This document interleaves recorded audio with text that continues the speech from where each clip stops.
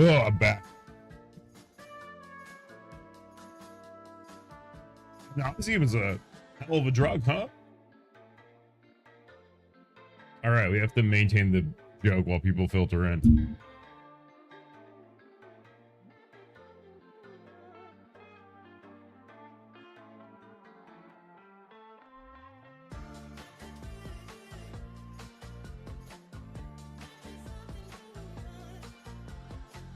Ooh, now we get to send out messages to my new friends from last night. Yes.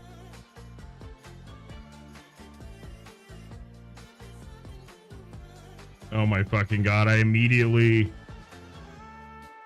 mistyped the name of my stream to my friends. All right, all right.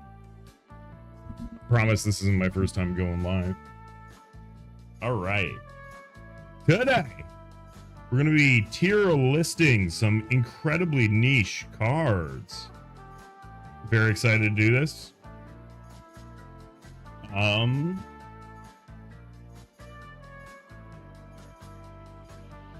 going to make this sound like I'm way more important than I am, but I did have my producer make these tier lists, which I find to be pretty cool. Oh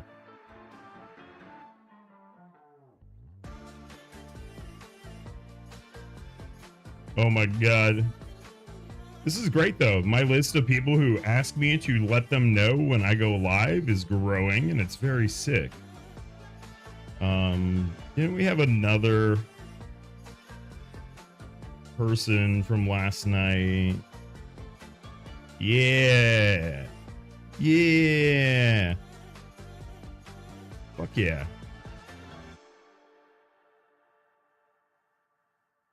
Holy shit, everyone I met last night was so nice. It was great. And then holy shit, today is hot. Today is hot. All right, I've sent these. I have to do the bit again.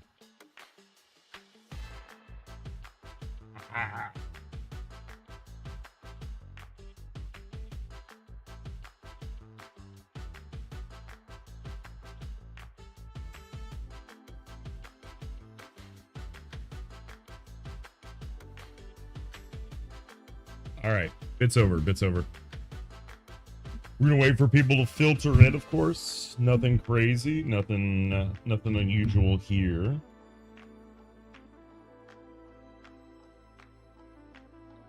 Ooh, we have another Discord server I could hit up, huh? Oh, Discord. Discord, you love it and you hate it. That's how it goes.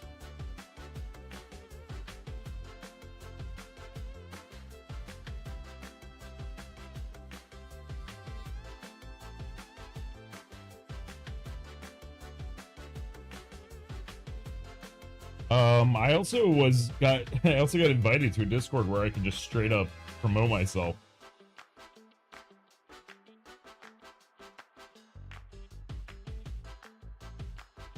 Where did we go?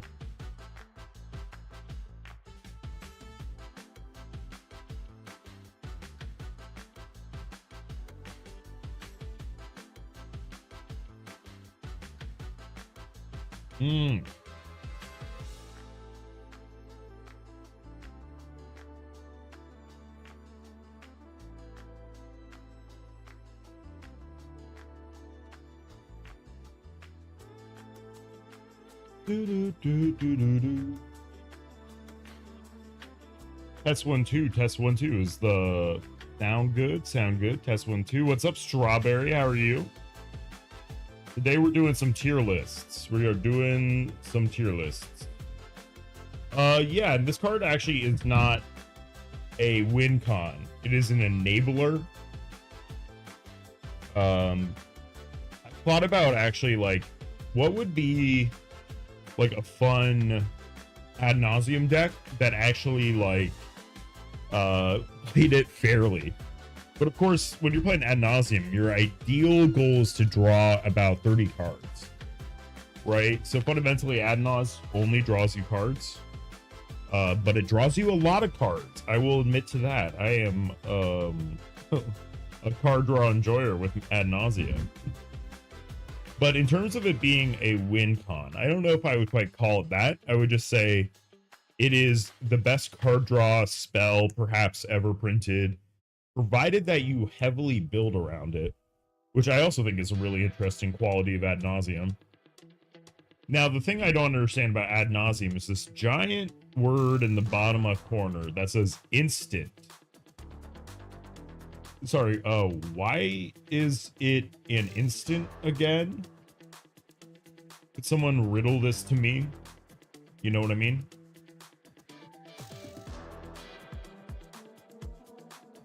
All right, I want to get my toolbar, my taskbar off of the screen this stream. That's what I think I'm gonna do.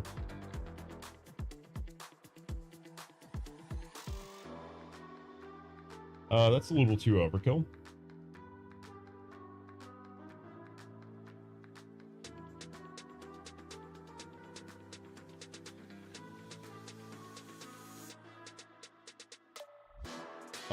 I'm gonna see if I can wait for people to filter in to do these tier lists first, but it's conceivable I do it at the end of the stream. But the idea is hopefully these are gonna take too long, because we want to get some good discussion on tier lists. I love these tier lists. Sorry, what? oh. All right. Greetings to everyone in chat. Everyone in chat. Yes, it is not that Diddy. Diddy Kong. Diddy Kong. Oh, you know what? I'm just gonna say it right here.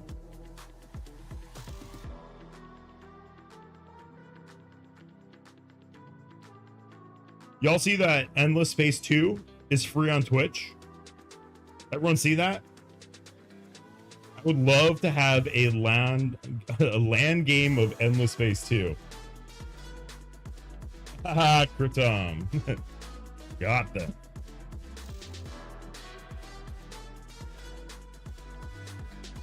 Oh. Here, we can zoom in on another card. We are currently waiting for my producer to join the chat.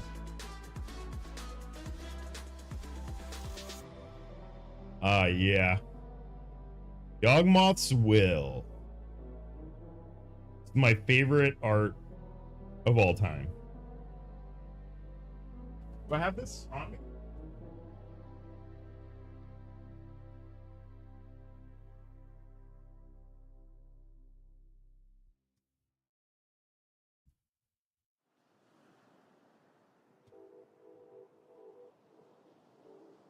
All glory to New Phyrexia.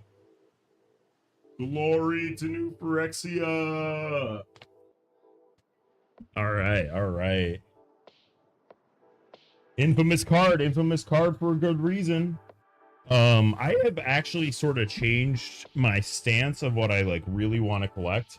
I mean, like, the lofty goal would be to collect one of every commander playable card. That is not obtainable, and that's okay with me. But now I'm like, I want every card from Urza's block. I want every card from Urza's block. This is the card I'm really excited to get eventually. We're talking replenish. And this is one of those words you have to put MTG after it, or else you're an idiot like I am. All right. Replenish. 4 mana. It's just 4 mana, y'all. It's only 4 mana. Let me make my screen go back to normal size now.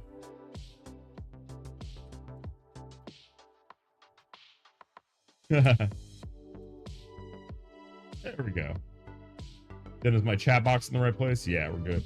Replenish from Urza's Destiny. 4 mana, 3 and white, sorcery. Return all enchantment cards from your graveyard to play. Holy shit. Shallow Grave.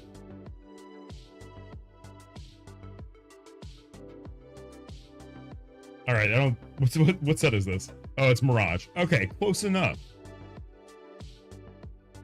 Single graveyard enchantment version of Dark Realms. Yeah, yeah. It's also comparable to our boy Living Death. A card that I have played unbelievable amounts. Chip Clip, is that who? I think you are. Are you my producer? Are you my producer? I wander around the streets asking. Let's just observe and admire Shallow Grave. All right, let me get back to my Twitch. Let me look at my chat. Cats.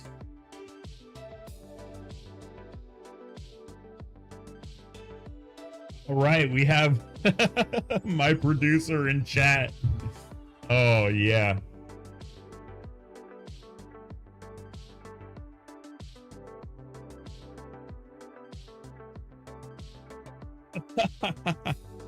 All right, all right. So now what I need to do is move some tier lists from my phone to my computer, which I'm gonna break the fourth wall.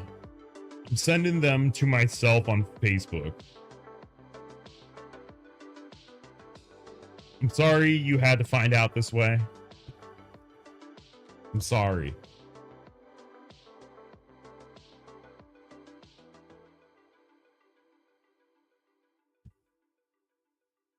Tier maker.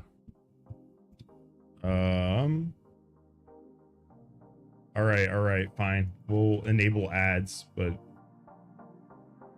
oh, never mind. My Chrome's just gonna crash. All right. Oh, looks like we're good then.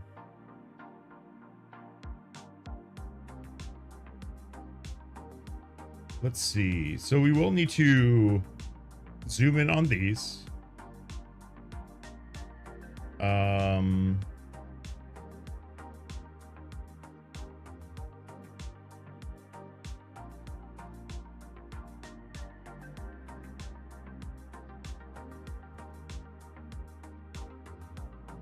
Trying to make it legible to you fine folks in the crowd.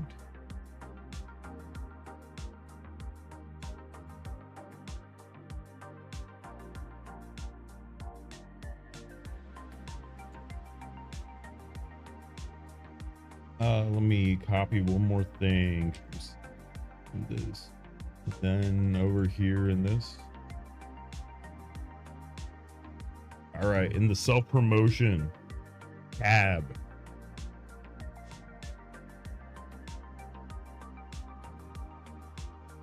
All right. We got to turn off ad block. Well, I guess we don't have the... All right, now we have the ads on the side. All right. Pulling chat back up. Yeah. So I am now playing Celeste with Graveyard Order Matters. So in Mirage, and I believe other sets, you actually have to keep your graveyard in order, okay?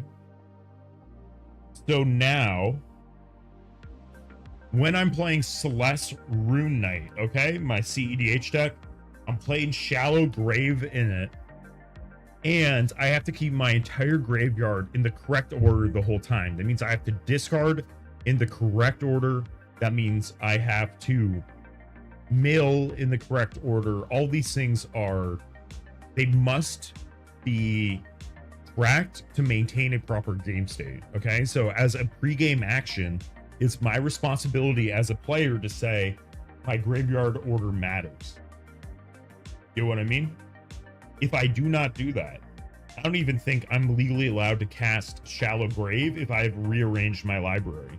And in fact, you probably get a minor penalty. Yeah, 70-30 Scryfall on one, tier on the other. Where do I put my face? Do we want a right heavy screen? If I pull up more Scryfall links like this, is it gonna like drop in the right way? Then I'll move my beautiful face. Okay, I like that for the Scryfall. And then let's put this tier list over here. Part on left, tier on right. We'll do it. We'll do it.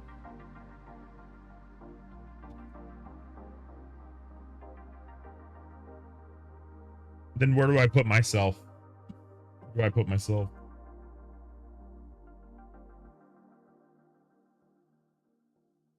Yeah, I liked it. Webcam chat box.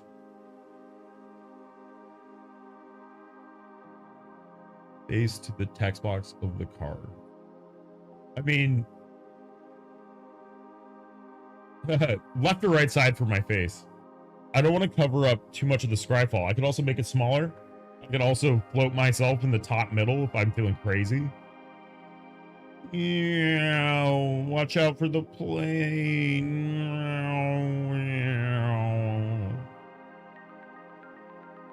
Top middle is wild. It's actually kind of hard to look at. I'm like, yo, should I go over the advertisement? These ads are so annoying. They're so annoying. Do we actually secretly have a solution to this? All right, we make it wide. We zoom in.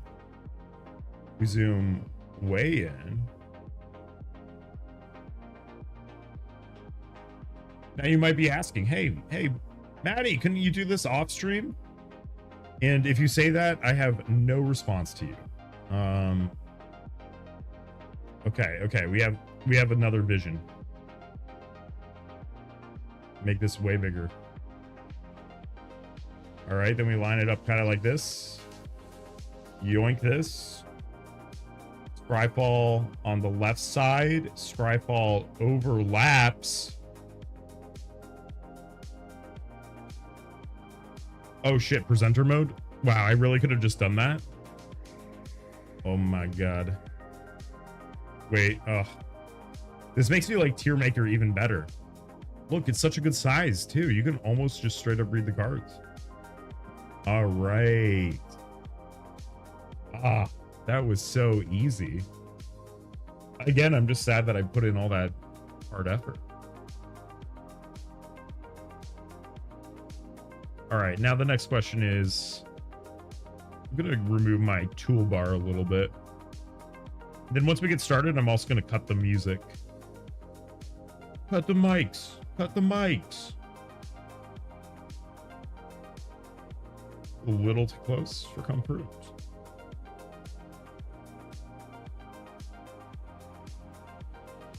All right.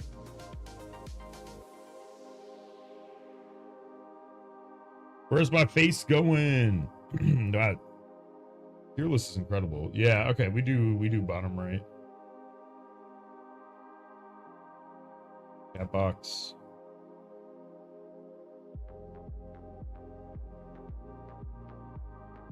All right. Yeah, I think this is fine. Then my text is gonna flood up into this. Oh, you know what? Maybe I have another idea. I just go right here.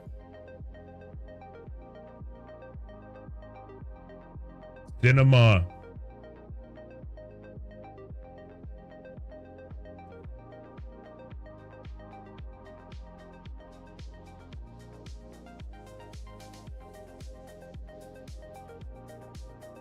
Cinema.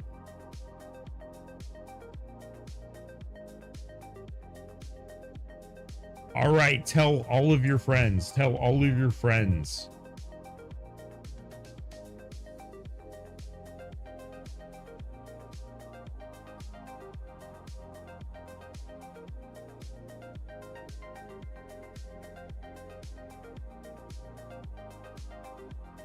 Right.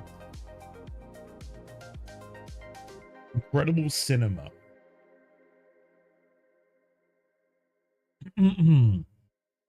All right, now I got to get like some life essentials, like my coffee and shit.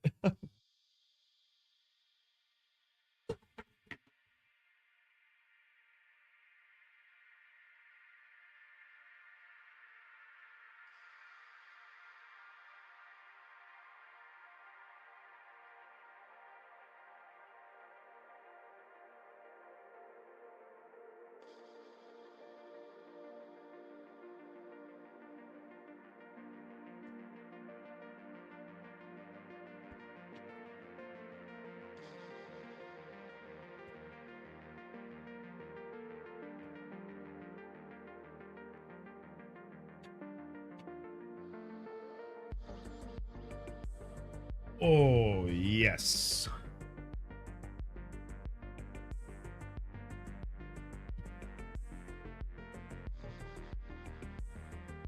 We are an all will be one household here. Currently in Ob Nixilis, this is the all will be one that I kill people with. The Invasion Tree, 1. Landscapers, 0. So good, so good. All right, what do we want to do this tier list on?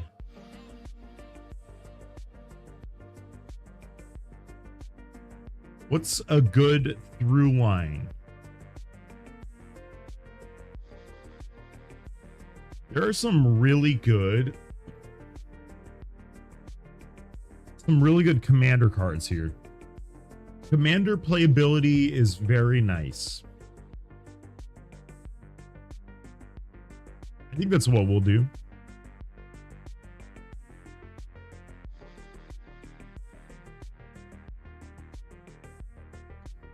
Playability. I'm trying to find if there's like a more niche one.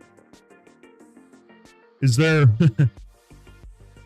when playing Commander, which one is the most ass shittingly powerful? I'm trying to think of how screwed are you when you see this? Or conversely, how does this card make you feel when you play it in Commander? I'm just thinking out loud. It would probably just be Commander playability.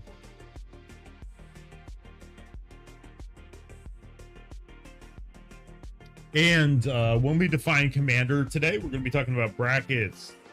Generally, like 3-4. I don't really play bracket 2.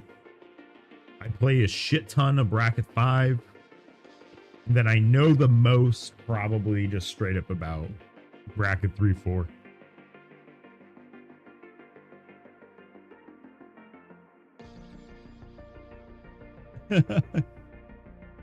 Yes, ass. The phrase "ass shittingly" actually comes from me saying, like, something's ass shittingly funny. The amount of time you would have to spend explaining why it's in the deck.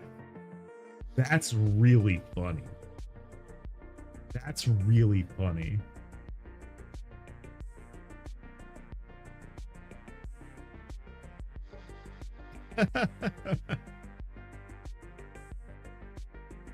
All right. Are these okay? These are in alphabetical order.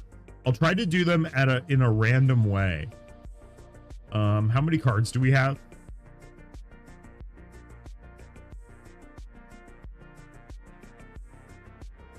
11, 22, 25, 26, 27, 28, 29. 29 cards.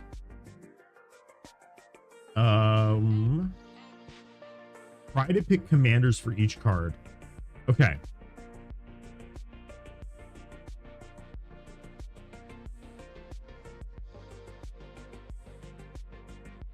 One, two, three, 4, 5, 6, 7, 8, 9, 10, 11. All right. Let's do a let's do a dry run with card number 12, which is Future Sight. So I'm gonna go here. Future Sight.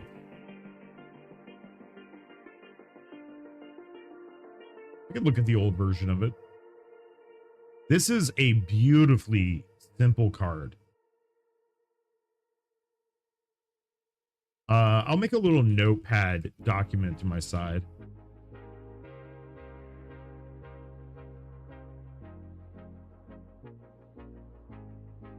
Oh, what baby?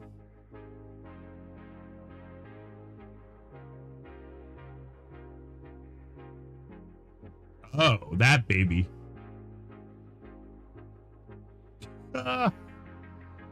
Why, God, why? I mean, I guess it's like, I don't know, dude. I thought storks brought babies, not trees. So I'm seeing a little bit of a lore confusion between how babies are born. I mean, like, really, I thought it was the birds that delivered them. Maybe the birds. Okay, we see some birds in here. Maybe they're roosting in the tree. Okay, these birds are actually secretly storks. Okay. So then when the baby gets birthed out of the trees, the tree's tree hole, the hole of the tree, then these storks come and carry it. That must be it. I think I figured it out. All right. So I'm just going to be brainstorming a little bit. We're going to wait to have probably 3 or 4 people in chat before we actually start, but I'll write some notes about these. All right, so future sight. Where would we play this card?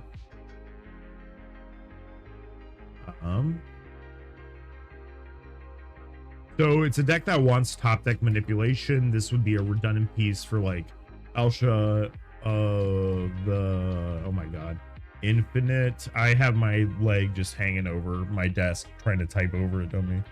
And then this is a Sensei's Divining top card.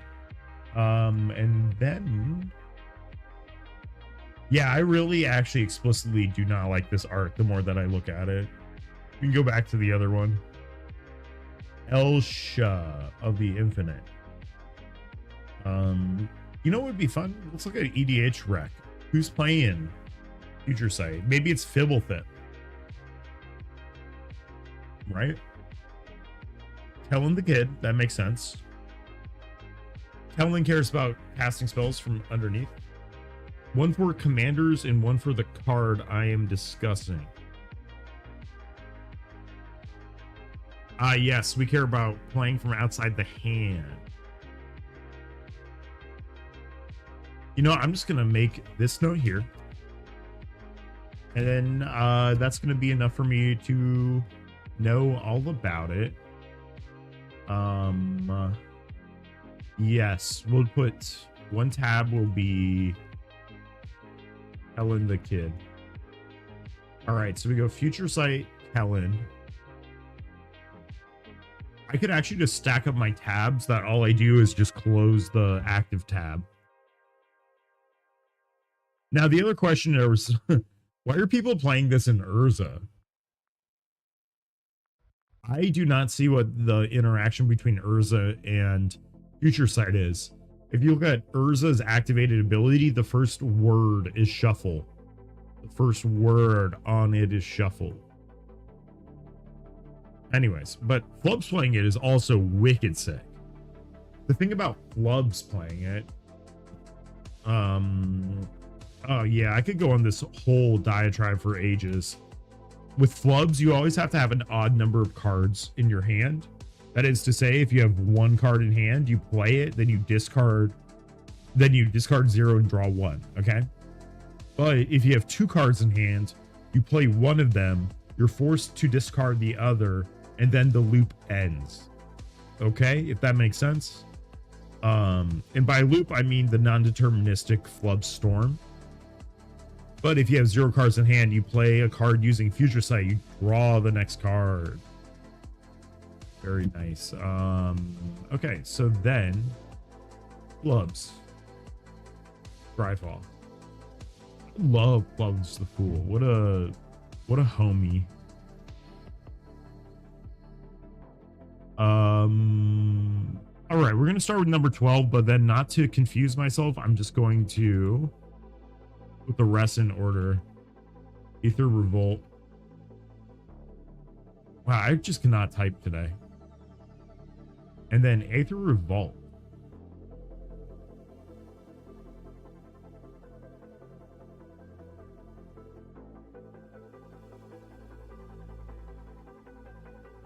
Oh, and don't mind me. I was rebuilding Kinnan last night. Did not get through it.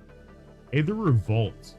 As long as a permanent you controlled left the battlefield this turn, if a source you control would deal non-combat damage to an opponent or permanent they control, deals that much damage, +2 instead.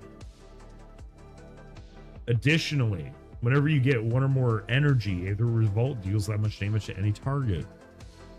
Where does the C play?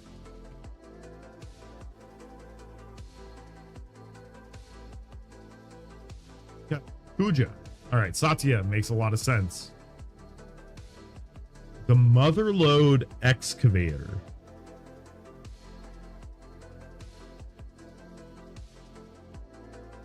When the Motherlode Excavator enters the battlefield, choose target opponent. You get an amount of energy equal to the number of non-basic lands that player controls. Whenever the Motherlode attacks, you may pay 4 energy. When you do, destroy target non-basic land defending player controls, and creatures that player controls without flying can't block this turn. What is this thing? What is this thing? Has anyone seen this?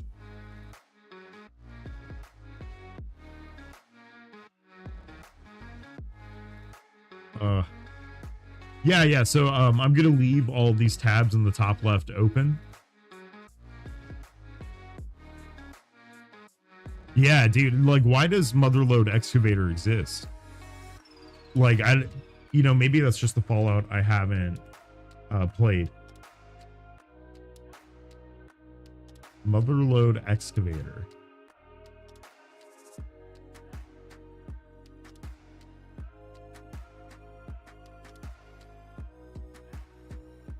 Yeah, so I don't get it either. I don't get the purpose of this card. Ooh, best viewers. Thank you for the spam.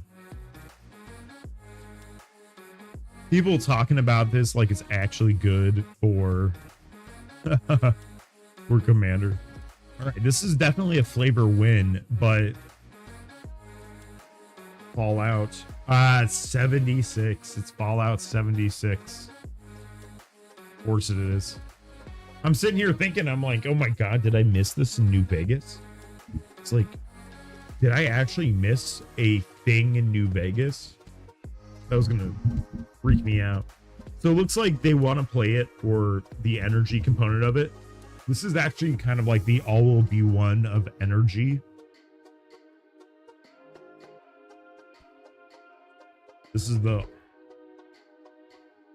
abo of energy. And it's played in stuff like Satya. And ooh, Norin the Wary. When I rebuild mono red, do I rebuild Norin the Wary? Or do I build Purphoros or Sulfid? That is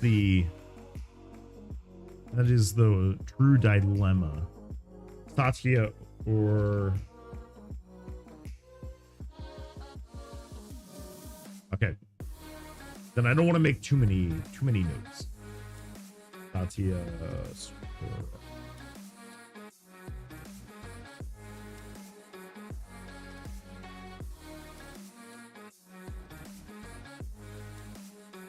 Satya is such a good name. Yeah. You and I had both talked about building the Norin Secret Commander. I ended up not building it either, but I think that would be a pretty fitting deck for me to build. The only color combination I have not built is Naya, which is kind of funny. Of the, like, I think I'm up to like 120 commanders I've built, maybe, and I just haven't built Naya. The MDR. Yeah, so I built 134 commanders. Sort by color. Now, this includes partners, I would like to say.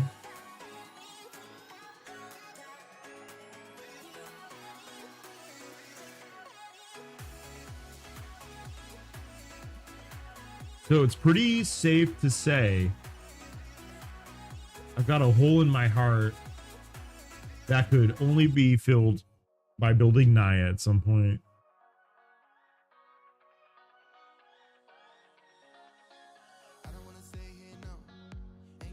Okay, yeah, I have built all 5 color or 4 color decks too.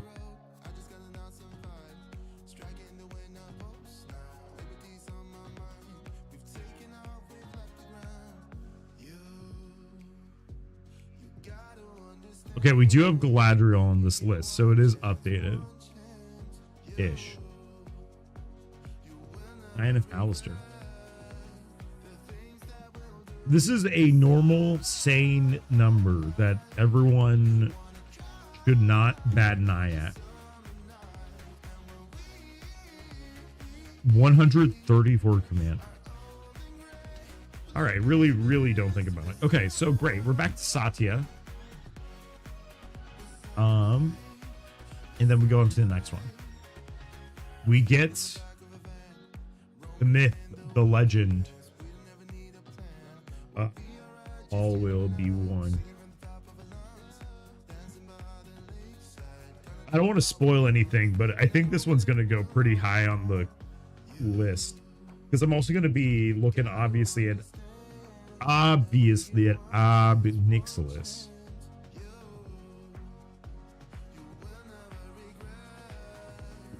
Yes, let's look at all of the Ob Nixes.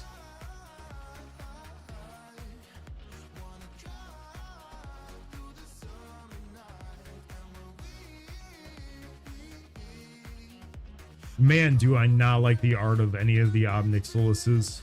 Of the Captive Kingpin, to be clear. All right. I could probably write a dissertation on all will be one in Ob Nixilis. Simultaneously the best and most overrated card in that deck. Yeah, okay, so you're saying Naya is pretty one-dimensional.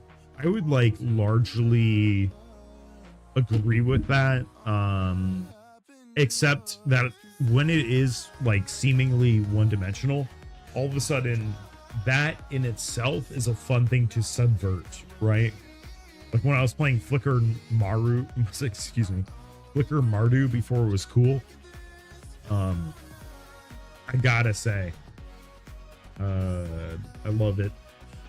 So anyways, the Naya deck that I actually am slowly working on is a what's the stupid Discover dinosaur? I'm blanking. Pantlaza. I'm building a Pantlaza deck that has 0 dinosaurs in it. It's just a Flicker deck. So that's the other one I might finish. Alpha Mirror. Who are the best mirror commanders these days? It has to be Urtet, right? Someone called Deegs. All right, so this is your usual Urtet, Brutaclad.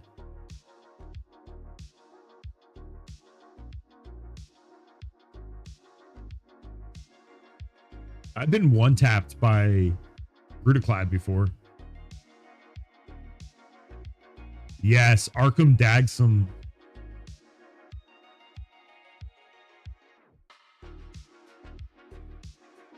We're playing Alpha Mirror and Arkham Dagson. It must be for flavor. It must be. All right, we can say Urtet.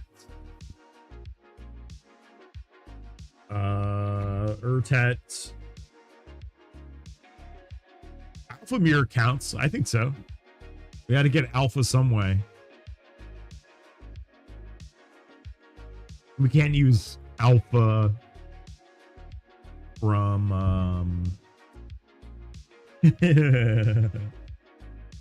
alpha from Slay the Spire. Instructions unclear.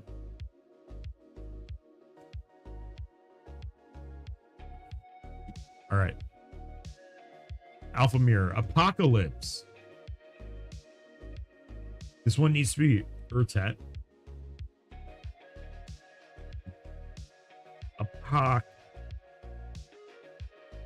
Lip. I always think it's apocalypse.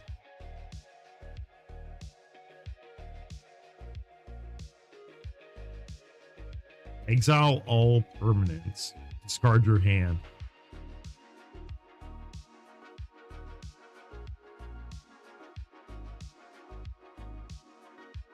Hang on, why am I not playing this card?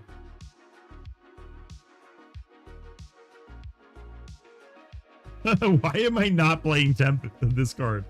Why am I not playing Apocalypse from Tempest? Dude, okay, wait. So Apocalypse is the perfect card for Valky, God of Lies. This is literally the perfect card for it. I'm gonna guess that that's number 1 right here.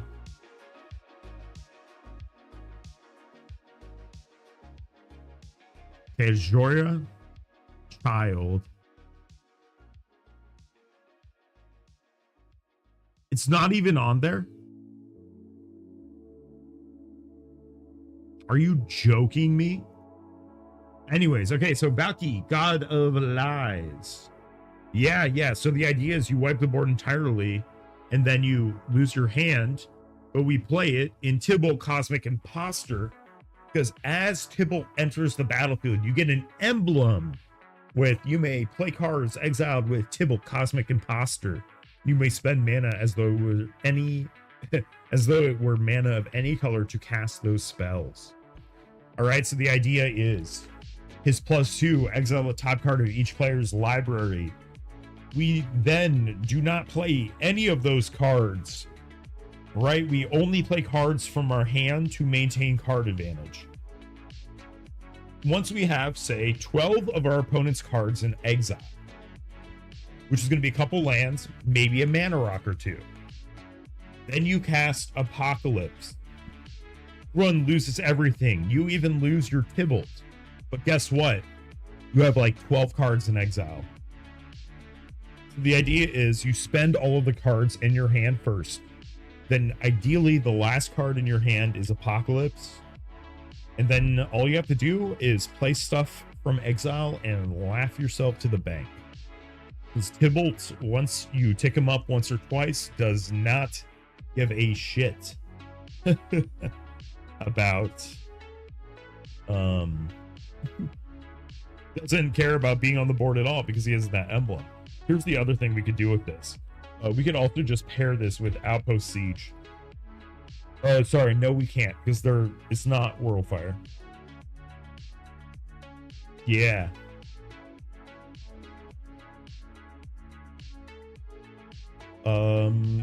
Yeah, I mean, like, you've played against my Tybalt deck enough times to know what's up there. I did kill your brother one time. I don't know if it was you as well. It could have been you and your brother. But I did have a Vidalcan Orrery in play, so all of my spells had flash. I like flashed in Jessica's Will, then I flashed in Kimono faces Kazakhstan. Faces Kazakhstan. Kimono faces Kazakhstan. Kazakhstan. Then I resolve the Jessica's Will, making like 7 mana. I flash in Kimono faces Kazakhstan, hold priority, and then cast World Fire. No. So you don't play the cards that you remove from it. I'm just saying, if you had Tybalt on the field, you'll have cards in exile so you can refill. If you don't already have cards to refill with, that's when Apocalypse is bad. If that makes sense. So I'm saying Tybalt as not a 2-card combo with it, but Tybalt as being the deck that could run it, because Tybalt can lose its hand and not care. So it was a little bit of a roundabout way that all popped together in my head without me, saying it. Any of that good stuff. All right, Apocalypse. What else are we looking at? All right, Bringer of the White Dawn. You raise an interesting conundrum. Uh, let's just look at this cycle of bringers.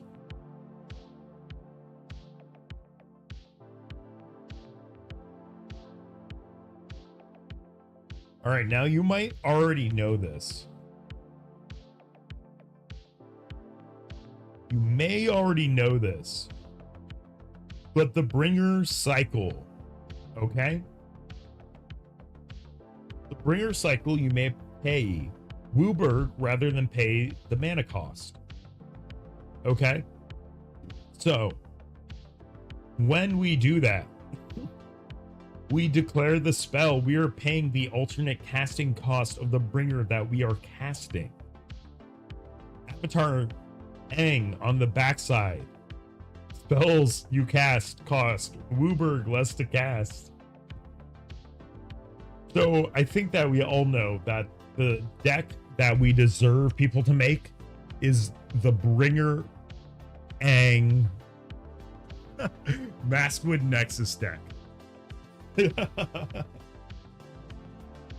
Bringer Aang. But I will be honest, I mean, like, all these are not great, but one, they'd be really fun to cheat out. And then two, it's just cool to play a cycle of creatures of a deprecated creature type. I mean, it's not inconceivable that we get bringers at a later date, but bringers from Fifth Dawn, I have a funny feeling. Well, I don't know. What set is Fifth Dawn? Is that Irridan or something?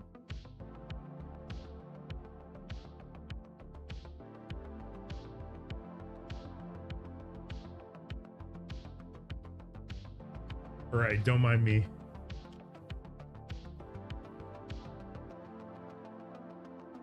Just filling up my Diet Coke off screen. Sorry to break the fourth wall. All right, what set is Fifth Dawn?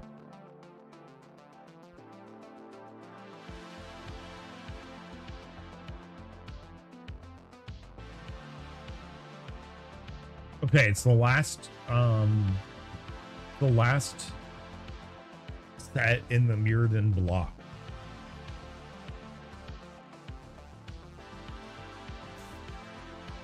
Oh, okay, so Avatar can go here. And then that window I just closed, not incognito, we'll shift tab, bringer.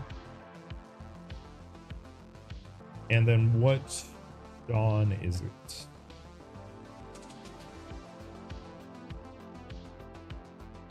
The White Dawn.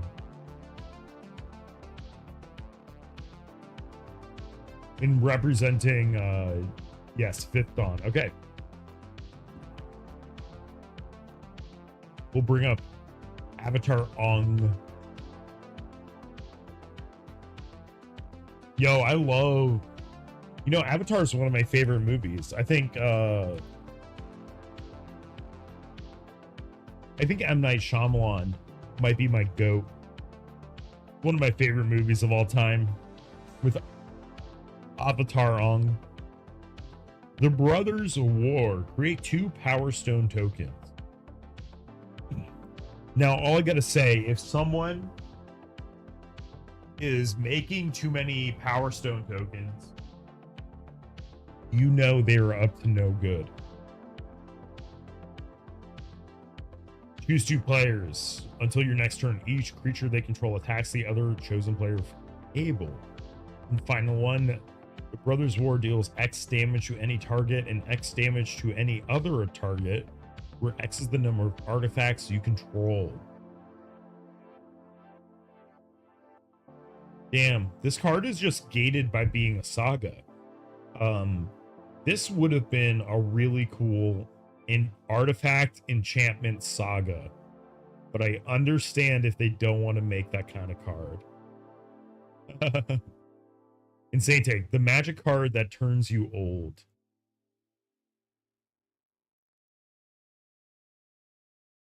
We still talking about Bringer when you say that?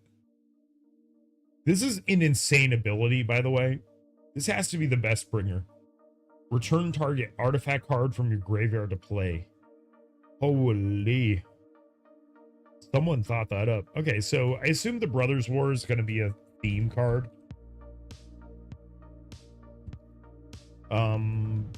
But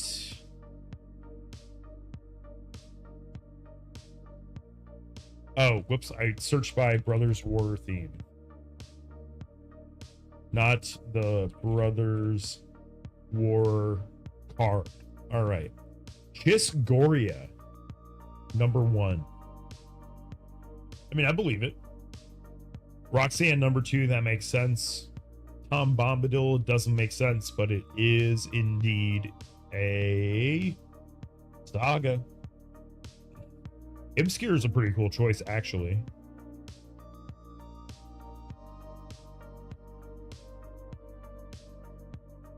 But yeah, so creating these 2 tap Power Stone tokens feeds Chisgoria's it feeds Chiss's affinity for artifacts, even if you can't cast it. Okay, we're gonna highlight Roxanne for this. Because with Roxanne, when you tap a Power Stone, it taps for 2 mana. Damn, Roxanne really is Kinnan, huh? But only for artifact tokens. Holy shit. Do I need to build Roxanne? Roxanne has the fatal flaw of being a 5 mana commander. And I'm pretty allergic to 5 mana commanders. All right, cool. Yeah, well, I'm still like kind of just setting things up.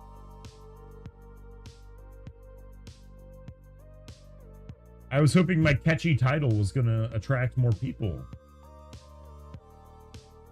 But it appears none such for now. All right, Roxanne is on here.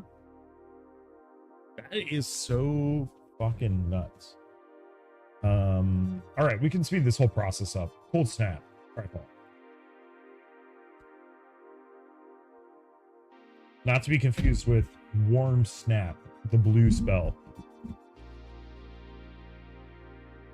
Cumulative upkeep 2. During each player's upkeep, this does 1 damage to that player for each snow-covered land they control. Did we find the worst card on the list?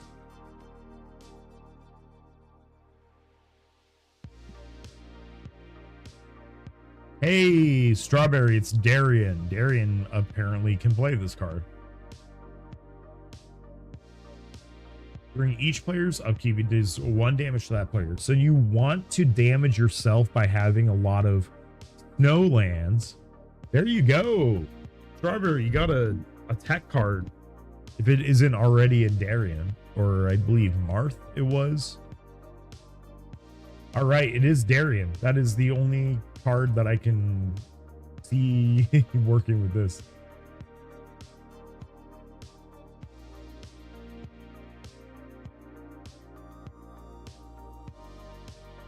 King of Kieldor. All right, next one up. Conflux.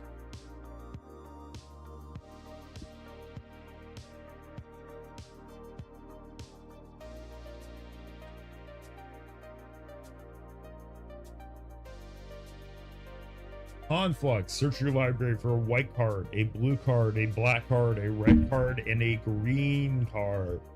Reveal those cards and put them into your hand, and then shuffle your library. Holy. 5-card tutor. All right, this is tab #1. I'm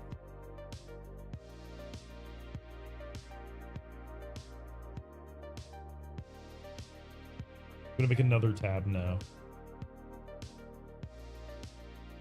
That starts with Conflux.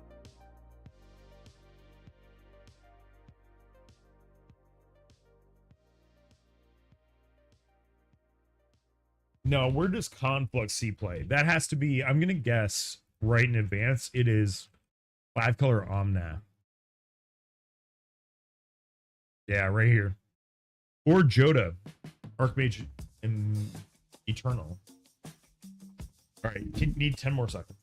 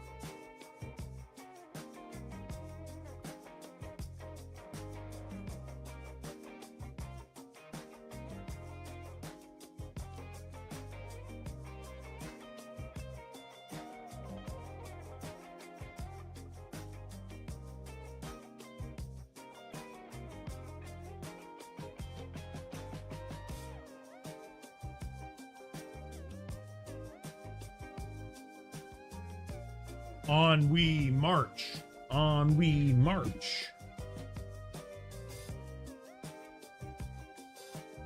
Okay, okay. Conflux. All right, we already looked that up. We will be looking at probably just, I don't know. I think Omnath is way cooler. Doesn't synergize as well with Joda. Dude, this is another just Avatar Aang anyways. Furthermore, you could get Joda and Avatar Aang on the battlefield at the same time, couldn't you? Makes me wonder, is Avatar Aang going to be the better card, or is it going to be Joda? I know that this was a cedh deck briefly, or it used to be an old one, I guess. That's wicked. Tutor 5 cards. One of every color. That's so wild. They don't make them how like they used to. Oh my god, imagine getting opposition agented on that. That's hilarious. All right, conspiracy. Conspiracy is when you know shit's about to hit the fan.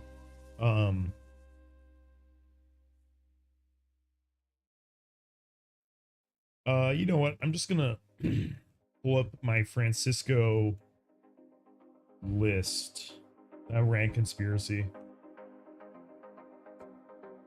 Francisco. Yeah, we love the bird. Holy shit, I have not looked at this art very closely.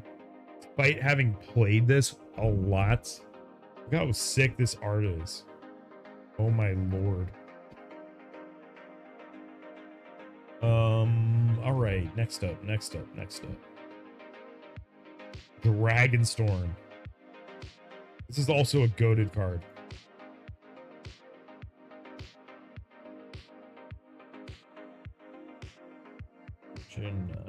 Mana value ascending. Oh yeah, lost starting with plot. All right, Dragonstorm. Dragonstorm is not often a card that is actually for dragon decks. Dragonstorm is on an omniscience card. So with this, I will probably choose Rowan, Scion of War. Because she makes this really cheap.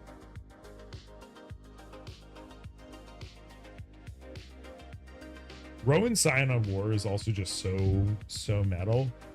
If there was a way to build this without just instantly winning the game every single time you cast it, or activate her ability rather, I'd probably play this a lot.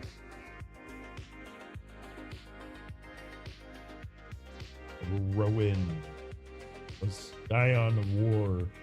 Next up. Future Sight, we already did this. Hour of Devastation. We go to Scryfall Advanced.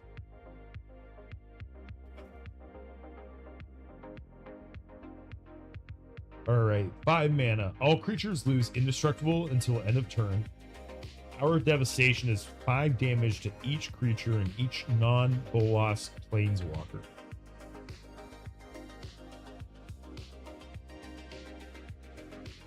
So where do we see this that isn't a Nicol Bolas deck? Oh, Fire Song and Sunspeaker. Yo, that's wild.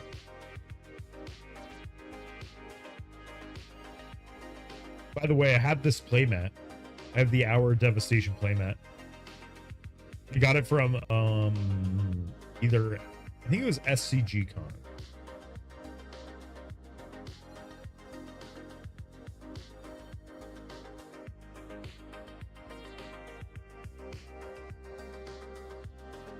Yeah, dude, we'll put Fire Song and Sunspeed.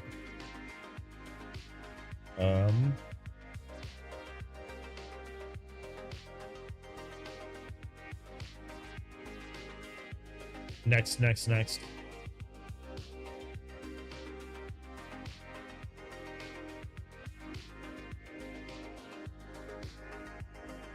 Jace the Living Guild Path.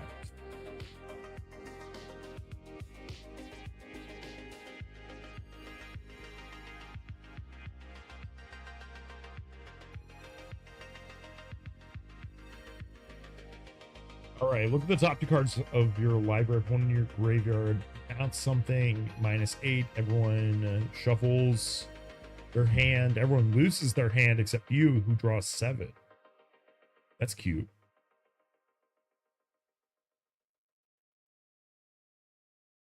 Where do people play it? Don't tell me generic Planeswalker deck. They play it in Jace Friend's Apprentice. Oh, we'll say Takufal.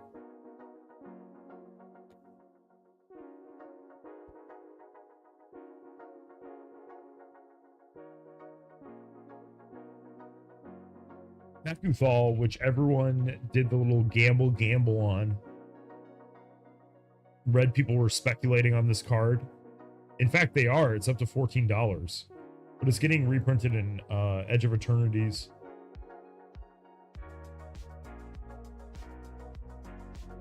I think it's the same art, right? I'm not crazy. Yeah. Oh, but look at this god-awful scan. What are they doing? All right. That's more like it. Akuthal. Mirrodin Besiege.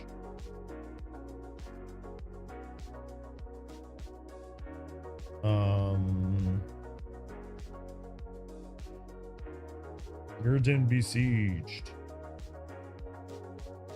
Mirrodin. At the beginning of your end step, draw a card, discard a card. Then if there are 15 more artifact cards in your graveyard, target opponent loses the game. This one is definitely an Emery Lurker of the Lock.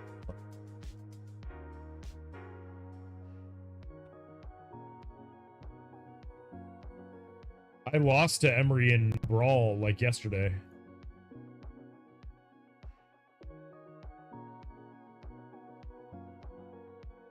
Damn, this art is wild.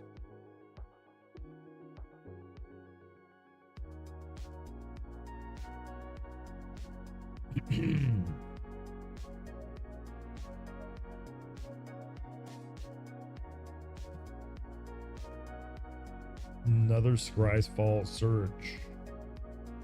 Oath of Chandra.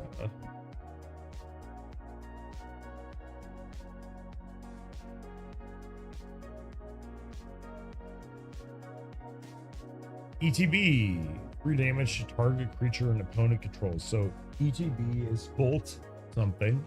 Beginning of each end step, the planeswalker enter the battlefield under your control. It does 2 damage to each opponent. This wording means it only triggers once per end step. But I mean, 2 damage at the beginning of your end step is like sneakily good. This is definitely for the Commodore buff. Guff, excuse me. Whoa, it's not even in the Commodore deck. Anyways, Commodore Guff is a really sick burn deck, actually.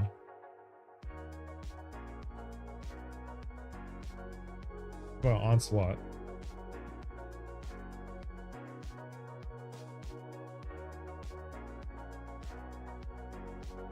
Literal card name Onslaught. Whenever you successfully cast a creature spell, tap target creature. Can we set up a Pili Pala loop?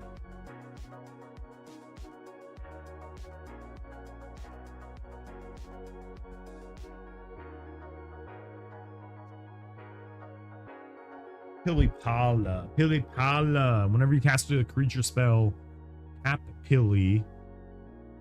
So we need to make 1 mana when we cast. So then we could also add Burgi to our loop. And then the creature that in question is enters, return permanent you control, enters. Oh, we can go to EDH Rec and find it. It's a blue card that's in Helga. It's in Helga, skittish. Combos. Oh no, we can go to creatures. Sort by mana value.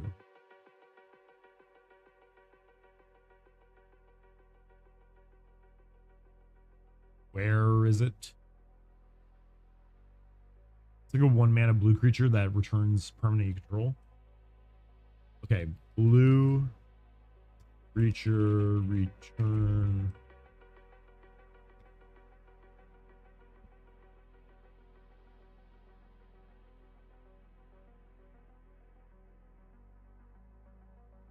Like a Drake. I think it is a Drake.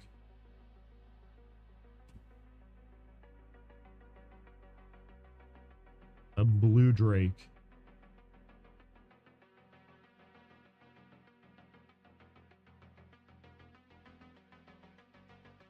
Shrieking Drake.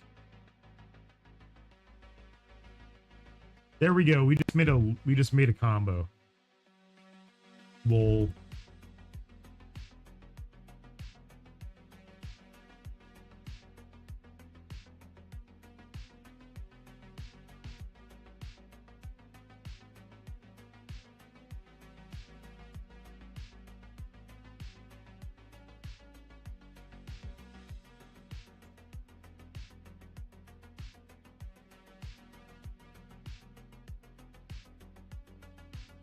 All right, it's only a 4-card combo. It could be worse, y'all. It could be worse. Could be worse.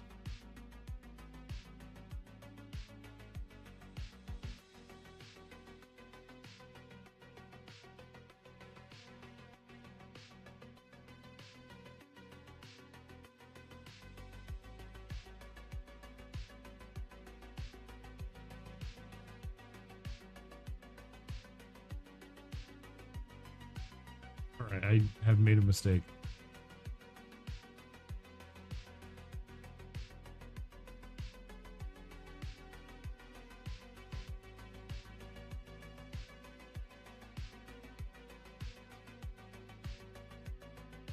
Pili Pala.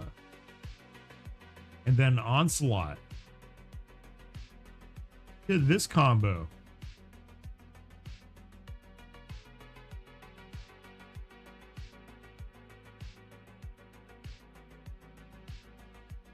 Y'all, we broke cedh with this. This heater.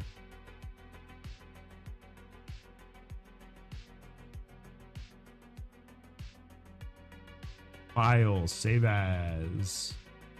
This is the Onslaught combo.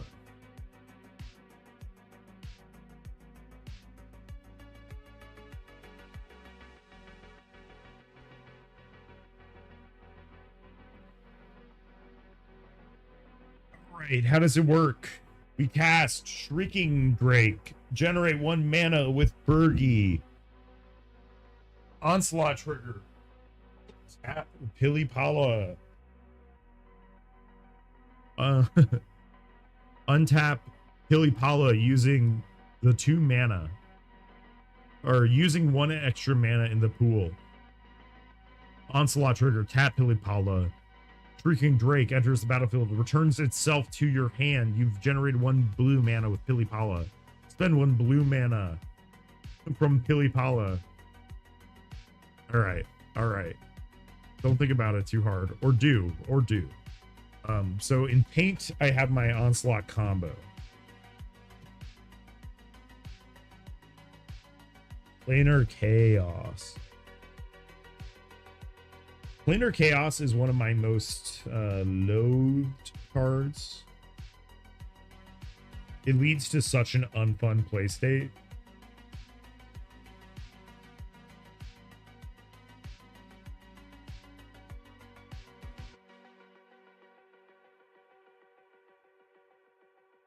Man, Ron Spencer, huh?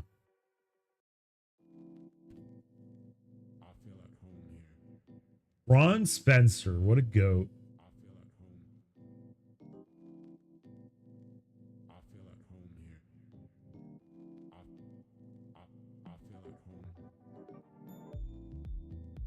Hang on.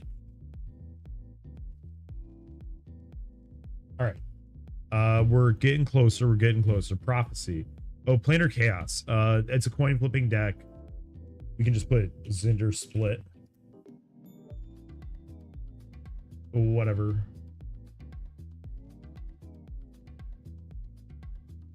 And then after this, we look at Prophecy. Scryfall. Yo, good to have you back. Good to have you both back. We're getting closer to finished. This will make everything flow really easily. Reveal the top card of target player's library to all players. If it is a land, gain 1 life. That player then shuffles their library. Then draw a card at the beginning of next turn's upkeep. That's incredible. So it has to be an opponent's library. And it's a sorcery. So it exists to counter a turn 1 Imperial Seal. Yes, it would be a Fire Emblem. I like that a lot. All right, Prophecy. Literally, is anyone playing this card Prophecy? Garth One Eye. That makes sense. Hazazen. I'm not quite sure I see the vision here. Now I like Fire Song and Sunspeaker. Are we really going to put this on the list twice today? Are we really going to put this on the list twice today? We have to say Fire Song here. And I'm not going to change the other instance of Fire Song. All right. Next one.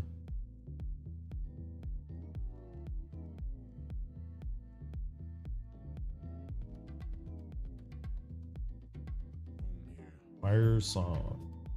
Reborn Hope.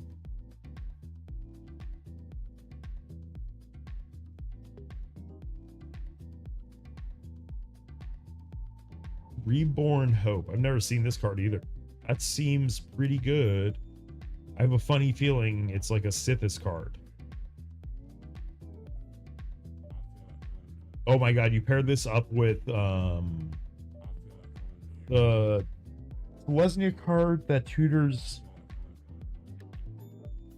It gives your artifacts, no, it gives your enchantments Shroud, and then you sack it to tutor an enchantment. Bet this deck would play that to loop that. Aragorn. Nivi Mizzy. Niv Aragorn. I don't know. This is so robust. I'll just say Aragorn.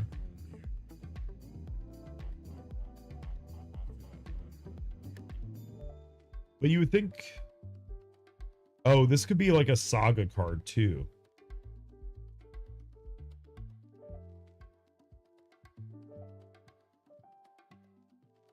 Cedh, Essica.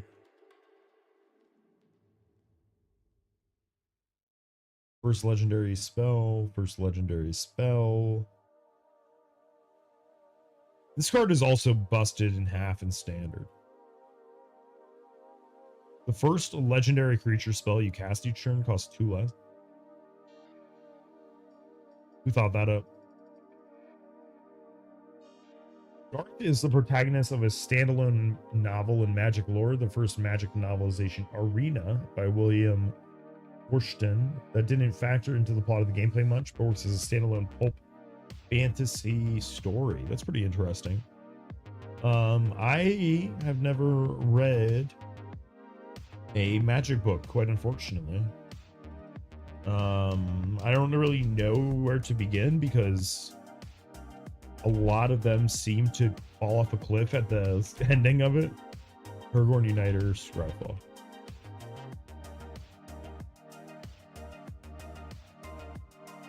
So casting this would give you a 1/1, and then you would also give a creature +4/+4. Why does the C play there? Probably because it's 2 colors. Oh my god, Rise of the Eldrazi. Oh my god, Rise of the Eldrazi. Sheesh. Someone had a field day when designing this card, I'll tell you that much. This is like the poster child of probably Juladak.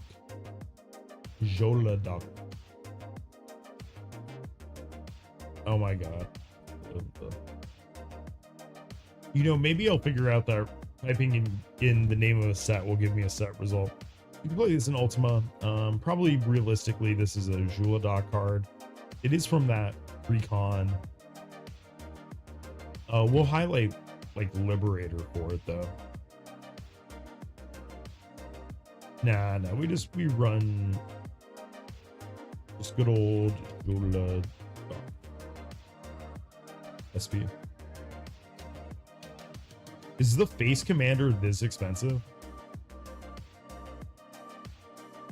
The face commander is $33.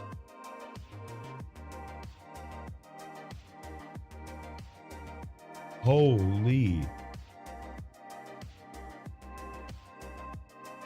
Dude. The art card is $581.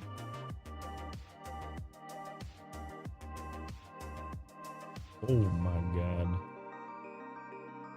The reason Garth copies iconic classic cards is because the plot of Arena seamlessly involves actual regular cards in a way unmatched by later stories of the setting. And what was the setting in this story? It's the classic Juladak card. It's also Flavor Wind when you play it with a Juladak. Then we can go over to Stronghold Taskmaster. Oh.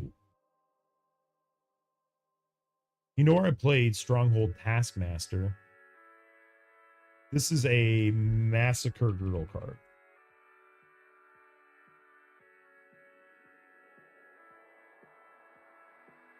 And you pair it up with none other than Ormus Bell. People love when you do this. Strawberry, I know I've told you about this too. Darminaria Pre-Urza. So far in the past, during the Thran Empire.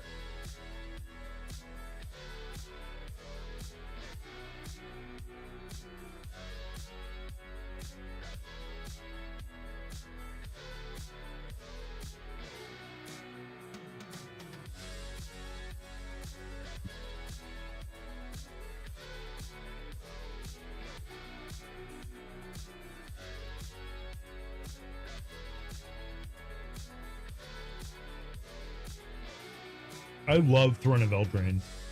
I mean, this is probably correct.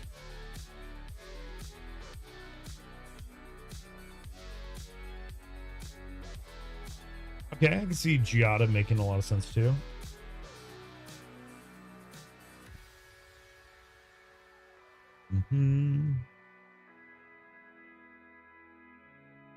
Okay, so Throne of Eldraine appears to just be popular in decks that came out alongside it in that kind of time period. Because I'm seeing Foundations, O'Hare Axamil, Jelly, all in the same time period. It's an Avacyn card. But you can choose to have it enter, and you don't have to do that. Spend this mana only to cast monocolored spells. Okay. Only monocolored spells.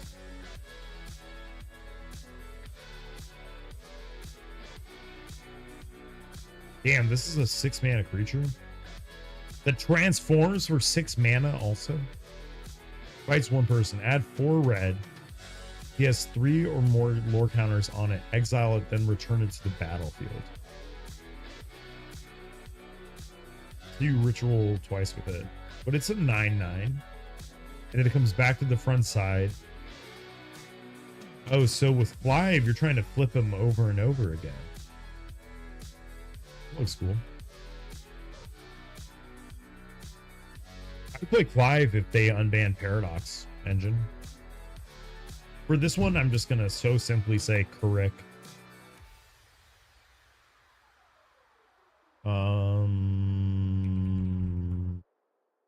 Maybe I won't say correct.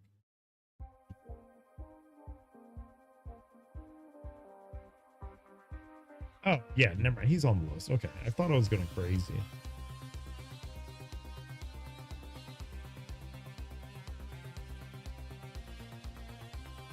Time Spiral.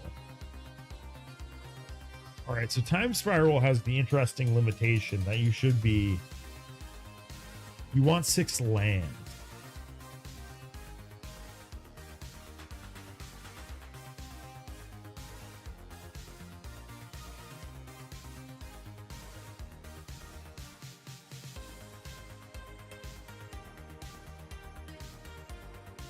Time Spiral. Oh my god. There's a broken card that came out of Urza's block? Oh my god. Today I learned about Time Spiral.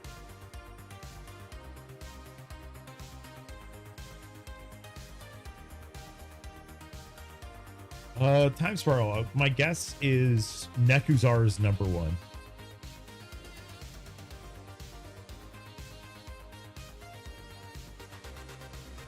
$100? Like literally? Is it actually that expensive?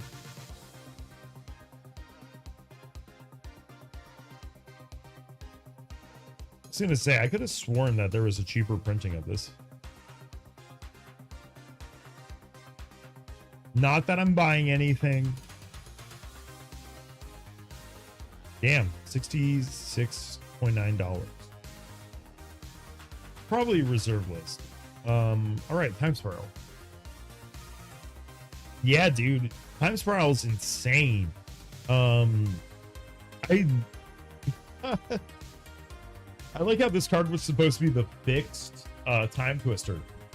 They look at Time Spiral, they're like, yeah. Okay, Time Twister was too much. But what if we give you a wheel that refunds itself?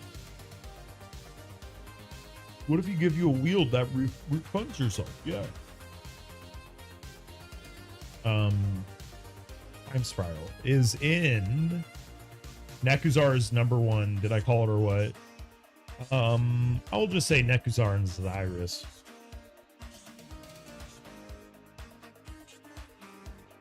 Every time I see someone playing Nekuzar, I just get so envious of them. But with that being said, I played so much Francisco Crom that I actually just think that was a more fun wheel deck anyways. Xyrus. You know, there's actually a Xyrus cedh deck. Chip Clip. That might actually be a deck that interests you. Xyrus cedh. Very aggro. You kill the table with impact tremors effects and wheels. Simple, clean deck. Simple vision. Yeah, if there wasn't a fucking annoying ass Xyrus player that I started playing Magic with many years ago, I would be more inclined to build Xyrus because it looks so fun. You know who I'm talking about. Scryfall, Torment card.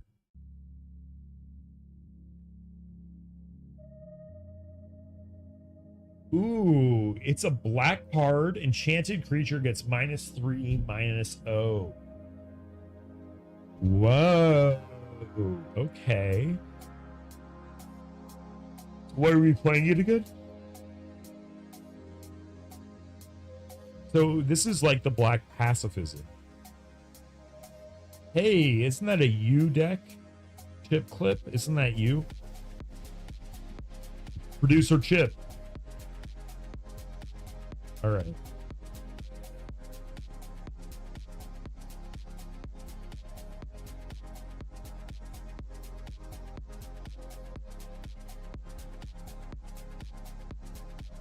I guess it could also be Ariette the Beguiler. Dude, I think Ariette of the Charmed Apple is just a cooler card than the other one. I heard you from the void of my transcription software. Ariette is so cool. I would agree with that.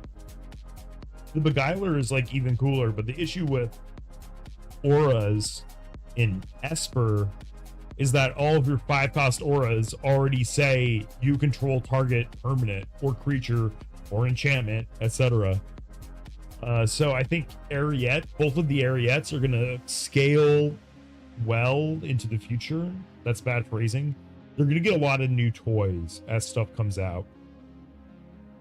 So get your copies now. Okay, this is called Unlikely Alliance. Yeah, just a bummer that the deck just evolves into not much. And you know what the issue is, I think, with Ariette? You need a way to draw cards. And all of the cards, like, your auras are not going to give you many cards, right? You don't have, like, the Selesnya enchantment engine. You do have a lot of good white cards that are, like, Enchantress cards, but... yeah, it just doesn't feel the same as, like... she is your win con in the command zone, and Orzhov is already not like insane at drawing cards a lot. Yeah. Cantrip auras, I feel like they probably feel like a band-aid. They feel like a patch on the hole in your life preserver. All right, Unlikely Alliance. Target non-attacking, non-blocking creature gets +0/+2 until end of turn. Yes, a future tier list. Always. I love tier lists. And probably in the future I'll do all this research off stream, but I was like, yo, it's like I went live like an hour and a half ago. I was like, oh god, I have not done jack shit today. All right, Unlikely Alliance. Do you play this to try to like make your things too big? All right, so they have an old school thing. Just Corona.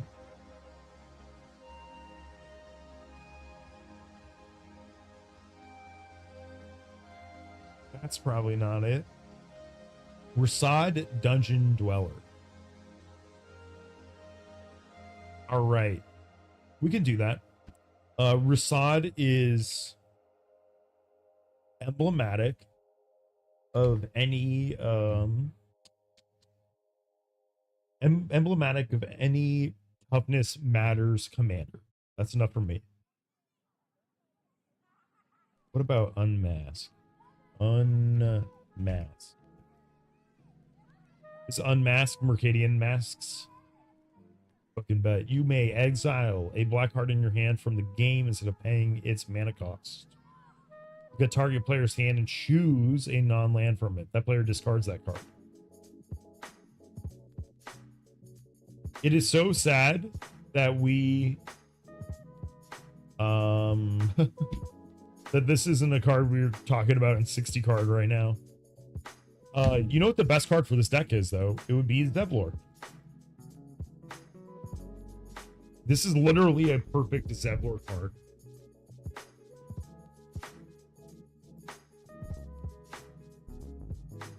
Old head speak for sorcery speed.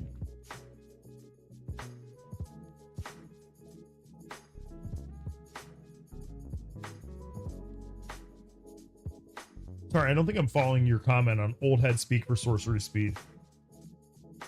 But in any case, unmask plus black card in your hand, you activate Zevlor before you cast it. Zevlor reads when you next cast an instant or sorcery spell that targets a single opponent or a single permanent the opponent controls that turn for each other player. Choose that player or a permanent they control, copy the spell, the copy's target chosen player or permanent. So you could Thoughtseize the whole table. You could unmask the whole table.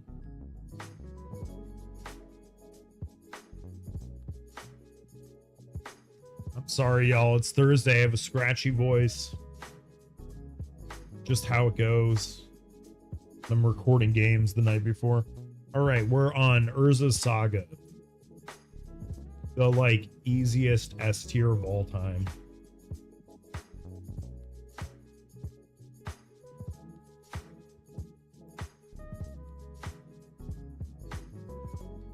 I mean, what do you want me to say about Urza Saga? Soul Ring. I'll put you can get Soul Ring off of it. You can get Sensei.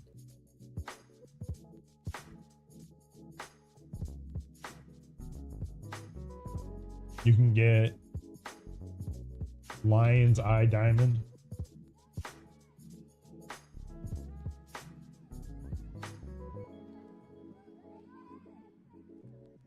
Not TCG.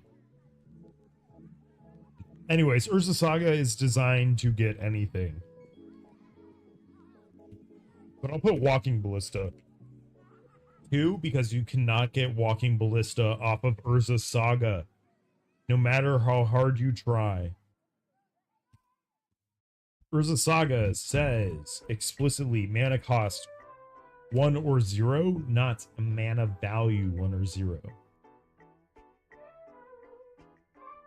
I had to correct someone in a CEDH Discord because they were claiming to get the Walking Ballista. It's the first Urza's land to be an enchantment. Is it not also the first? What was the first enchantment land?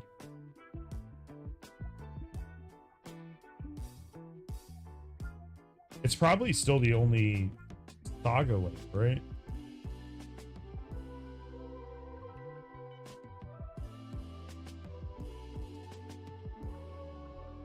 Mana value 0. Valgavoth Slayer is very new. Yeah, so I think Urza Saga, let's see, is the second, it's the first enchantment land of all time. Valgavoth Slayer is the second one. And I'm not including the ones that flip into, I don't know, things. Temple of Aquazoth. Sack a creature, you gain life equal to the sack creature's toughness. God, that's dog shit. You have to have, like, no life. Just like me. To transform it.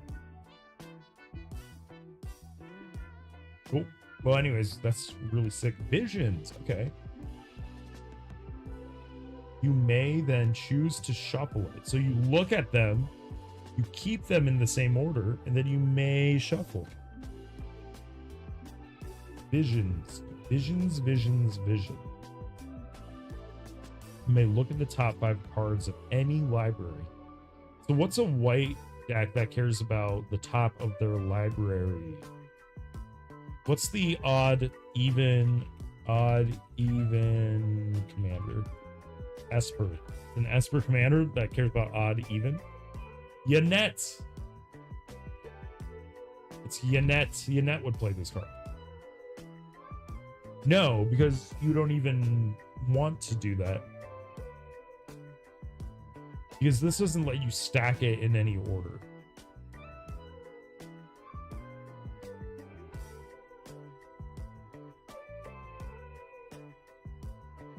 Okay, well, you know it's like not a good sign when I cannot think of a deck that wants to look at cards and then put them back down. Do we have a deck that cares about shuffling itself? There's no card I can think of that triggers whenever a player shuffles their library.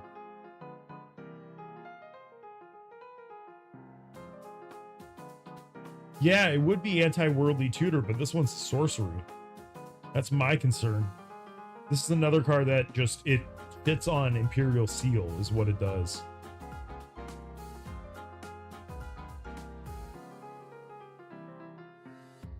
All right, you know what I'm going to do for this? That will be my call to action. So someone show me a deck that Visions can work in. How about that? And then I'll just pull up Imperial Seal as the card it will counter. So I don't know. I guess if your casual meta has like people running around playing Imperial Seals.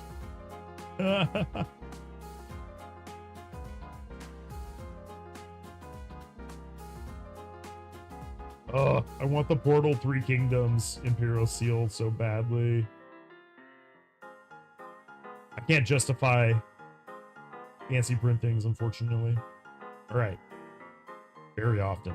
Sometimes I do. All right, great. War of the Spark.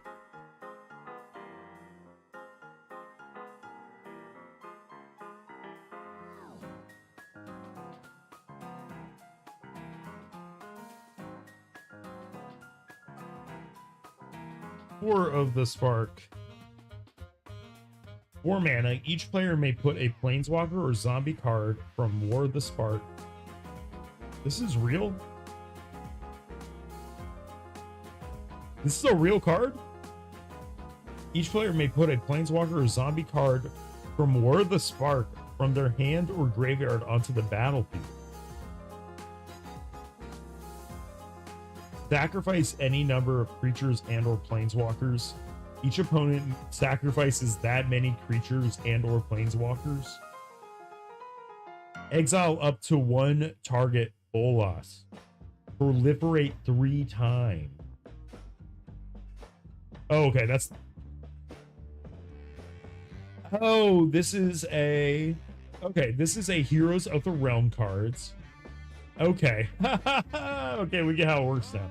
All right, so Heroes of the Realm are cards that were designed as custom cards as a thank you generally from Wizards of the Coast to Wizards of the Coast employees. So War of the Spark Heroes 2019.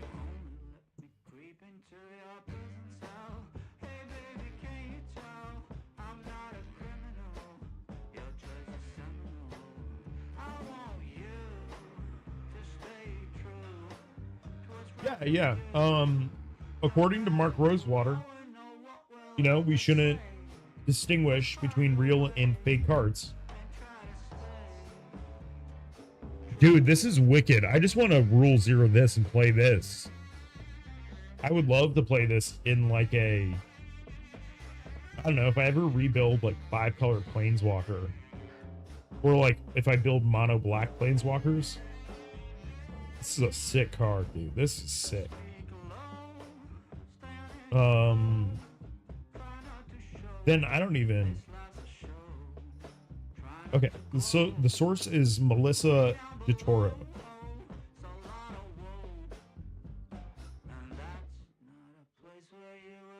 Look at these. These are all the heroes. Also, you note that they have the sticker at the bottom. which also means that it is technically a real card. Like this Champions of Archery, you may put a legendary creature from your hand into the command zone. It is also your commander. But you could presumably repeatedly do this. Commanders you control get plus X plus 0, where X is the number of commanders you control. Incredible. All right, what is booster fun with Collectible?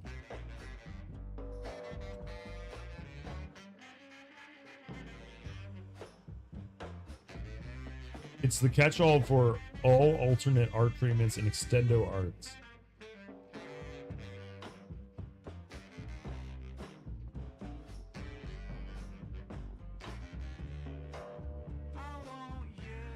Mintasha honorable. All right, I'm just gonna pull up this image. Dude, this is wicked. If someone pulls this out against me, I'm like crying tears of joy. That is so cool. That would be so fun.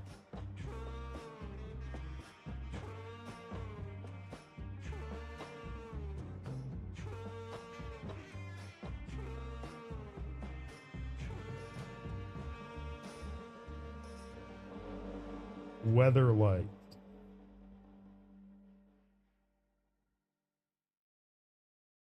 Whenever it deals combat damage to a player, look at the top 5 cards of your library. You may reveal a historic card and put it into your hand. Has to be combat damage. Put the rest on the bottom of your library in a random order. Artifacts, legendaries, and sagas. So with rules change, this can be your commander. And I did hear some whispers of people actually building it. Why you would build this, I don't quite know. But we have tons of new pieces coming out for it. This one, oh my god, a 5 mana, just add 3 generic mana. Wait, the Eternity Elevator is incredible.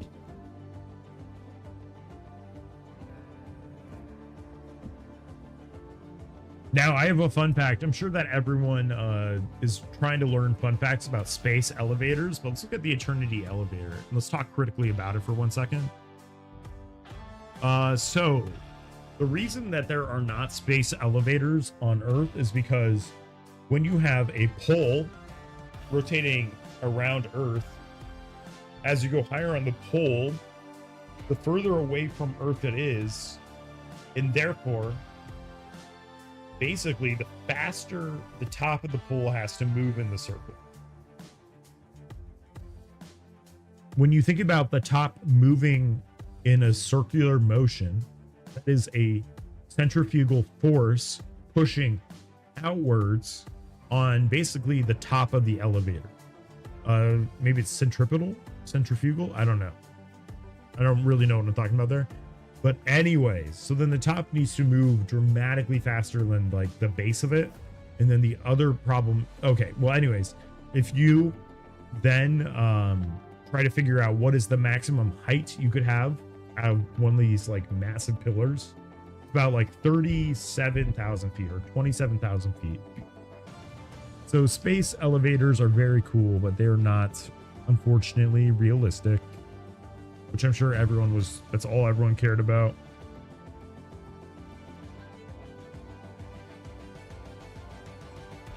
All right, and then that's like everything. Add X mana of any one color, where X is the number of charge counters on the Eternity Elevator. That's really cool. Now, Eternity Elevator cannot be your commander. Not a legendary artifact with a X box or with a power toughness box. What are these 5-color stations doing? These are just for commander, right? 12 plus. All right, I'll be right back. I'm gonna run to the restroom one more time, and then I think we just rip the tier list. Probably sounds fine.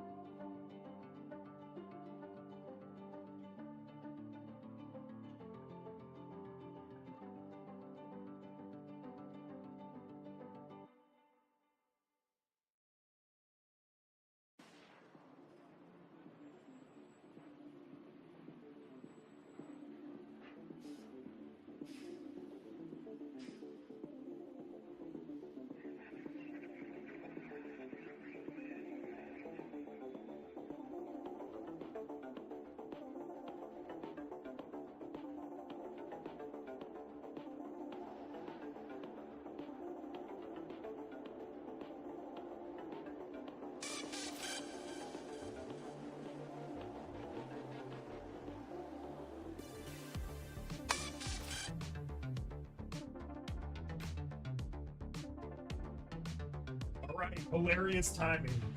Hilarious timing. Hi, hello. Hi, hello. I am here. Yes. Okay. So what we're looking at today, we're looking at making a tier list out of cards that are named the same as a set. Now, some of these cards came out before the set, some of them came out after, some of them even came out during. Like all will be one. Thank you very much. I am having a great stream. Thank you.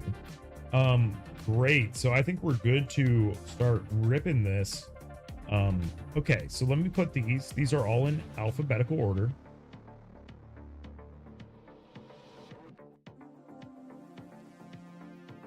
Darian is the top. Green, we put Future Sight. Future Sight is the first one. And then this is another big stack. All right. There's a Saga. Perfect, perfect, perfect. Okay. Now I got to pause the music. Now, go back to Future Sight. Does my mic look perfect?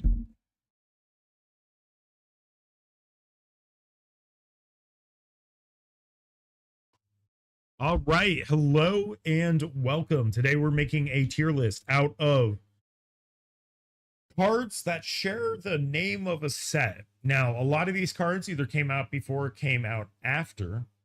But in any case, they share the name with the set. So a great example of this is Future Sight. Future Sight cost 2 blue, blue, blue. Play with the top card of your library revealed. You may play the top card of your library as though it's in your hand.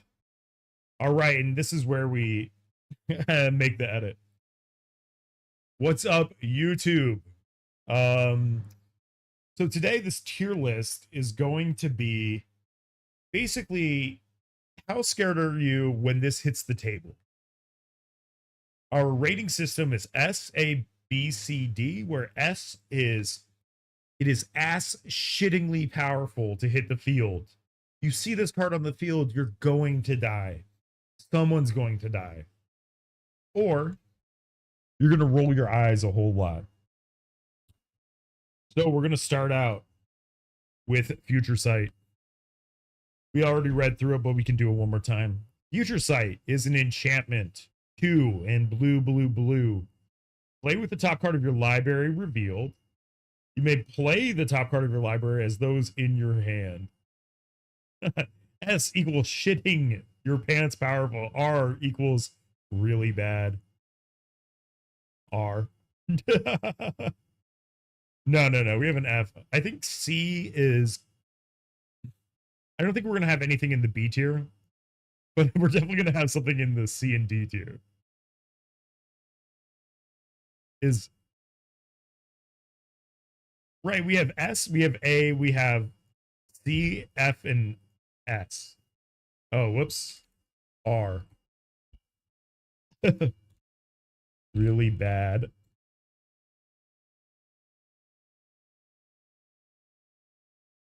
Nah, I don't need to have the word ass shittingly powerful on here. All right. No, we keep it how it is. We keep it how it is. But indeed, we're saving S tier for ass shittingly powerful. All right, Future Sight. So this is the card that lets you play with the top card of your library revealed. And you can play the top card of your library as though it were in your hand. So for all these cards, I've come up with at least 1 or 2 pieces that work really well with it. A lot of this data has come from like EDH Rec. Just so I can see where, you know, the most popular places for people to play it are. So one of the most popular places is Kellen the Kid. Kellen the Kid costs Bant. Kellen the Kid costs green, white, and blue. Flying lifelink.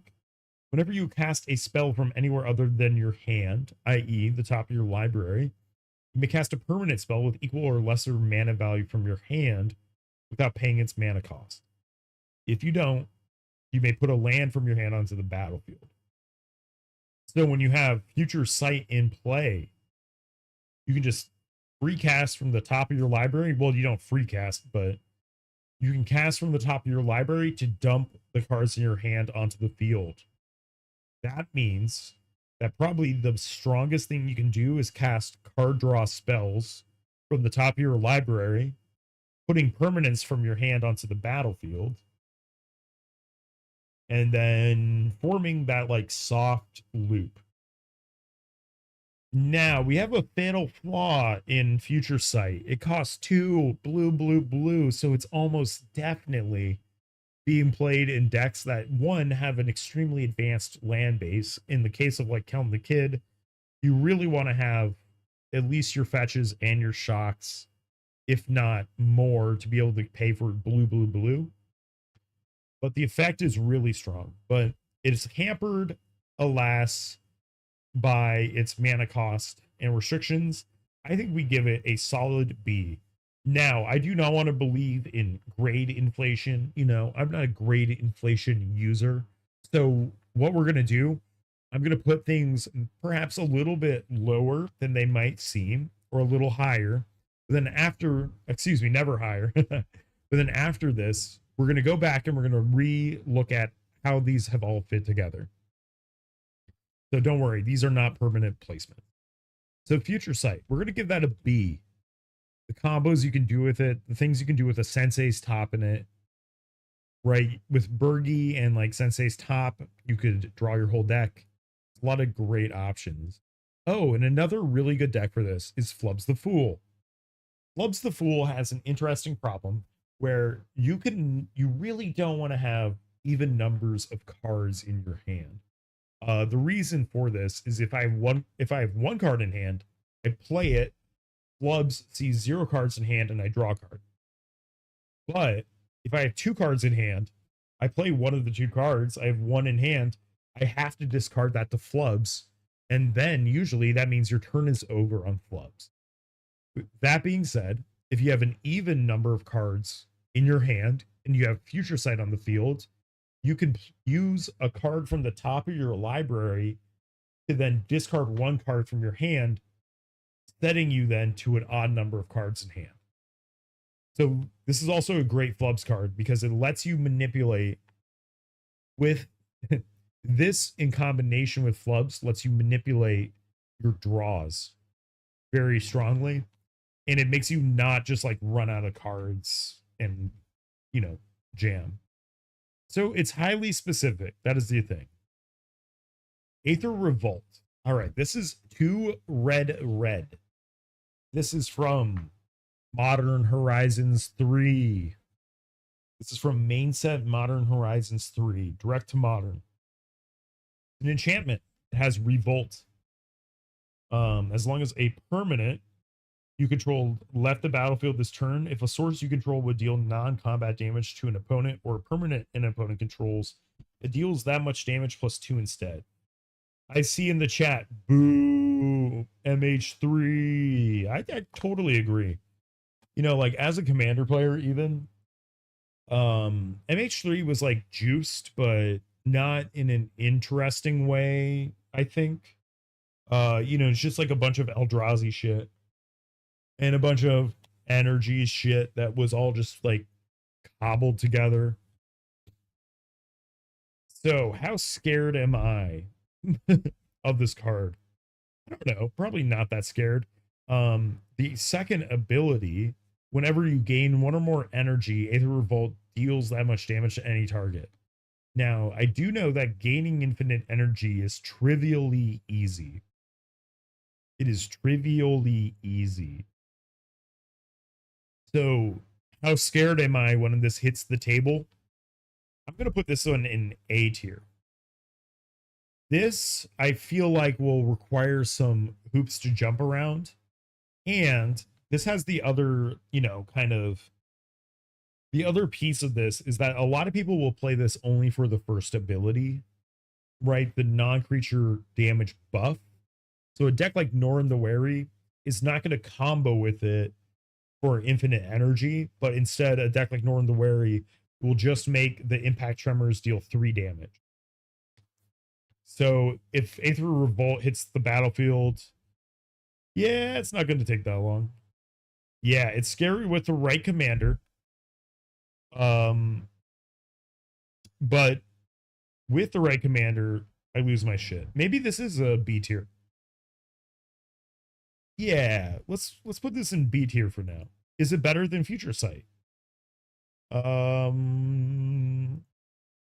has to be better than Future Sight because of the mana value. So some decks Aether Revolt could go into would be like Satya, Aetherflux Genius. Be like Satya, B, Booty, Quaking. All right, fine, we do it. That's shittingly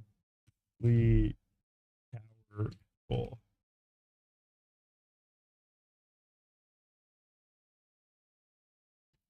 That's shakingly powerful. All right. We have a new format.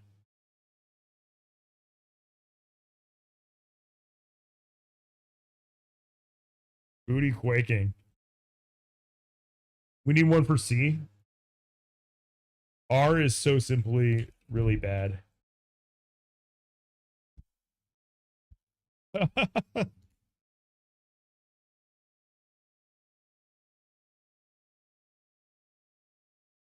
Oh, damn.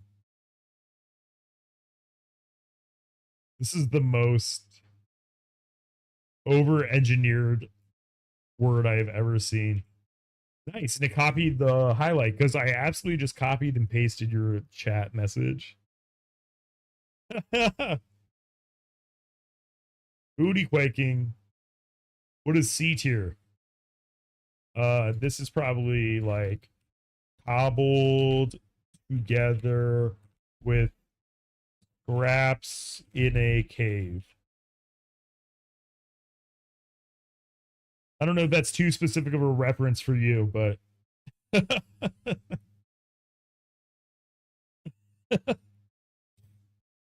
it's nice that we'd have one that doesn't refer just to anal all the time. All right, Satya, Aetherflux Genius. Aetherflux Genius, yo. All right, so this, you get 2 energy at the beginning of your turn. So Aether Revolt very simply just says, at the start of combat, deal 2 damage to any target alongside Satya.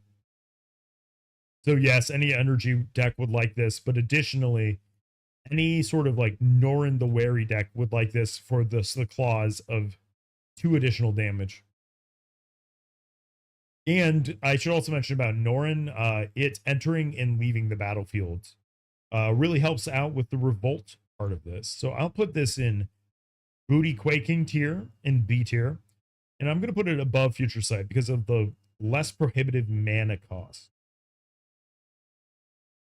Tony Stark built this commander deck in Scryfall with a budget limiter.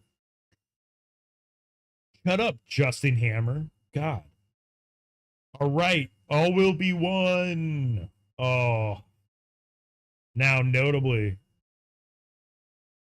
is it not Justin Hammer who says that? Am I going to get yelled at? I'm sorry, sir. I'm not Tony Stark. Oh. It's Jeff Bridges. All right. All will be one. All will be one. This hits the battlefield. You know this game is about to end. You know that doom has been called upon the game. I misclicked.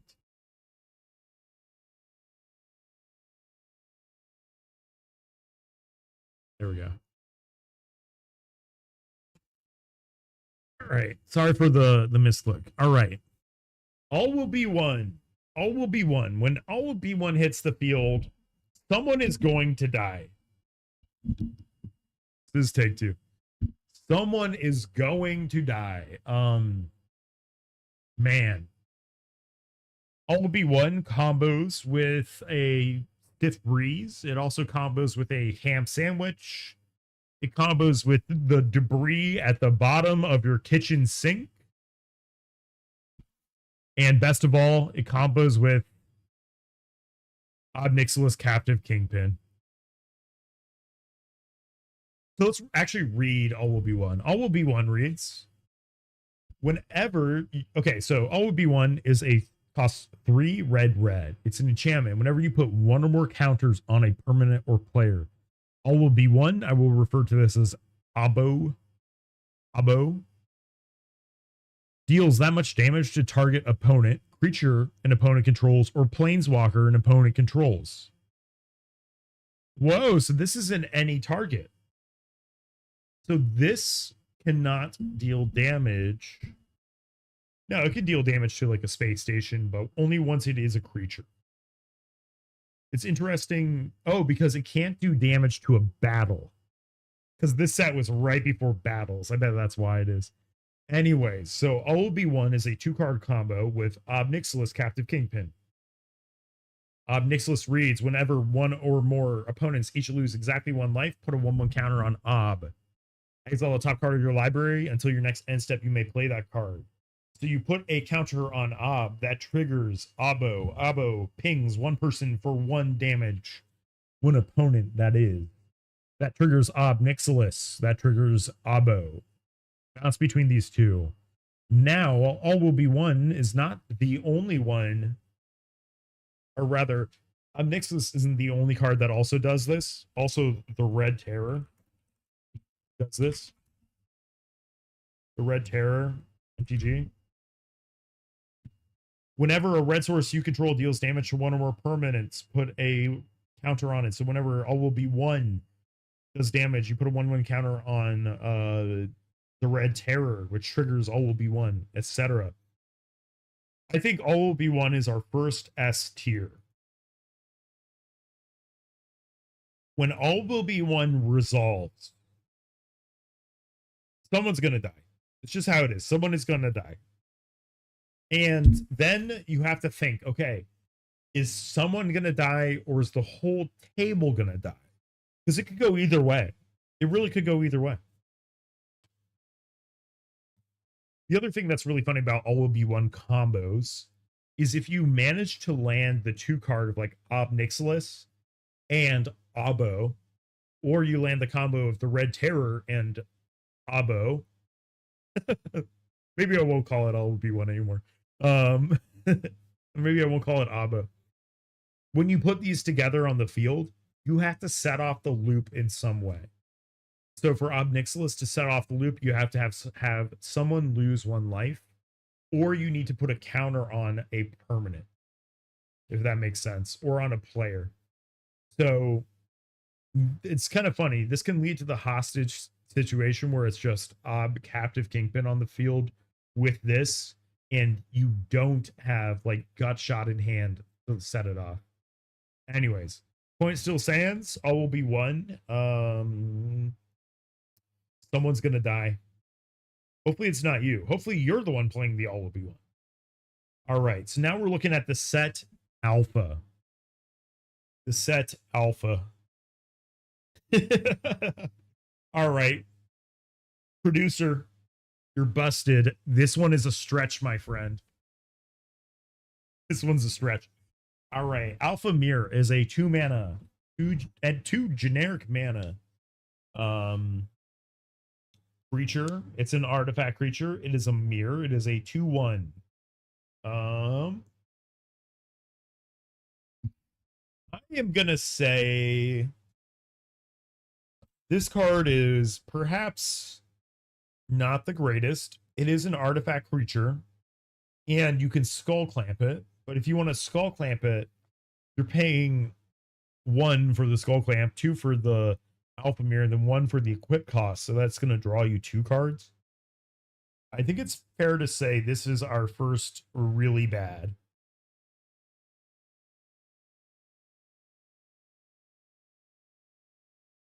Alpha Mirror, I'm so sorry. I love Mirror.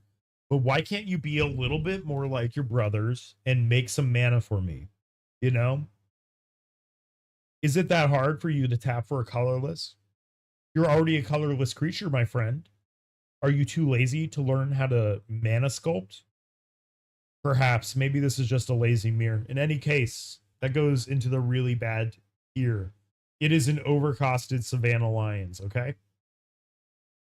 But if you're playing Urtet, what about this? Whenever you cast it, you make another mirror. Beginning of combat on your turn, untap each mirror you control. What a beautiful, beautiful card. So you could play it in Urtet, but I feel like even in Urtet, this is why this is getting the really bad tier. You know what? I'm just going to start calling it really bad because we need an F tier. Really bad tier. I don't even think Urtet wants this card. If you wanted to play this with Urtet, you'd have to put it together with like an Enduring Vitality. And then once we're trying to like put an Enduring Vitality out with a mirror deck that already taps for mana, I don't see it. I don't see it. But Alpha Mirror, you got some spunk, kid. In 2 years, it's going to be busted. All right, let's take a look at Apocalypse. Ooh. We now have our first Needlessly Cruel card. And if there's anything you need to know about my deck building, is I like Needlessly Cruel cards. Okay? Apocalypse costs 2 red. Exile all permanents. You discard your hand. This is at sorcery speed. All right? So, when we see a card like this, we need to do some scheming. All right. So, how can we not care about our hand? We do that by playing a commander like Tybalt Cosmic Imposter. We flip it over. It's Valky, God of Lies on the front side. I have never seen Valky, God of Lies in play, except maybe one time when I just cast it for fun. Okay. On the backside, as Tybalt enters, you get an emblem. You may play cards exiled with Tybalt. You may spend mana as though it's mana of any color. So the idea here is you tick up Tybalt, exile the top card of each player's library. Now our emblem is going to let us play all of those 4 cards, okay? So this is how our deck is going to generate card advantage. Cards in exile from each player's deck that are not in the game, but you may cast them. Tybalt also can be removed and you may cast them. So say we take them up twice. We have 8 cards in exile, all right? Y'all follow? 8 cards in exile. We fire off, say, Jessica's Will, okay? We pay for Apocalypse.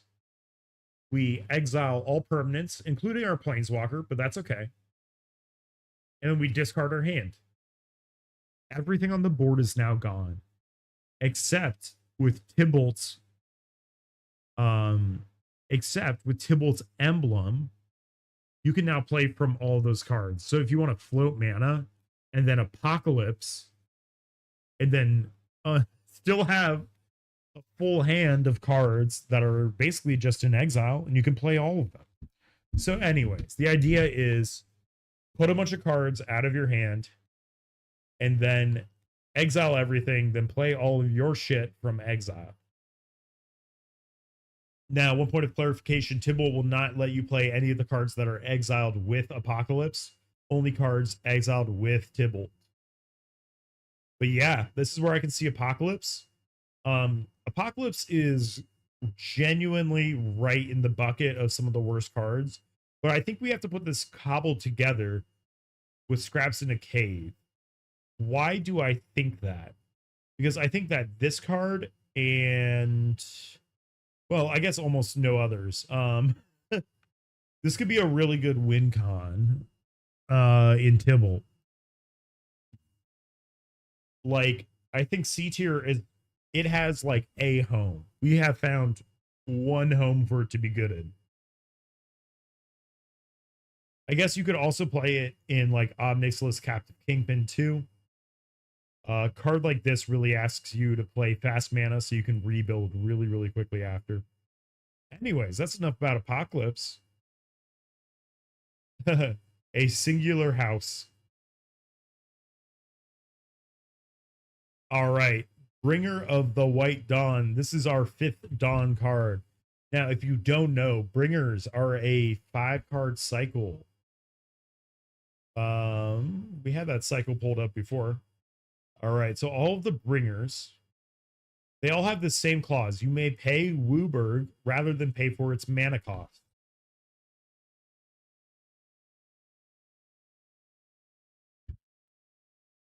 So the other thing is they all have a powerful upkeep effect.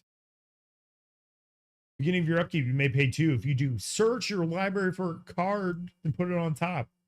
Beginning of your upkeep, Imperial Seal. Bringer of the Blue Dawn. At the beginning of your upkeep, draw 2. Green. Beginning of your upkeep, you may put a 3/3 green beast. The red, you may gain control of an opponent's creature. And then we'll go back to the White Dawn. Beginning of your upkeep, you may return target artifact from your graveyard to play. I'm sure there is nothing you can break about bringing an artifact card from your graveyard to play when you're playing in 5 colors in Commander.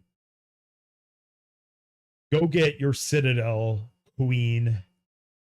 Or, I mean, get your Portal to Phyrexia. Have your fun. So, this Bringer of the White Dawn, I'm going to judge this entire Bringer cycle. Okay? This is a mostly unplayable cycle. However, we're going to have a card that comes out pretty soon. It's going to come out sooner than you think. And that card is none other than Avatar Aang. So we don't know what the keywords mean, but if we flip it, spells you cast cost Wooburg less to cast. So I declare I'm casting Bringer of the Black Dawn, okay? I declare I am paying the alternate casting cost of Wooburg. Then, when that spell is on the stack, Aang's static ability changes the Aang's static ability changes the cost of this spell to 0. Or rather, spells Aang's static ability reduces the cost of the spell to nothing. To jack shit. You don't have to pay anything. So it's pretty good. Pretty good. Omniscience in the command zone. You ready for this? Anyways, okay, Bringer of the White Dawn, therefore it gets a C.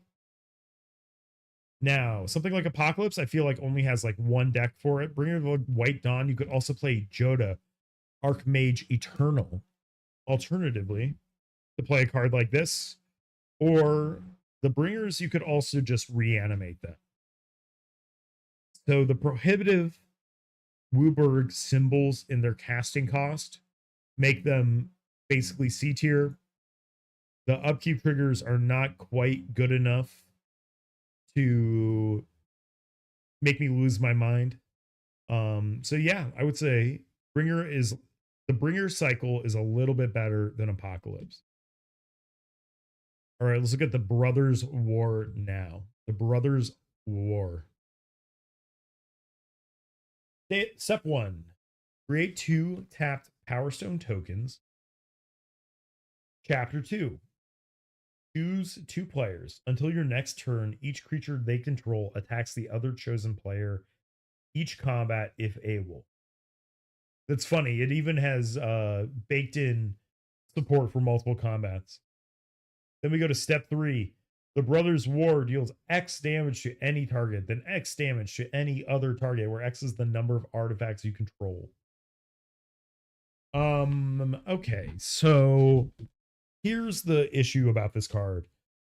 If I see an artifact deck playing this card, I'm automatically not afraid of it because it is an enchantment. It inherently has an anti-synergistic quality to go into an artifact deck. Now, if any of you don't know how Power Stones work, Power Stones will generate 1 generic mana. However, it can't be used to cast a non-artifact spell. So you see the problem here? If I'm already a Power Stone deck, I cannot use Power Stones to play the Brothers War.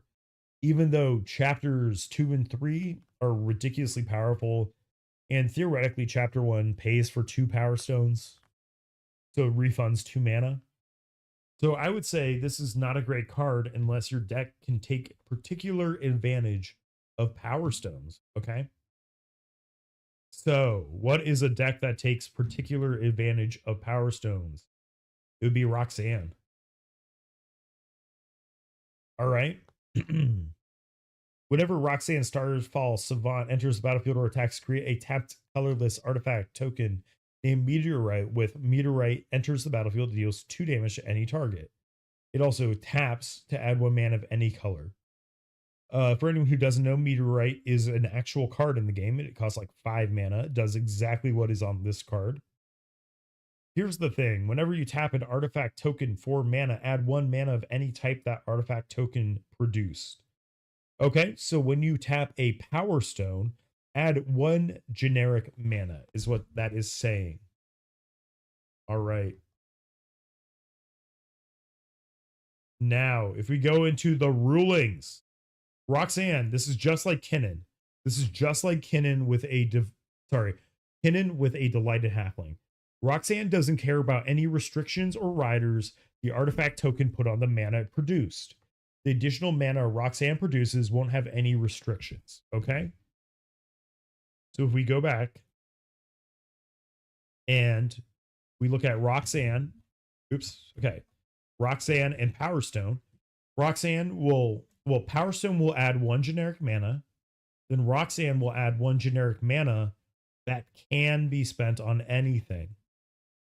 So with Roxanne and this card, the Brothers War, when you make 2 tap Power Stone tokens, Roxanne can tap each one of these to generate in total 2 mana that can only be 2 mana that can't be spent to cast a non-artifact spell, and 2 generic mana that can be spent on anything.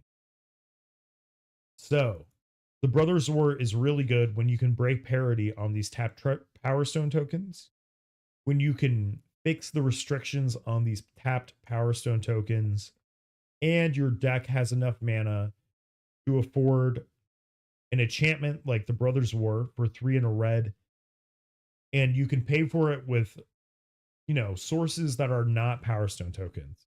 All right, so there's a lot of hoops to jump through here, but I think this one falls into the booty quaking territory because it has some nice generic abilities that I could also bring out, if that makes sense.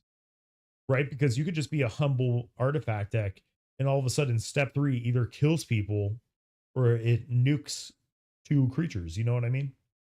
So I think this one has more generic avenues of approach. I'll put that in booty quaking because if someone plays this against me and step 2 comes, I am terrifying. Or sorry. If an opponent plays this against me and gets to the second step of the saga and chooses me to go to war with someone, then we have a problem, right? Then we're going to fight each other. Good to have you back, Strawberry. Yeah, so with the Brothers War,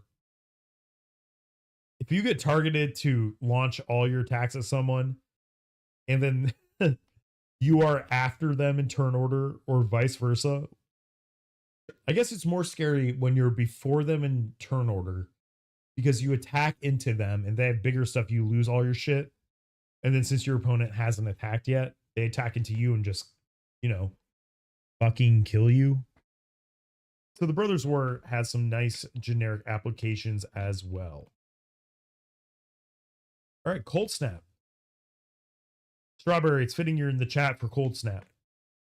Cold Snap is an incredibly high build around card. All right. This is from Ice Age Cold Snap. Cold Snap costs 2 and a white. It is an enchantment.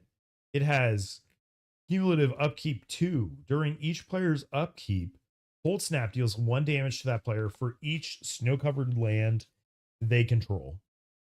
This is the most hyper niche card I have ever seen in my entire life. We are playing it just to hate on snow-covered lands, unless our commander somehow will break parity with an effect like this. The thing is, our opponents are probably not playing snow-covered lands at the regular table, right? So then that makes us think we can only use Cold Snap's ability to reliably deal 1 damage to us on our upkeep. Okay? So what's a deck that wants to deal damage to ourselves on upkeep? That would be Darien, King of Kjeldor. Whenever you are dealt damage, you may create that many 1/1 white soldier creature token. So there is a deck for it. Okay? There is a deck for it.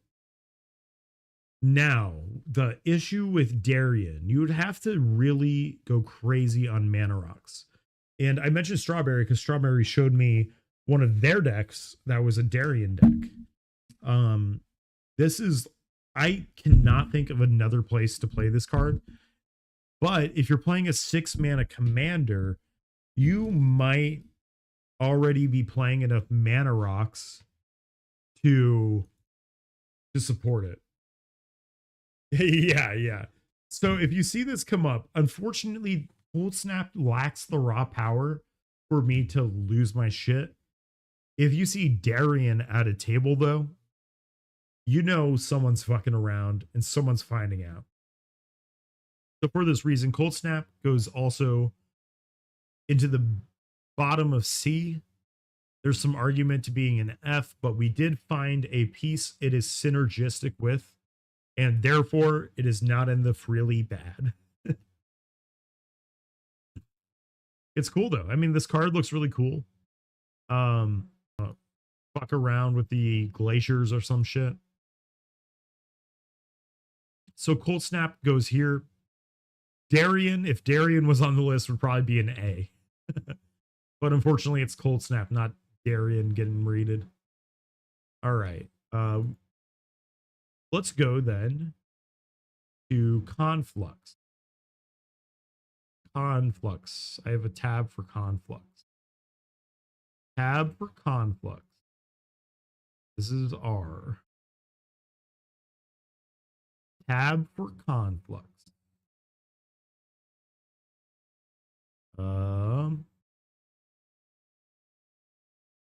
Here we go.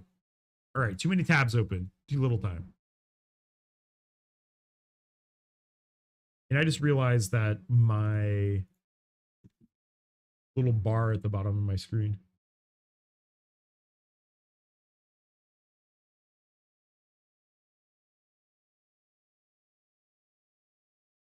I have this many more to go.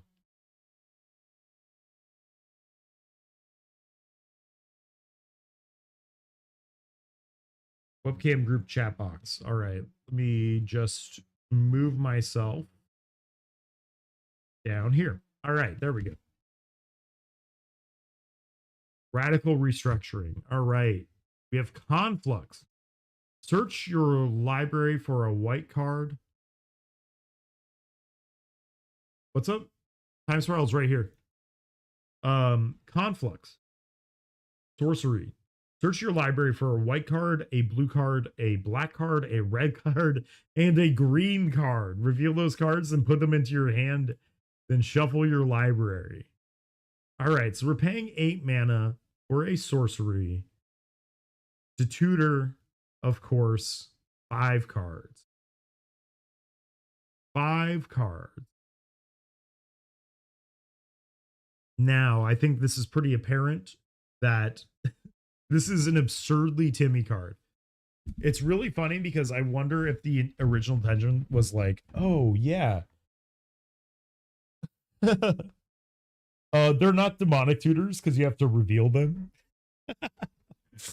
That makes it so much worse. So of course, we're trying to free cast this, right? If we can't free cast it, we want to cast it for really cheap.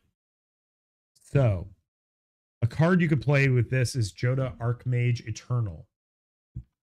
All right, this is probably a pretty good card in there. And then of course, Aang, Avatar Ung. These are two really good places to put Conflux, right? Because if we could reduce this cost to 3, all of a sudden 5 tutors for 3 generic mana, 5 generic tutors for a Soul Ring tap and a single land. I'm gonna say Conflux goes hard in Aang, because with Conflux also you can just tutor out the buyback spell that goes infinite with Aang, but then you could also tutor out Fierce Guardianship,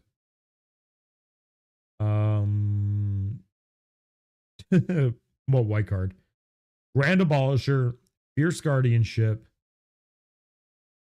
Demonic Tutor. Oh, okay. Voice of Victory. No. Grand Abolisher, Thassa's Oracle, Demonic Consultation, Deflecting Swat, Veil of Summer. All right, so Conflux in Aang. What Conflux is the new emergent ultimatum, right? All right, so Conflux is not going high, but definitely if you see Conflux, shit is happening. There's no way you cast Conflux and don't do something insane after it. So I think it's going to be an A. It could be at the top of B too. But the thing is about Conflux, it's going to be rare because it's really hard to find a deck that you can actually play it in and feasibly cast it. So we're going to put it at the top of B for now. It's only at the top of B, all right? Only at the top of B because Aang hasn't been released yet. And then once Aang has been released, this all dramatically changes. Yeah, this is impossible. Not literally impossible. This is insanely hard to do unless you have built your deck to cast this for an alternate cost. But if you have done that, Conflux is going to mop the floor. All right, now we have Conspiracy. Conspiracy is quite the classic. It is quite the classic. Cost 3 and 2 black. As Conspiracy comes into play, choose a creature type. Creature cards you own that aren't in play, creature spells you control, and creatures you control are the chosen type. All right. Take the throne. Yes, Conspiracy, take the throne. Oh, it is a conspiracy theory. Wait, that's sick. Oh, this card has so many flavor wins. All right, so now you might be asking, what makes this card different from Nasquid Nexus? Choose lizards. Right? What makes this different from Masquid Nexus? Masquid Nexus reads, creatures you control are every creature type. The same is true for creature spells you control and creature cards you own that aren't on the battlefield. All right. So at first glance, these look like the same card. However, Conspiracy. Exactly. I think that was the intention, was an Alex Jones style card back in 2006. I mean, that's probably when he started or whatever. But Conspiracy, all right? Creatures you own are only that type, okay? So if I were to name, let's say aliens, all of my creatures are only aliens. My dragons are no longer alien. So Conspiracy loses a lot of value if you're playing something like a bi-typal deck. And what is that? I mean, a card like Voya. Ignore that these colors are wrong for this example, but a card like Voya cares about elves and wolves. Okay. Conspiracy says you only care about one of these. And so if we look at Whirl, Whirl the rat. Isn't that the name of him? Who's the rat snail?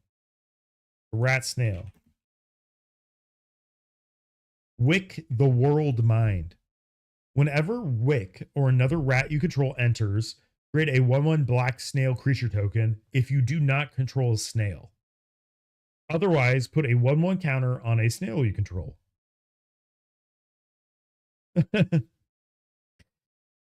Obama turned my frogs gay with chemicals.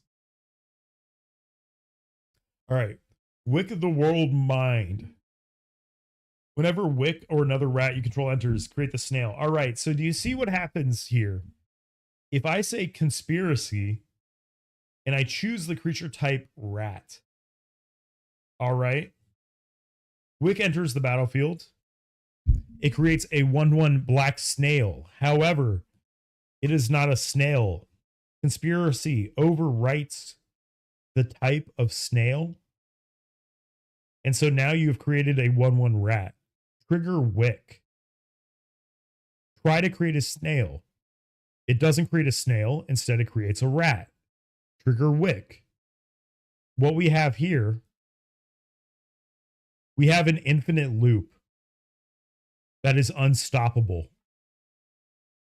So if no one has a kill spell for Wick, and no one can, right? If no one has a kill spell for Wick, and if you cannot stop the loop either, this will tie the game. So this is a very funny tie the game combo. But anyways, okay. So what am I thinking when I see conspiracy hit the table? Conspiracy, I think there are going to be really strong synergies here. All right. But then I look at conspiracy and say, oh, you lack a lot of flexibility that the cheaper and better options have, such as Maskwood Nexus. Okay. So because there are better versions of conspiracy, hell, there's even now the ley line of transformation. See what I did there? Right, Paul? The ley line transformation. If it is in your opening hand, you may begin the game with it on the battlefield. As it enters, choose a creature type. So just like conspiracy, we're choosing a creature type. However, creatures you control are the chosen type in addition to their other types. So it works. It works. This the only way to use this card legitimately. It's an entirely a bad card. Are you talking about conspiracy or Wick? Because I would say that like conspiracy isn't bad. It's just so hyper niche. And then you look at a card like Light Transformation. You could even play Artificial Evolution. You could also play Trickery Charm, right? So like the problem with conspiracy is that it is old and not very fast. So basically Artificial Evolution and Trickery Charm are cards that let you change the creature's type. So with these, you would change the creature's type for just one turn. Yeah, so Conspiracy is an excellent card, gated by its mana cost and its lack of flexibility. And for that, that's going to go at the bottom of Booty Quaking. Yeah. Oh, and here's the card I wanted to bring up. So I played this in my Francisco Fowl Marauder deck. Whenever one or more pirates you control deal damage to a player, Francisco explores. All right, so let's put together everything we've learned. We want conspiracy. Excuse me. We want conspiracy. I need to just open this up in its own window. Open image in new tab. Conspiracy. And then, of course, we need Sir Conrad the Grim. All right, now this was a combo I used to run in my Francisco Crom Wheels deck. All right, had a heavy mill theme associated with it. If we get these cards onto the field at the same time, Francisco, Conspiracy, Sir Conrad, when a card hits the graveyard, when a creature card hits the graveyard, Sir Conrad triggers. Sir Conrad is a pirate because of Conspiracy. So Sir Conrad the pirate deals 1 damage to each opponent. Francisco sees that. Francisco sees you did 1 damage to each opponent. Francisco triggers 3 times. You have 3 explore triggers. We resolve them. Now, do you know what happens when we get you know what happens when we see a creature on top with Francisco? We mill it. We opt with Explore to put any creatures we find from Francisco into our graveyard. That triggers Sir Conrad to ping the table. I present an infinite loop. Oh wait, a non-deterministic infinite loop where I kill the whole table if I have enough pirates in my own graveyard. So, well, that's how I used it. I used it like a normal, sane person. That's one of my all-time favorite decks I made. That was Francisco and Crom. All right, now we have a classic win con. Quite the classic win con. Dragonstorm. Now, this one was printed in Scourge. It was printed in 2003. So, it was a 23-year difference. No, 22-year difference. We're in 2025. I keep forgetting. It was a 22-year difference between the printing of Dragonstorm and the printing of Tarkir Dragonstorm. So a little bit of time has passed. Oh, one more comment. Yeah, Strawberry, you raised an interesting point with like Lizard or Alien. I think Conspiracy might be better into this new set because in Edge of Eternities we have a dedicated robot type.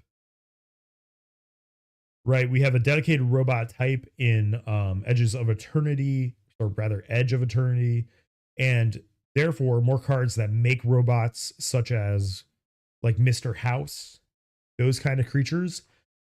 They would be more likely to actually like a card like Conspiracy where they want to get rid of the other card types. But I'm just speculating. Back to Dragonstorm. PK Starstorm. Oh, wait. Well, Dragons Falling is sort of like Starstorm. Sure is. Dragonstorm. You know, this card doesn't have to do anything but get you 2 dragons to win the game. In 5 color, that could be Terror of the Peaks. And then we could also find Morit of the Frost. And then we could find Blade Wing the Risen. All right. So if we have played 2 spells before our Dragonstorm and we're playing 4 color, Dragonstorm with a storm count of 2, meaning 1 original Dragonstorm and then 2 copies of it, will fetch you out these 3 cards. Now they resolve individually, okay?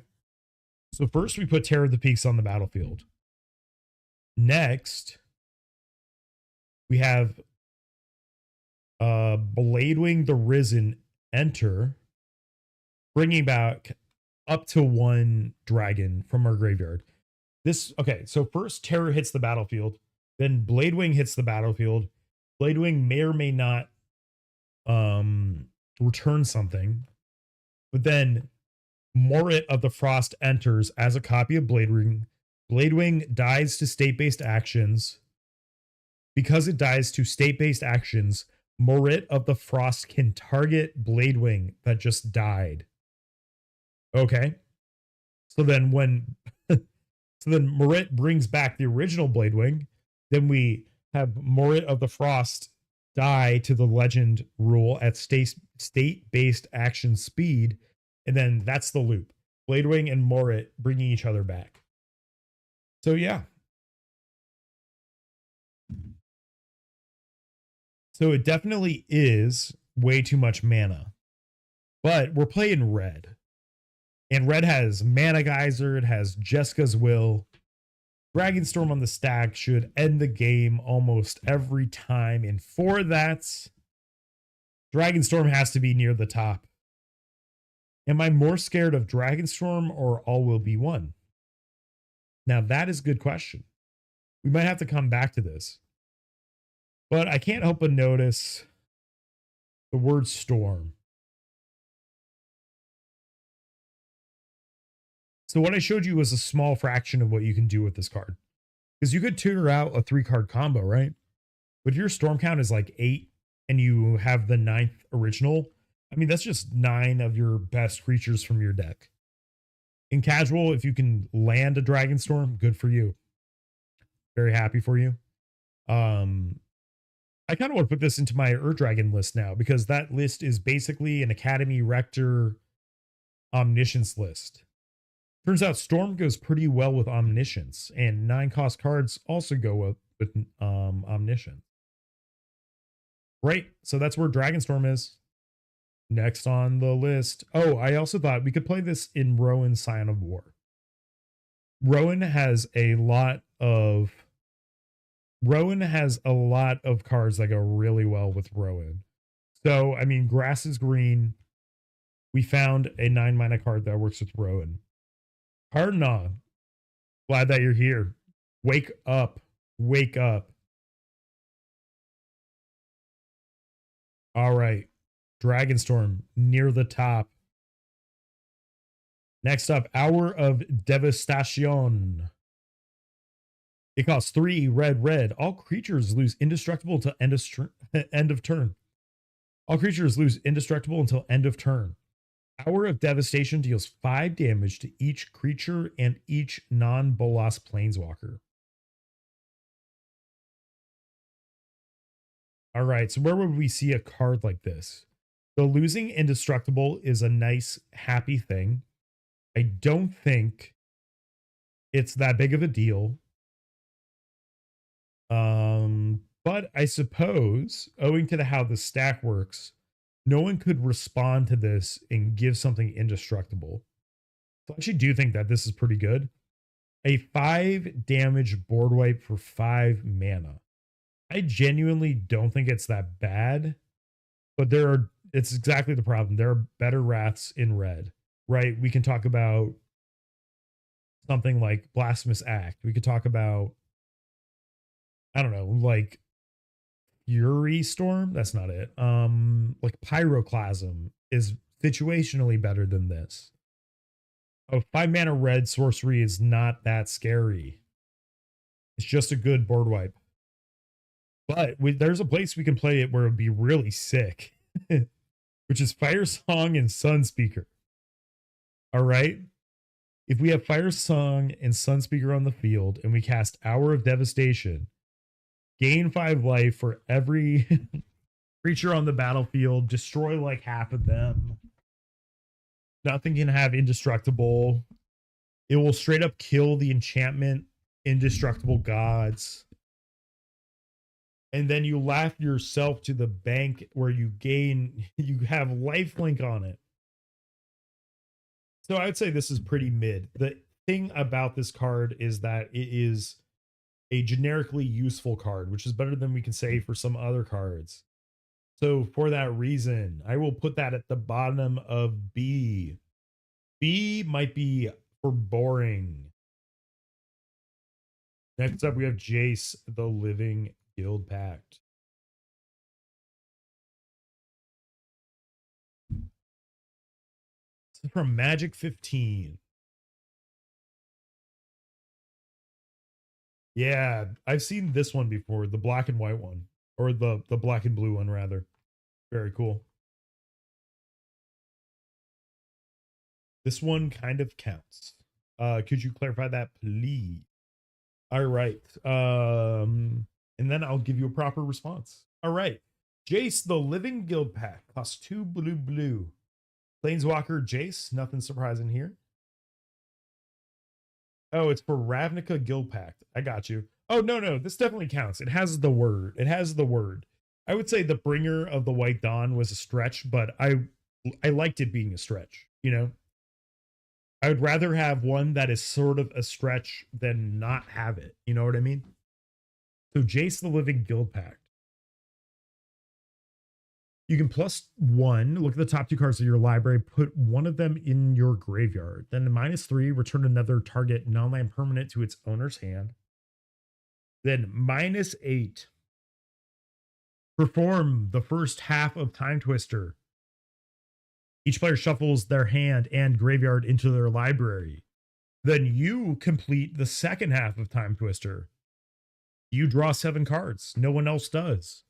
The net result, you have 7 cards in hand, your opponents have 0. So, if this card is coming out, it depends if they have enough mana for a Deep Glow Skate. You know? It's one of those ever-present conundrums. Does my opponent have enough for the Deep Glow Skate to immediately alt all of the Planeswalkers in play? That's the question. This is a really good card in Atraxa, Praetor's Voice, the Proliferate one.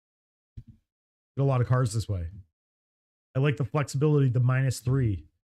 This card doesn't scream terror to me, but it does scream generically useful. I feel like a lot of decks could just play this card and be happy. If you have any decent blockers, it's pretty good. If you're playing out of your graveyard, it's pretty good. So Jace is going to go above Future Sight. I think we're going to do below Aether Revolt because Aether Revolt will end games. Jace will not end games. For that reason, I'm actually going to bump Aether Revolt up a little bit higher, maybe. Although I'm less scared of Aether Revolt than I'm scared of the Brothers' War. I'm scared of the Brothers' War Chapter 2. So maybe we put it back in this order. Jace the Living Guild Pact. Seems good. A great place for Jace would be Tekuthal. Tekuthal stonks are way through the roof. Yeah, cards that evoke fear. I'll have to refocus my vision for the second half of this. But I think these are pretty good places. Well, then I guess Apocalypse should probably go way higher, right? No, I don't feel like I'm scared of Apocalypse because I feel like with Apocalypse, 30% of the time that you see it, someone's going to be so far behind, right? The person in last place is going to cast Apocalypse, try to level the playing field. So I'm less scared of Apocalypse, even though it has the most insane effect. But you're right. We got to put the respect on the fear. Apocalypse goes up 1. Cold Snap. It goes to the bottom, with the top of the bottom. I'm scared of Chapter 2. I'm scared of dying to this. I'm scared of the Jace alt, not really. Am I scared of a resolved Future Sight? Like a little bit, but not always. Scared of Conspiracy? No, it feels like a value piece on the board. Our Devastation, I'm not scared of at all. I'm like minorly scared of it. Because it is a board wipe. I mean, I gotta say it's a board wipe. Um, yeah, maybe next time I'll be even more clear. Am I scared of it when it's on the stack or on the battlefield? Anyways, Tekuthal goes really well with a card like Jace, as you can probably guess. See this fear factor. Future Sight scarier than Jace. Conspiracy, probably less scary. Apocalypse is so swingy as to if it's scary or the worst thing I've ever seen. So I have a hard time being scared of Apocalypse. Now we have Mirrodin Besieged. What does this say? Target opponent loses the game. Sorry, I know there are other words on this card, but target opponent loses the game. That's going an S to start, okay? This is a great S tier card. What is nice about it, and I actually think this is designed pretty well. You do choose one as it enters, right? If you could choose both as it enters, then it would be busted in half. But as it stands, so if you choose Mirren, whenever you cast an artifact spell, create a 1/1 colorless mirror artifact creature token. Mirrodin Besiege costs 2 and a blue. And then I'm doing this for the editing after, so I'll just repeat it. All right, it is an enchantment. As Mirrodin Besiege enters the battlefield, choose Mirren or Phyrexian. Mirren, whenever you cast an artifact spell, create a 1/1 colorless mirror artifact creature token. You can also choose Phyrexian. At the beginning of your end step, draw a card, then discard a card. Then, if there are 15 or more artifact cards in your graveyard, target opponent loses the game. 15 artifacts in the bin. I gotta thank my producer. I gotta pick up a copy of this for my Urza deck, huh? That'll teach you to Vandal Blast me. All right. Never talk to me or my son ever again after you Vandal Blast me. All right, so Mirrodin Besiege. Now, it is not as scary as Dragonstorm. I think about Dragonstorm. Dragonstorm is partly scary because of the spectacle of it, casting a 9 mana sorcery. Then I'm trying to think of the spectacle of All Will Be One, because then that line of reasoning almost makes me want to put Dragonstorm above All Will Be One. With that being said, I feel like All Will Be One, if you've played any Magic within the last year or two, everything has 1/1 counters on it constantly. Like you could literally play All Will Be One in a green deck that is just a 1/1 counter deck. So I think the versatility of All Will Be One is more scary. Plus, you get to look at it on the table. If it doesn't get removed, like someone holding a loaded gun on the table pointed at you. All right. Dragonstorm, the spectacle makes it scary. Mirrodin Besieged, the feels bad of target opponent loses the game. Absolutely makes it unequivocally an ass-shittingly powerful card. Any questions? All right, so you can play that in Emery, Lurker of the Lock. There does exist a there exists an infinite combo on Arena with Emery, and the spell that says whenever you cast an artifact spell, untap Emery. I think that's it. And then anything that will mill your opponent for doing that or for drawing cards. So Mirrodin Besiege definitely has some nice niche applications, and it will win you games fundamentally. Give me a moment. I have to check Steam really quickly.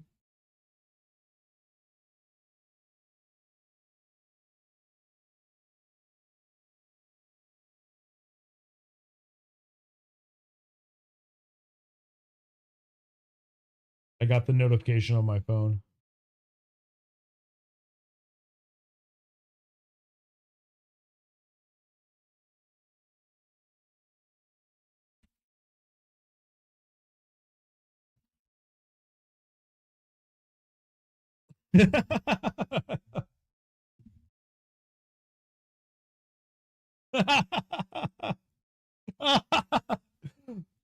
Oh, I just texted my friend. I saw that he was in a game and I was like, "You're in a game right now? I'm live. Come join." That's pretty fucking funny.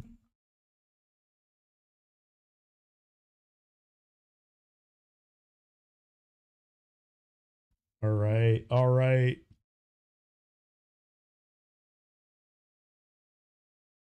All right. We're still working on this tier list. I got to pull up my background stream cap. There we go. Here we go.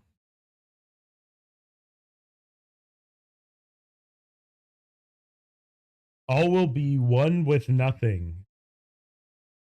Let me think about all will be one with nothing. Okay.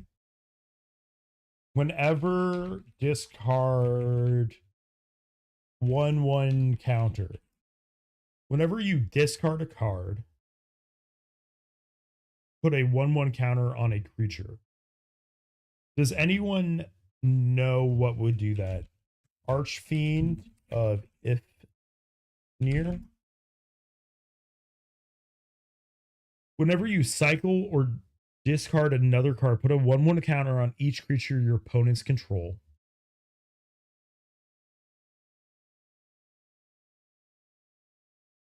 All will be one cares about when you put counters on a permanent or a player. So Archfiend of Ifnir. All right, you see the vision? You see the vision?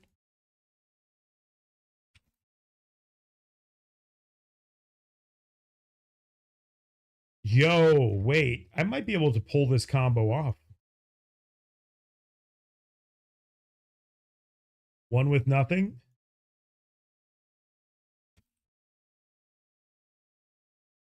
Look at this.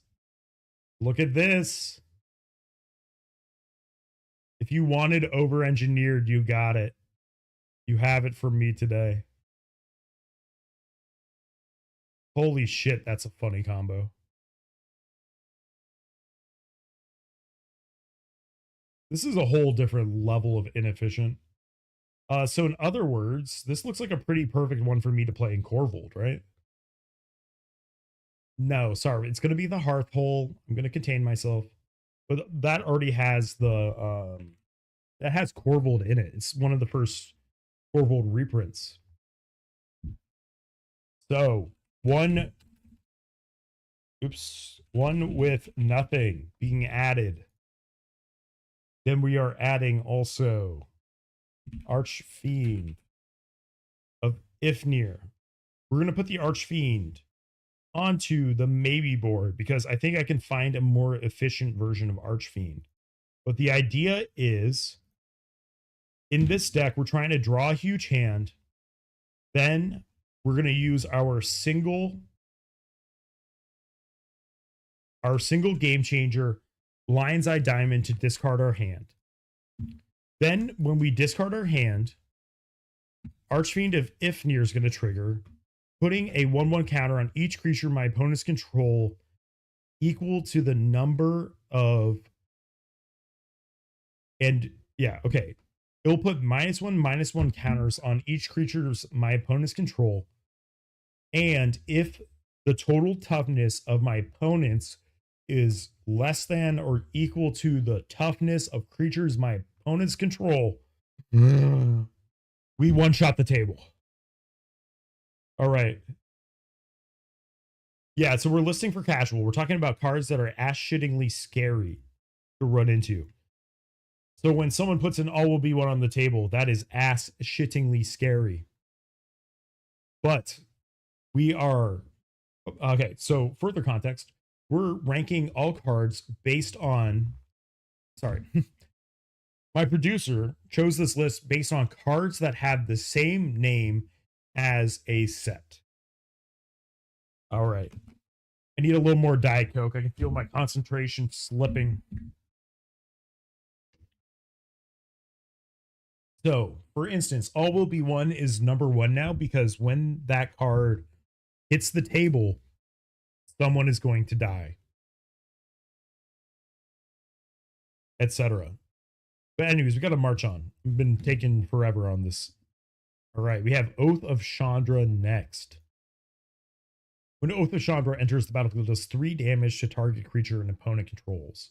So ETB is, lightning bolt a creature. Then at the beginning of each end step, if a planeswalker entered the battlefield under your control this turn, Oath of Chandra deals 2 damage to each opponent. So, this card is not independently scary, but there's a little card called Commodore Guff. And I don't know if you've seen the Commodore Guff burn builds, but you will notice his -3. His -3 is you draw X card, and Guff deals X damage to each opponent, where X is the number of creatures you control. So between Guff pinging the table and then Oath of Chandra pinging the table on end step, what I've seen as a way for Guff to finish games is Fiery Emancipation. Am I right? Why did we get a Guff card before Tasier? I'm sorry, I can't answer some of life's unknowable questions. But anyway, so if you are a Commodore Guff burn player, and you've awakened something inside me, maybe that's what I want to be, a Commodore Guff burn player. Yeah, then Oath of Chandra is for you. But Oath of Chandra on its own, not too scary. Probably in this category. Is it scarier than a bringer? No. Is it more scary than a board wipe? Yes.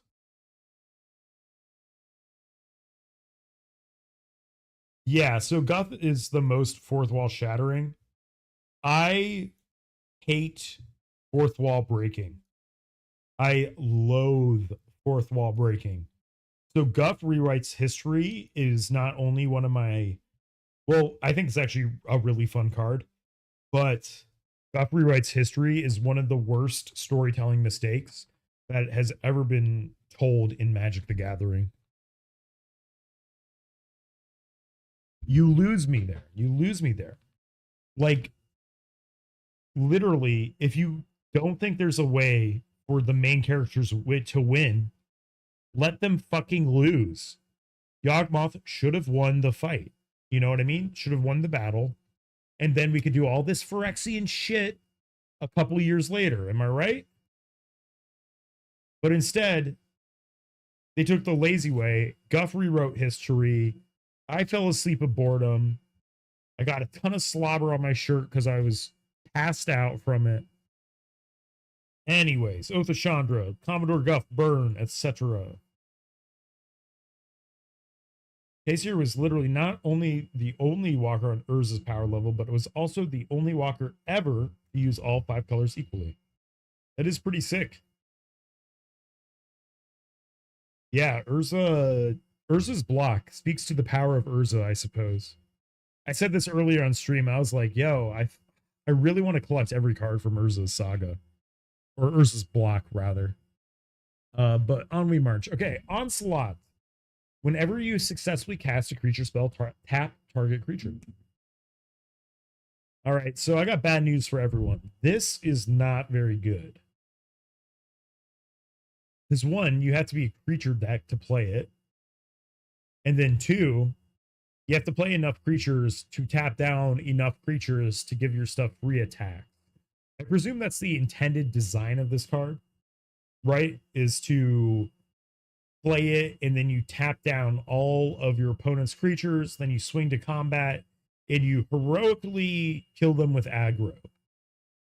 I could see this actually being a pretty good card in 1998 Magic, But I would like to introduce you all to yet another combo I have come up with today. I would like to introduce you to another combo I have come up with today. That would be the Onslaught combo. Cinema. Okay.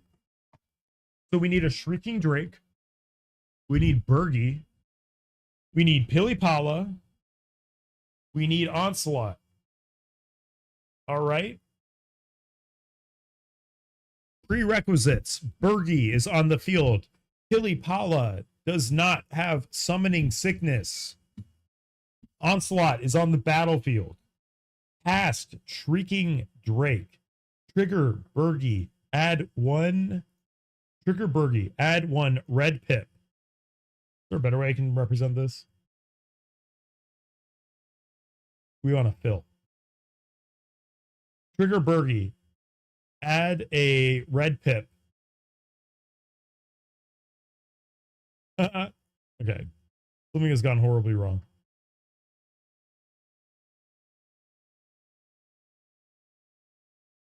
Red. Okay. Cast Shrieking Drake.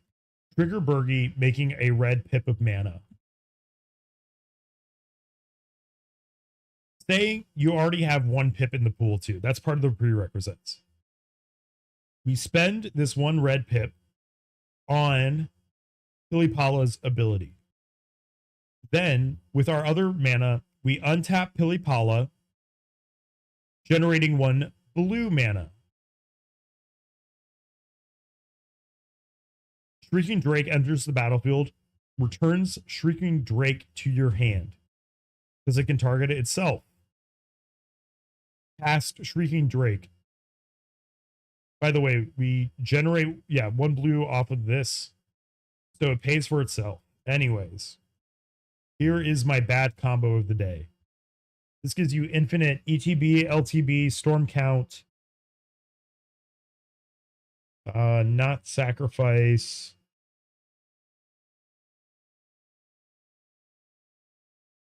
Yeah, look, it's good. It's funny. So Onslaught, literally, I could not be less scared of this card. It probably goes above Cold Snap because it does a thing, whereas Cold Snap doesn't and costs 1,000,000 mana. And then I would say probably Alpha Mirror is more scary than either of these because, you know, you could buff up mirrors, right? You can just buff them up. All right, next up is Planar Chaos. Holy fuck. Could you name a card that makes me roll my eyes harder? I would like to point out this is goated art by Ron Spencer. You'll note it looks a little bit like Common Search Yawgmoth's Will on my computer. Look how fucking awesome these cards are. Ron Spencer, if you're watching this, just wanted to say I'm a big fan. That's it. But anyways, this is the point in the show where I... Oops. Once more say, praise New Phyrexia. Praise New Phyrexia. All right. So Planar Chaos. We'll read this card. We'll read this dumb card. Costs 2 and a red. At the beginning of your upkeep, flip a coin. If you lose the flip, sacrifice it. Whenever... Oh, okay. Hey, no worries. No worries. I don't know. Safe travels, my friend. Chip Clip is indeed my producer. My very famous television producer. All right. So this enchantment, at the beginning of your upkeep, flip a coin. If you lose the flip, sacrifice it. Whenever a player plays a spell, that player flips a coin. If they lose, counter that spell. Holy shit, is this annoying. God, this RNG is literally worse than Hearthstone's RNG has ever been.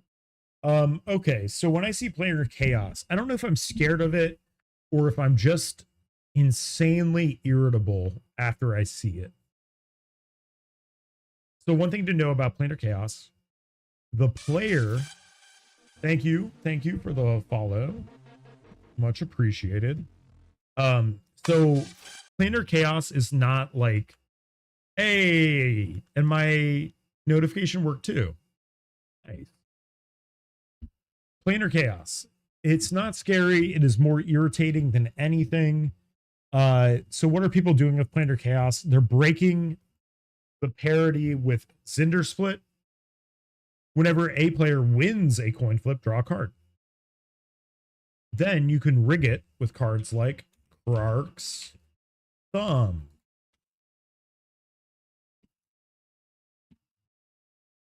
See what we're doing here? We could also rig it with, what is it, Will? MTG? Will Blade of Frontiers? If you would, nah, it's for rolling dice. Right? It's only dice? Yeah. So something like Krark's Thumb is a great way to break parity on Planar Chaos. However, if they do not have the second piece to break parity with Planar Chaos, I know exactly the kind of person who would play Planar Chaos without winning the game. It drives me crazy. So, am I scared of it? Kind of. Am I more annoyed than anything? Yes. So, definitely scarier than Jace the Living Guild Pact. Not as scary as like Future Sight. If someone gets a Future Sight on the table, you know that they have a good reason to play it. Yeah, who wants to win when you could be annoying? This is what I always say to Tyam players.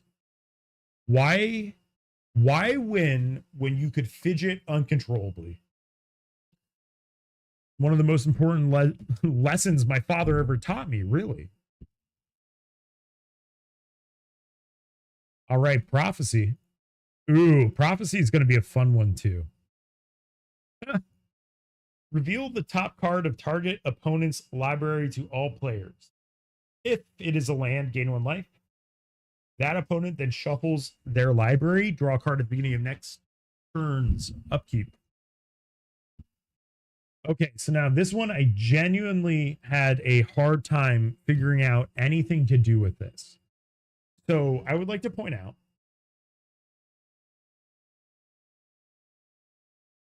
that player then shuffled. Okay, so the top card is revealed. Then if it is a land, you gain a life. And then they shuffle their library, and then you draw a card. Okay? So what use are we going to have to look at the top card of an opponent's library if they then just shuffle it? And if it's a land, you gain 1 life. Okay. The fatal flaw of this card is draw a card at the beginning of next turn's upkeep. And it's a sorcery, right? So let me know in the comments if you find a way to break this. I mean, fundamentally, it is a cantrip. Secondly, it is a cantrip, and if you take an extra turn, you will draw that card during your extra turn. Is that making sense? But man, this is rough. I'm going to put this at the bottom of the barrel. No, Cold Snap is probably going to be our goat on the day. I'm going to put Prophecy at the bottom of the barrel. And it's funny because especially in like 1995, it's probably a really good card for white, right? And there's a cool niche thing that could happen if you play it turn 1. You can like figure out what archetype your opponent's playing potentially. Or you just hit a land which feels bad and you gain a life, which is not that good. All right, so now we move on to the next chunk, Reborn Hope. Return target multicolored card from your graveyard to your hand. All right. Sorry to spoil the surprise. So this is obviously a really strong card. It is a little bit gated. Auroral Procession. It has been slightly eclipsed by this card, which does a very similar thing. And then what's the other one? Reclaim. Good old Reclaim.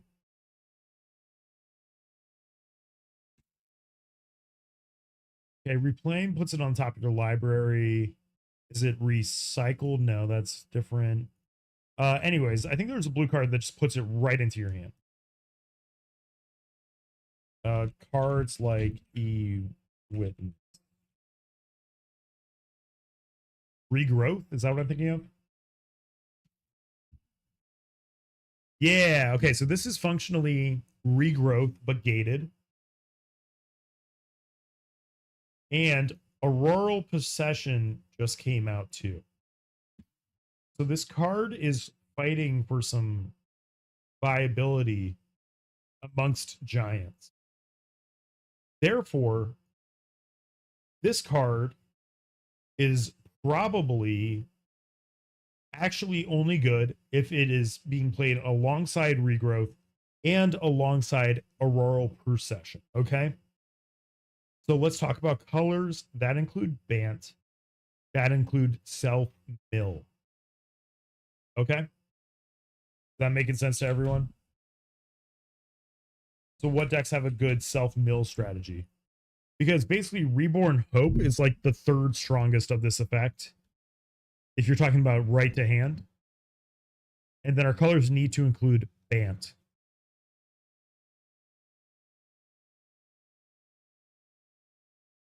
All right, so nothing comes up. Therefore, my previous gut instinct, Aragorn the Uniter, is the most popular deck for this card. And that makes sense, because Aragorn really pays you off for running multicolored cards beyond anything else. All right. I should run Glasses of Urza.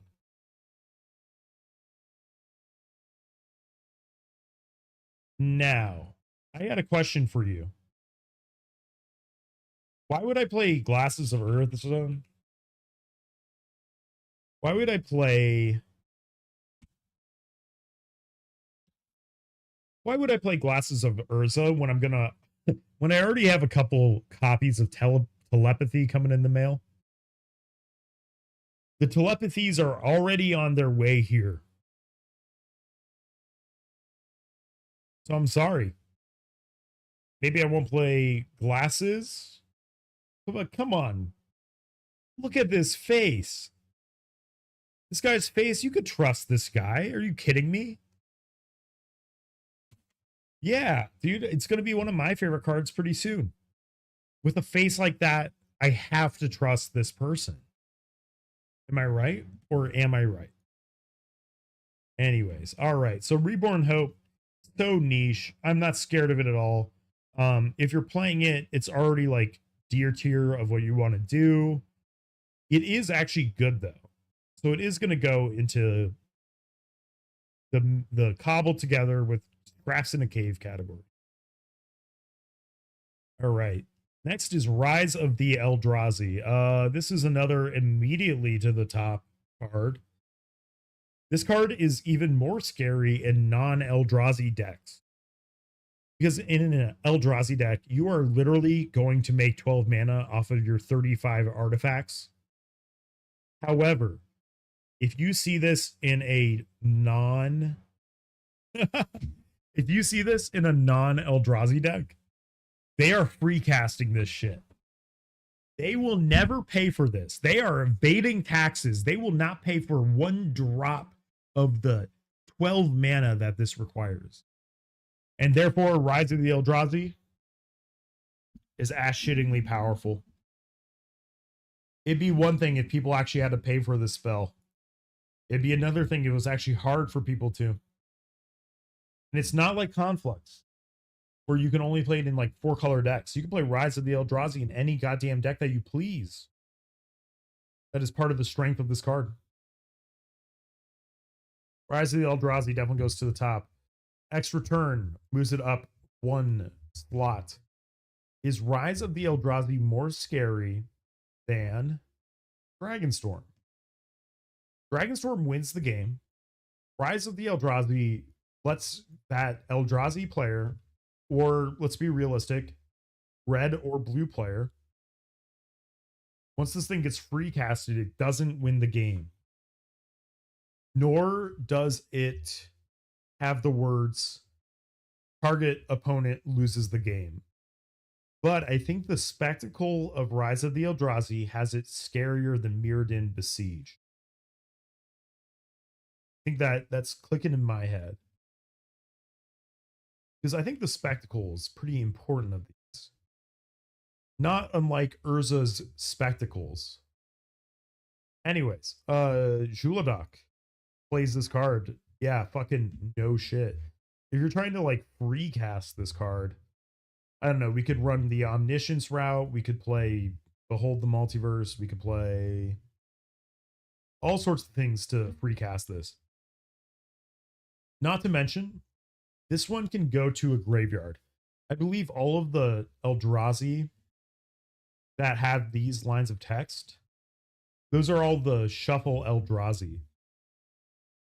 Now, the thing about the Shuffle Eldrazi is that they will be removed from your graveyard. But with a card like this, you can put Rise of the Eldrazi into your graveyard and then hit it with a Mizzix Mastery. I think everyone always thinks about Mizzix Mastery as being overloaded. But if you're putting a 12 mana spell into your bin, single target Mizzix Mastery is insanely good. It's insanely underrated. Let's look at Mizzix riding around on this fucking little spider. It's so cool. Kidding me? Mizzix Mastery? Bolting everything, riding around on this little spider colossus looking ass thing with 6 legs, not even 8, not even a spider, like a little ant. So yeah, I would say Rise of the Eldrazi earns its slot in S tier. Next up, Stronghold Taskmaster. All other black creatures get -1/-1. So this is that kind of card that's going to do nothing until it wins the game.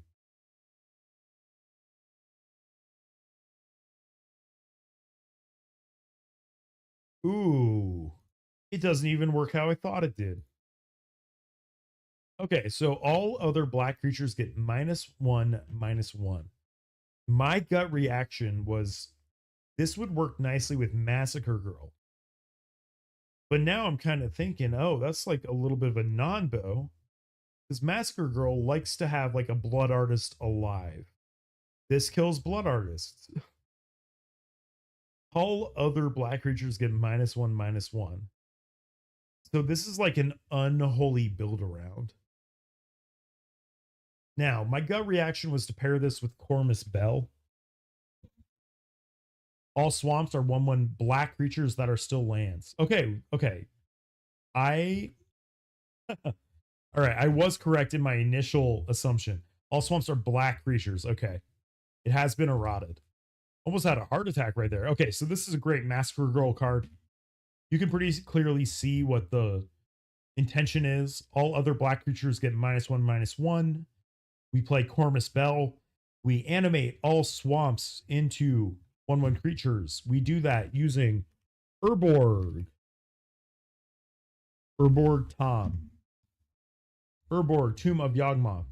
All lands are swamps. Cormus Bell. All swamps are 1/1 black creatures. Stronghold Taskmaster. All your 1/1 black creatures get -1/-1. You have successfully blown up every land on the board.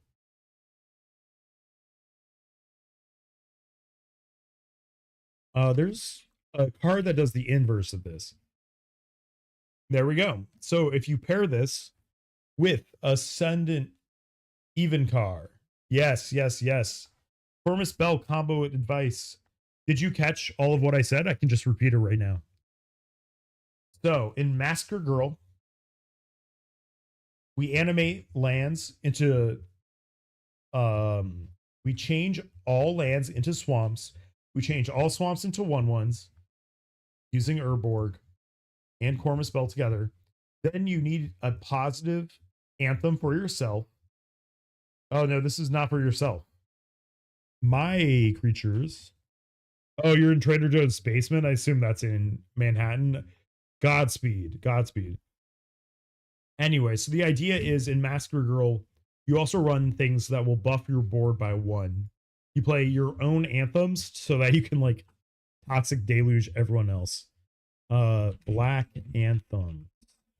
MTG. Bad Moon. Yeah, all these things. Is Bad Moon only yourself? It's all black creatures. So a lot of these black creatures are symmetrical effects. So I gotta say, Stronghold Taskmaster, I'm not very scared of it. But when I see it, someone's doing some broken shit with it. I'm more scared of it than a Bringer. I'm less scared of it than Apocalypse. Stronghold Taskmaster, you know, I'm even less fearful of it just because to combo with it is like a 15-step process. Next up, Throne of Eldraine. Named, of course, after Throne of Eldraine, but this was printed in Wilds of Eldraine Commander. Eat, a boy needs his weekly meals. I understand. Grocery shopping is usually optimal behavior. Big adult shit. All right. 5 mana for a legendary artifact. As it enters, choose a color. Add 4 mana of the chosen color. Spend this mana only to cast monocolored spells of that color. Draw 2 cards. Spend only mana of the chosen color to activate this ability. I think this is one of the greatest mana rocks. So this card, and we talked about this, Strawberry, Scepter of Eternal Glory. These are pretty much the 2 greatest mono mana rocks of all time. In my opinion, in my not so humble opinion, the others being Thran, Dynamo, and of course, Gilded Lotus. Gilded Lotus. Hey, I have one. I've got a little foil one of these guys hanging out on my desk. Gilded Lotus, Grand Dynamo, Strawberry. You've heard me say all of these cards a million times. Okay. Grand Dynamo. Anyways, we're gonna put them all up on screen. Grand Dynamo and Glotus and Scepter. All right, these are the 4 and 5 mana goats.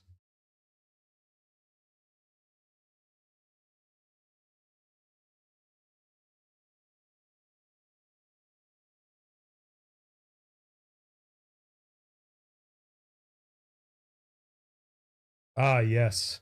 Just wanted to put them all on the screen at the same time. Such lovely cards. All so clean and robust. All right, cool. Throne of Eldraine. You are not fucked now. You are fucked later. Throne of Eldraine is so scary once they land it. So what are some decks that Throne of Eldraine is really good in? I'll give you one. How about Karrik, Son of Yawgmoth? Now, is it a little hard to cast Throne of Eldraine at 5 mana for Karrik? No, no, it's not. You're already paying like, you're playing like 25 2-mana rocks. If you're playing casual, you're playing CEDH, you have all of the mana rocks. Realistically, you're not bringing Karrik to a CEDH table these days. You're bringing him to a very high 4 bracket game. But Karrik can take a ton of mana. Karrik could use all this mana rather from Throne of Eldraine to mix a mana cheating commander with one of the best single color mana rocks in the game. is insanity. I will never be able to hear Diddy Kong's voice name without thinking of P. Diddy. Oh God, I'm not gonna read the rest of that. All right. Throne of Eldraine. This is an insidious one. This is gonna be crazy. I think this is ass shakingly powerful. The more I think about it, Conflux needs to go up too. Someone's trying to Conflux me. That is frightening. And you know, I'm going to preemptively put Conflux up because I'm scared of Avatar Ong when it comes out. All right, Throne of Eldraine gets an A. Again, the whole point of Throne of Eldraine being scary is not so much it is scary now, it is the 8 mana over 2 turns they're going to generate. And then there was an old build of Karrick that was Manifold Key. And Voltaic Key. Playing both keys. So play 1 mana, untap target artifact. Pay 1 mana, untap target artifact, okay? So with both of those put together,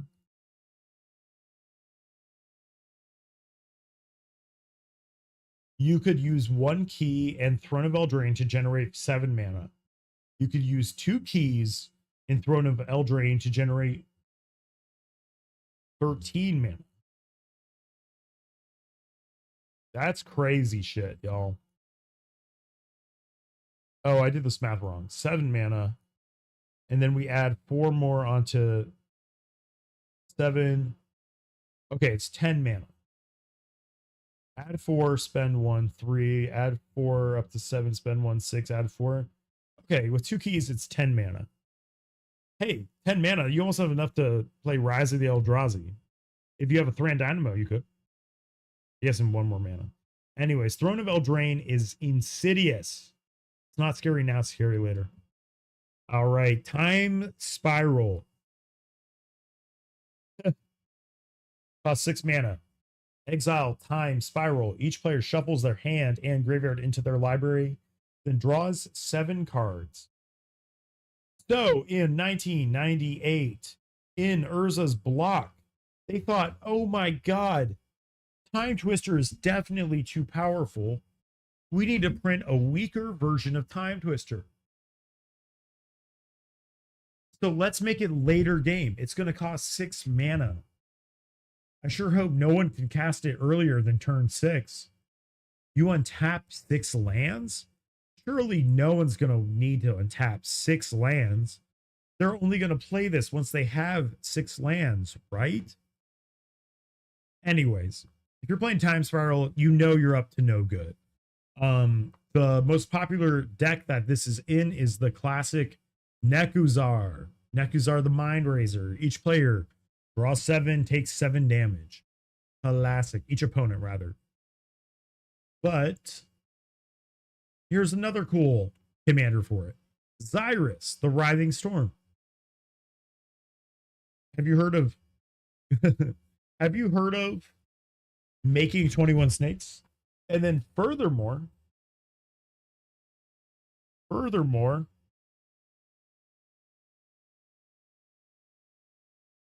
we going with this? Okay, yeah. So you know what makes Xyrus even better for this? You untap 7 lands. You're in green. You are ramping. You're playing lands. You have the lands to untap. That's the good part. That's the really good part. All right.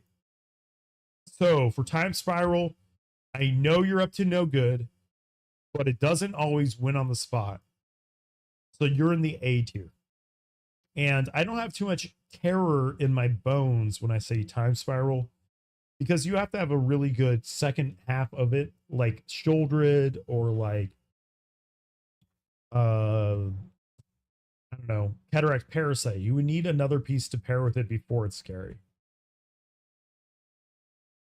All right, Torment. Enchanted creature gets -3, -0. Ooh. Ooh, awkward. Very awkward. This is bad. This is like really bad. Seeing not even combo potential for it, I'm putting it into the frilly bad category. The good part of it is that it is playable and it costs 2 mana. Bad part of it is very do nothing. This is probably the funniest shit to land onto VV that has ever existed. Or any other creature that cares about its power. You land this onto Helga. Helga player cries. But in terms of its potential, it's pretty low. To play a card like this, you want to be playing something like Area of the Charmed Apple. With Area of the Charmed Apple, you want a lot of these really low CMC auras. Okay? And even then, these low CMC auras, you really need something that says whenever you cast an enchantment, you draw a card. And that's the biggest problem with these, with like Ariette as a commander, is that she is the payoff for everything. The enabler of not being able to be attacked is not enough to offset the lack of card advantage or mana advantage in the command zone. That all make sense? And then look, y'all, I'm drinking Diet Coke like a racehorse. I gotta piss.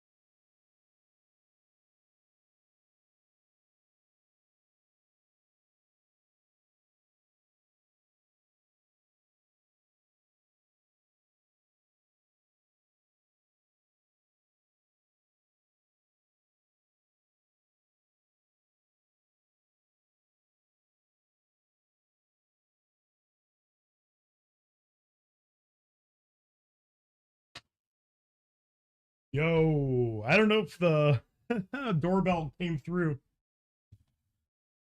All right.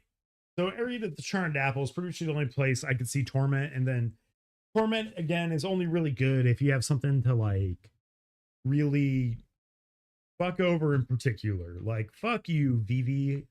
Laugh your way to the bank. All right. Unlikely Alliance. This is one of those cards. One of those cards.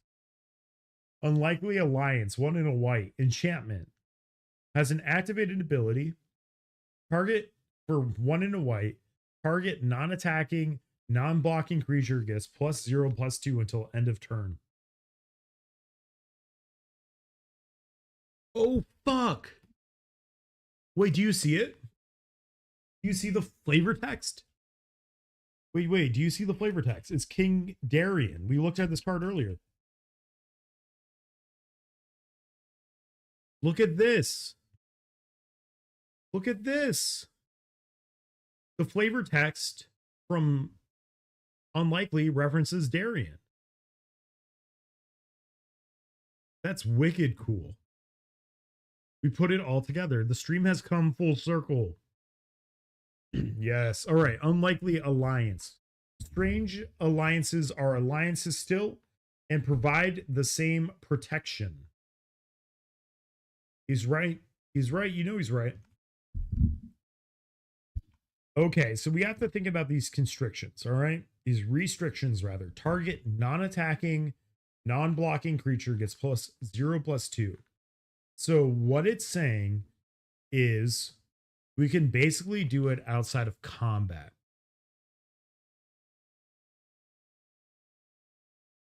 It doesn't want you to use this like a combat trick. All right, so that's already going to really dramatically lower it. So where would you play a card like this? You would play it in something like Rasad in Bashir, right? Each creature you control assigns combat damage equal to its toughness rather than its power. All right, so with this, you could pay 2 mana to give something +2 toughness until end of turn. +2 toughness until end of turn. All right. So this is not the greatest thing I have ever seen. This is only good in toughness matters decks. All right, so this would probably work in the new what's it called? It would work in the new Abzan Precon from Dragonstorm, which is also a toughness matters deck. Now there are a couple other decks like that. It would have to be a Bant toughness matters or Abzan. Abzan is a word I can't find today off the top of my head. All right, Unlikely Alliance. What are we doing with this card? What are we doing? Here's the problem. If you need to play a card like this to break parity on your own creatures having an even power and toughness, you are already so far behind. So this is one of the least scary cards we've looked at today. I feel like Torment has better niche applications even than Unlikely Alliance. All right. Now this is one I'm really excited about. Unmask. You may exile a card. You may exile a black card from your hand rather than pay its mana cost. There's a secret layer drop for this.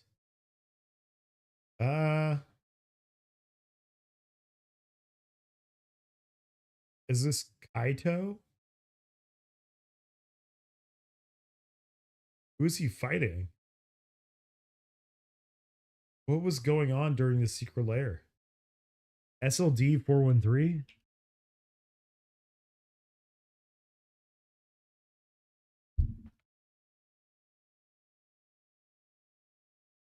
I don't even know.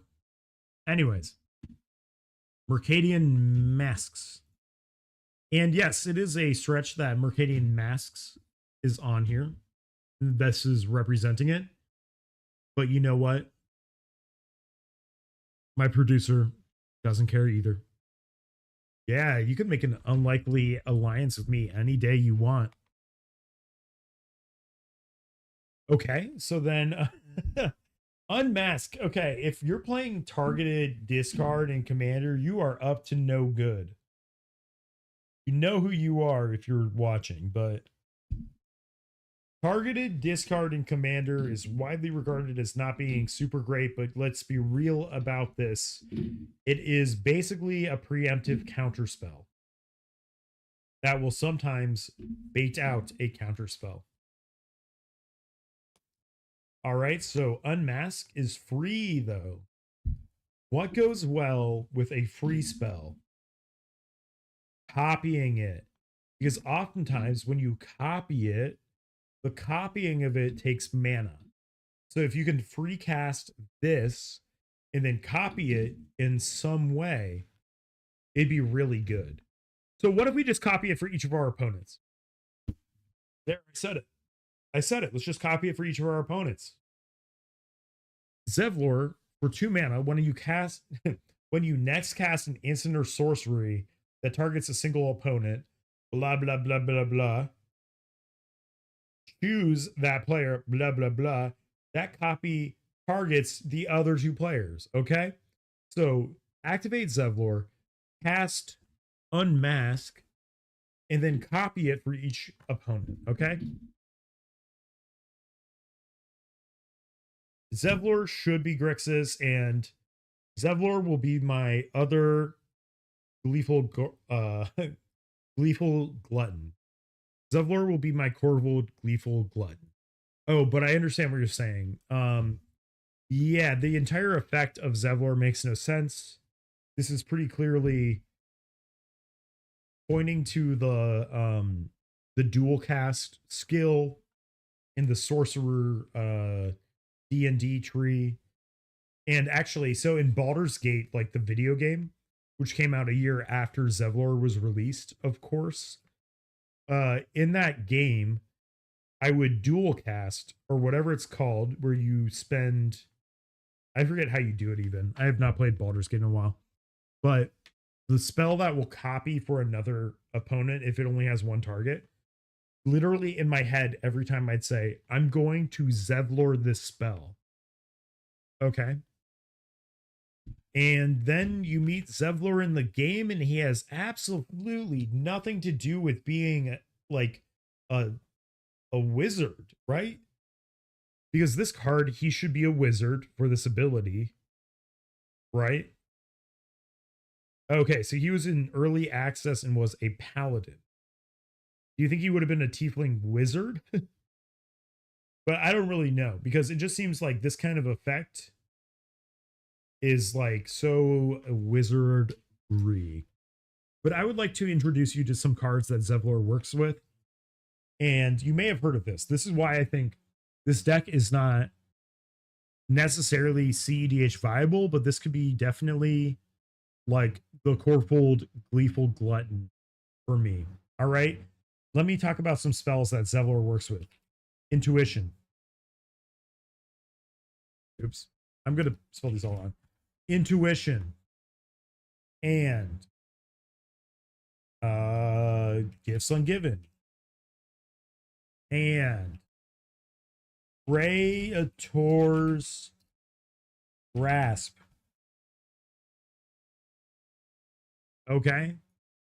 Isochron. Dramatic Reversal.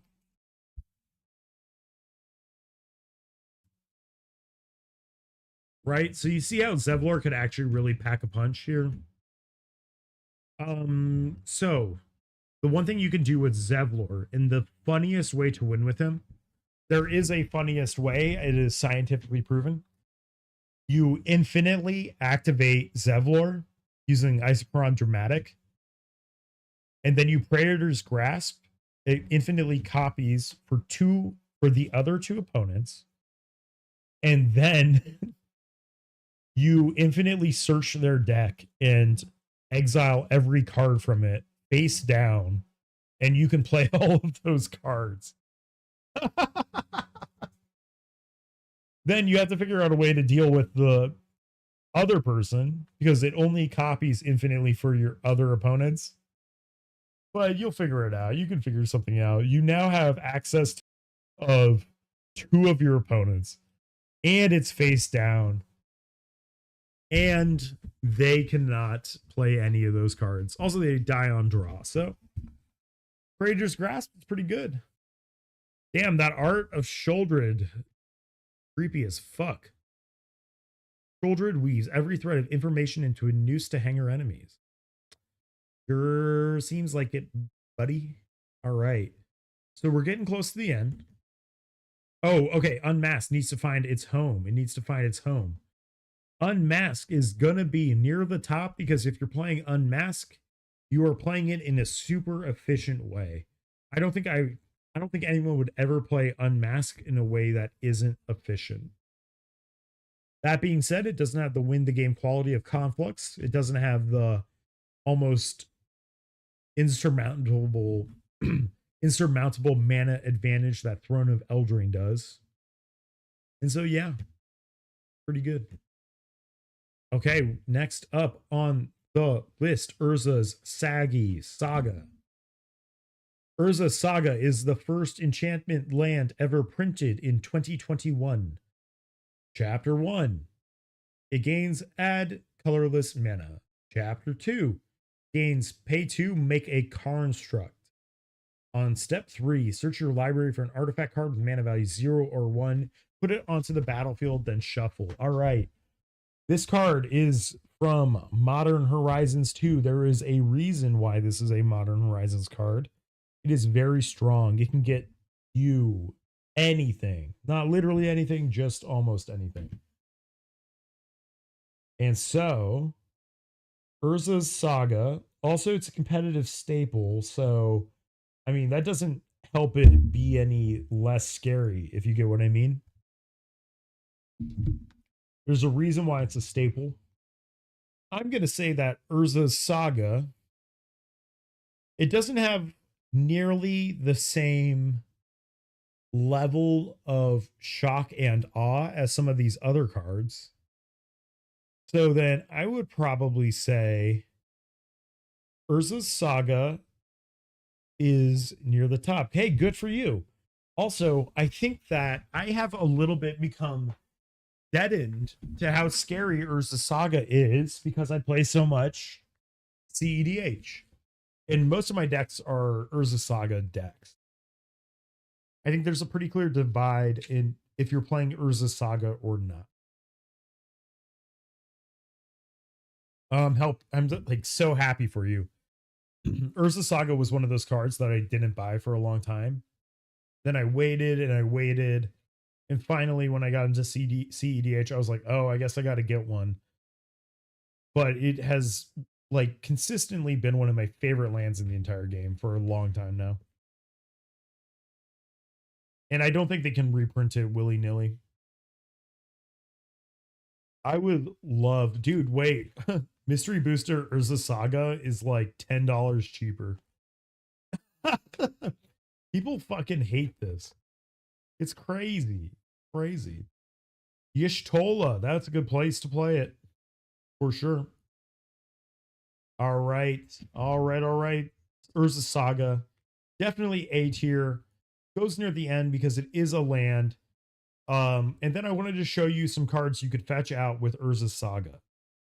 The most stable one to get is always Sol Ring. Remember, Urza's Saga is going to sacrifice.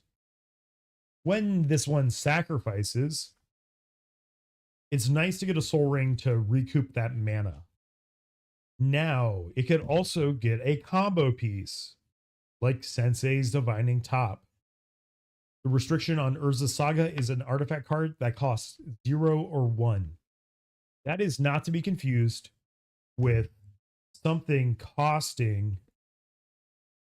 That's not to be confused with something having a mana value of 1 or 0.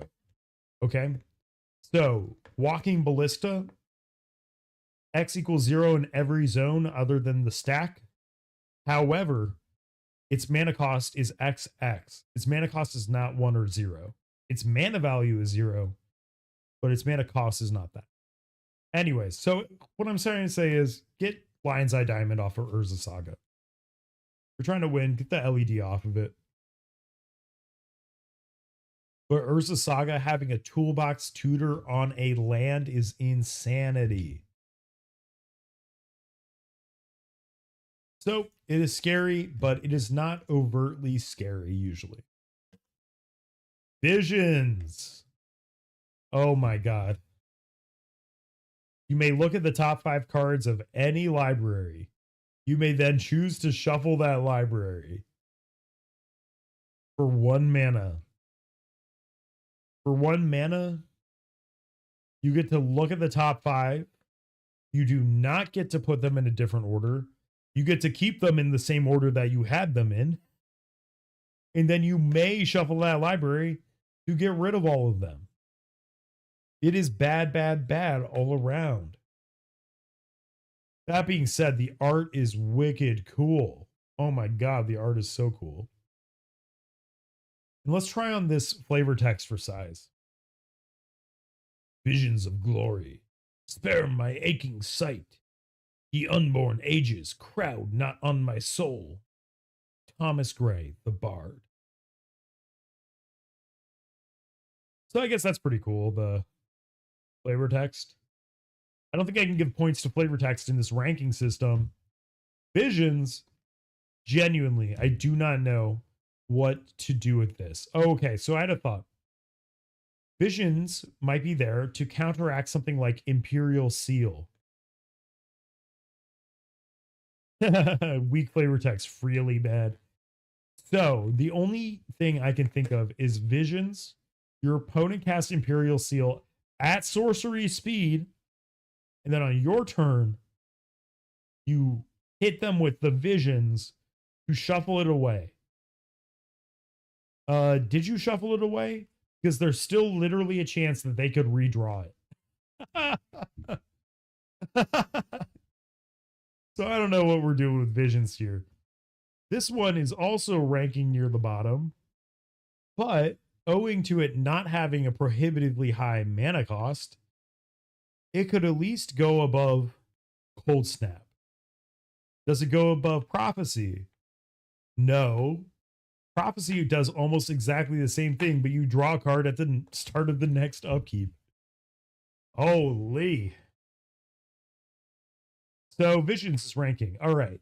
This is my call to action for chat and YouTube viewers. Can someone please send me a deck where you play Visions and it like does something? That'd be sick. I would like to know. All right. Anyways, War of the Spark. Here's War of the Spark. Now, you may not have seen this card before. That would be for good reason. This is a Heroes card. Heroes of the Realm. For anyone who doesn't know what Heroes of the Realm is, Heroes of the Realm are cards that Wizards prints in extremely low supply to hand out to employees as a thank you. These are real cards. I think they have the real card back. They are not legal in any format, though. So this is War of the Spark. Presumably, this was given out to as a thank you to people who worked on War of the Spark. So it costs 3 and a black. It is an enchantment saga. Step 1, each player may put a planeswalker or zombie card from War of the Spark from their hand or graveyard onto the battlefield. Or graveyard. 2, sacrifice any number of creatures and or planeswalkers. Each opponent sacrifices that many creatures and or planeswalkers. All right, so we immediately nuke all of our own planeswalkers in basically a Grave Pact sort of effect. I do like how this lumps all planeswalkers and creatures into like the same box. I think that's cool.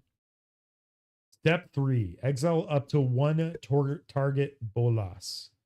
Proliferate 3 times. Loki, the proliferate 3 times might be the strongest thing on this whole card. If you want to proliferate 3 times, you're going to be having to play like planar celebration, plane-wide celebration or some shit. Not legal anywhere. Okay. And then the Commander Rules Committee. I did not know this. This is so funny. If your name is printed on the bottom of a Heroes of the Realm card, that card is legal for you in Commander. So yes, if Chris Seaman, your name was on this card, then it is legal for you in Commander. But isn't Chris Seaman the artist?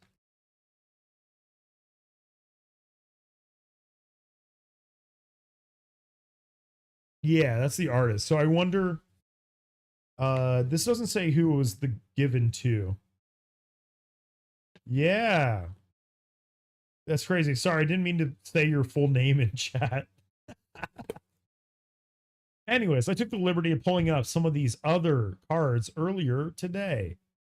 This is from Melissa Del Torta from 4 years ago.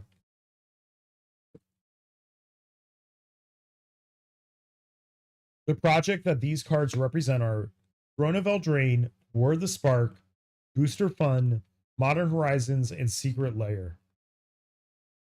These are all sick cards. Oh, they're all so cool.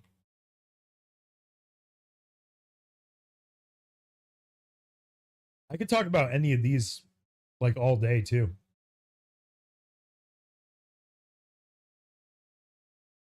Look at some of these like little moments of inspiration. Flying, protection from common. How cool is that? Commanders you control get plus X plus 0. X is the number of commanders you control. The sorcery side of this, you keep putting legendary creatures from your hand into your command zone. As an additional cost to cast a spell, you may open a sealed magic booster pack and put the cards on the bottom of your booster pile in a random order. Spells you cast have booster cascade.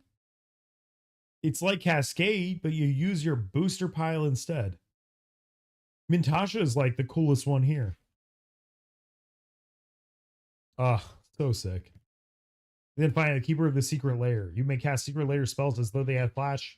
Secret Lair spells you cast cost 1 less to cast. I believe Ben Brode brought this deck onto like Commander at Home or Shuffle Up and Play. I don't remember. Like one of the two. That's pretty, really sick ability. God, it's so pay to win, isn't it? Pay to win. All right, let me get rid of these extra tabs. So, War of the Spark. How scared am I to see it? So one thing I have to point out is if I see this across the table from me, that means I'm playing against Chris Seaman. He's a fugitive. Is that because people are mad at Marvel Snap? So I guess War of the Spark has to go pretty high because if I run into it, the person playing it is the person who was awarded this card. Damn, son. Proliferate 3 times. You know what? I'm going to be crazy. I'm going to put this in A tier because this is a Planeswalker deck and proliferating 3 times is good. Oh yeah, he stole the Infinity Gauntlet from the authorities. Who are the authorities? Why would you get in trouble? Don't we want him to have the Infinity Gauntlet instead of Thanos? Am I crazy? All right, War of the Spark going into A because if you see it in the wild, you are literally playing against the person who designed half of War of the Spark. And actually, I don't know this person's resume. And I'm not going to go through it right now. All right, Weatherlight. Here we go. This is the last one. We have Future Sight here too, but Future Sight has already been covered. So this is the last one. The Weatherlight. Flying. Whenever it deals combat damage to a player, look at the top 5 cards of your library. You may reveal a historic card from among them and put it into your hand. Put the rest on the bottom of your library in a random order. True 3, and it is a 4/5. So, legendary artifact vehicles can be your commander if they have a power toughness box. This ticks all of those buttons. All right. So this could be your commander. If you put this in the command zone, that's like really bad. Because you're basically paying for a 4/5 that deals combat damage to draw 1.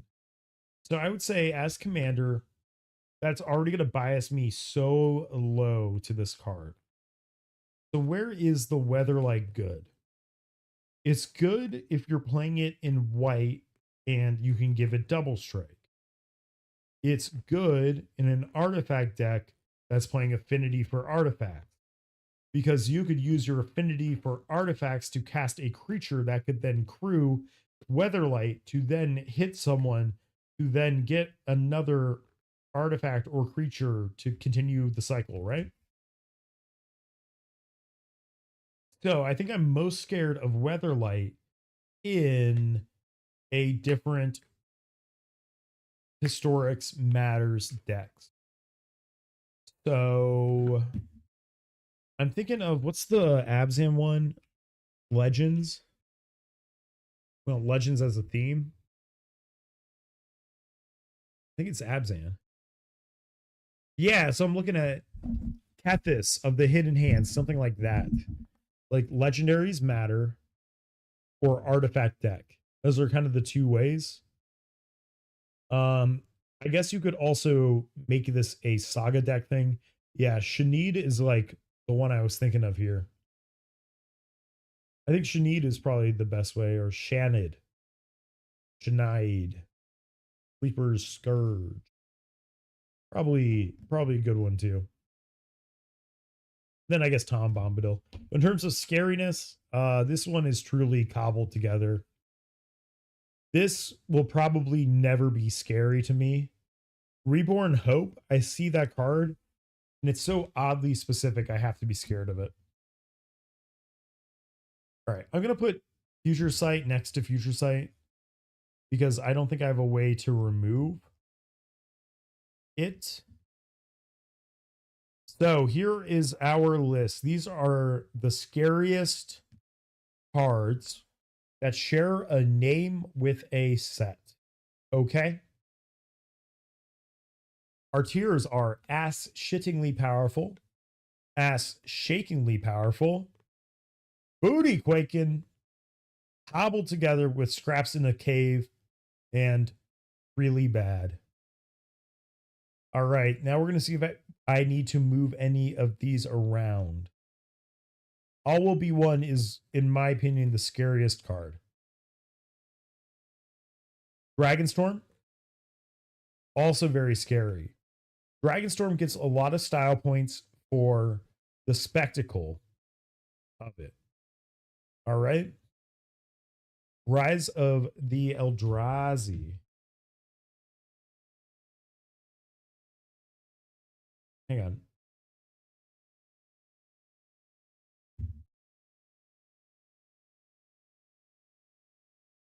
Oh, we're good. Okay. Rise of the Eldrazi is a 12 mana sorcery. You want to talk about the spectacle?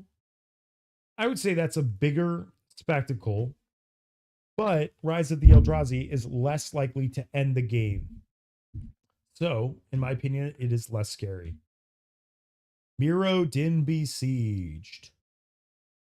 I suppose we can just make this really large now. Mirrodin Besieged. I think Mirrodin Besieged is scary because it's not going to kill you now. But if they choose Phyrexian, you better be afraid. You better be afraid. Someone's losing the game. War of the Spark.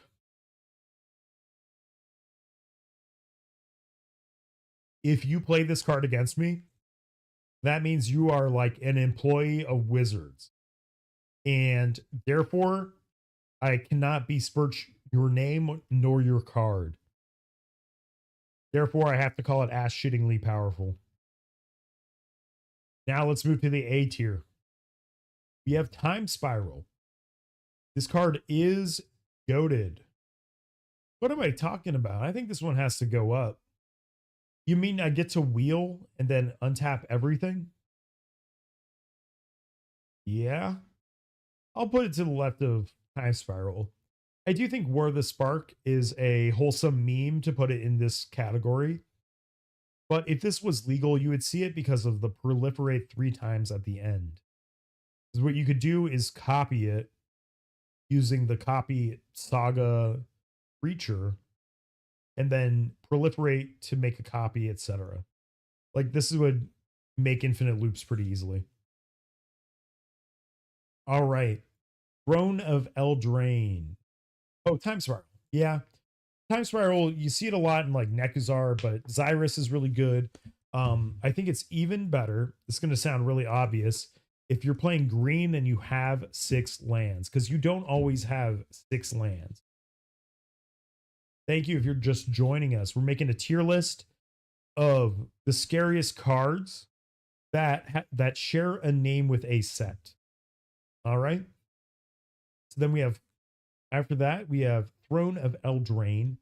This is one of the biggest mana producers.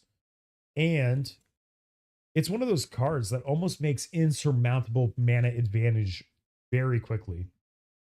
Totally underrated card. I'm surprised this isn't like an Agatha Soul Cauldron costed card. But, you know, it does cost 5 mana. But the thing about it is, if you're playing this card, you're already playing so many other artifacts that make mana that casting Throne of Eldraine will be trivially easy.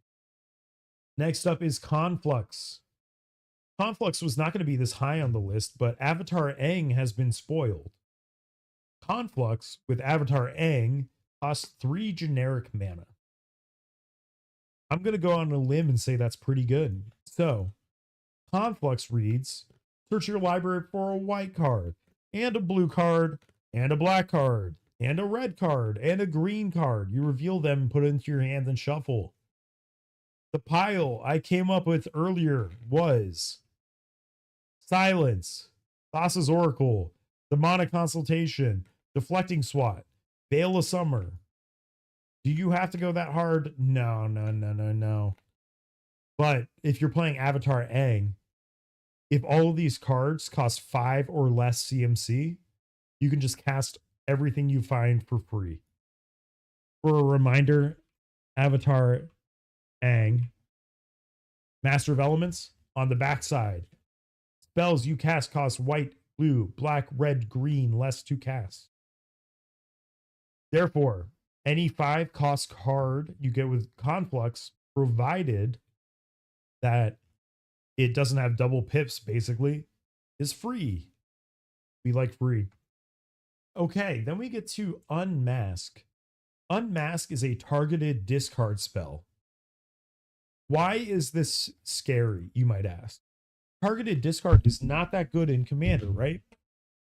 Wrong. If you are playing Unmask, you are doing something unholy with it. You are copying it for each opponent using Zevlor. I assure you, you are not playing Unmask with the intention of 2-for-1ing yourself to discard from one person.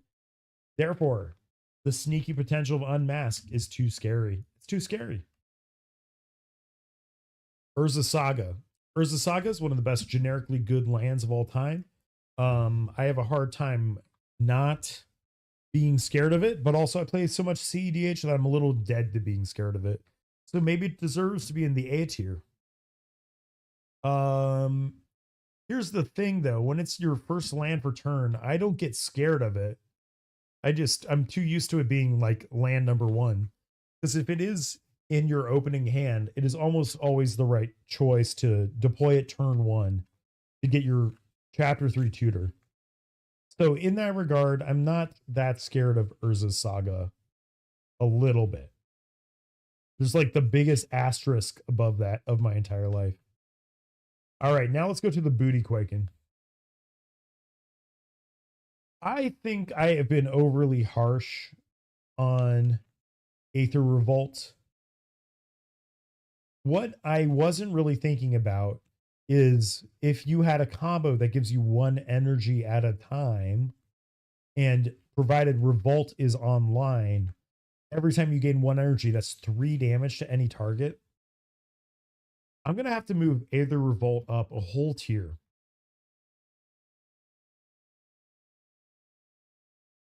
Now, am I more scared of it or Throne of Eldraine? I'm more scared of Throne of Eldraine because Throne of Eldraine is a better enabler. Whereas Aether Revolt is just a payoff. Get what I mean? So we leave the insurmountable mana advantage above Aether Revolt, but Aether Revolt will win the game by comboing out. So it appears I may have been too harsh on you. Aether Revolt moved up in the world. The Brothers War.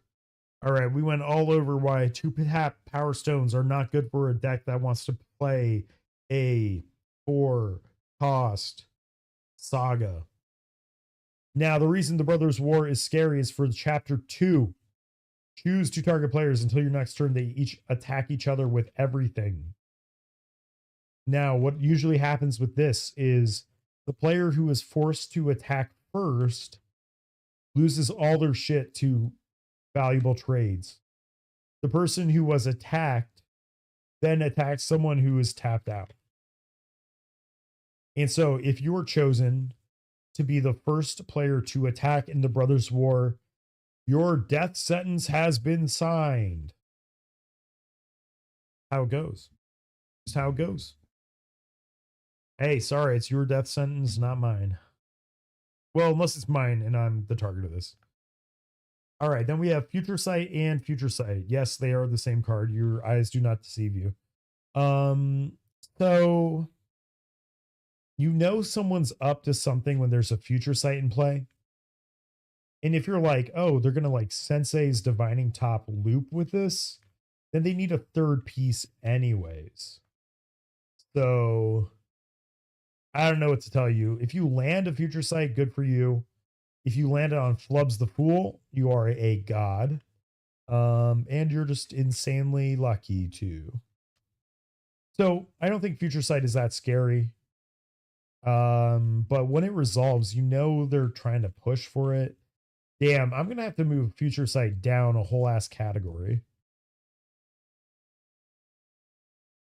No, I think we just move it further down the list.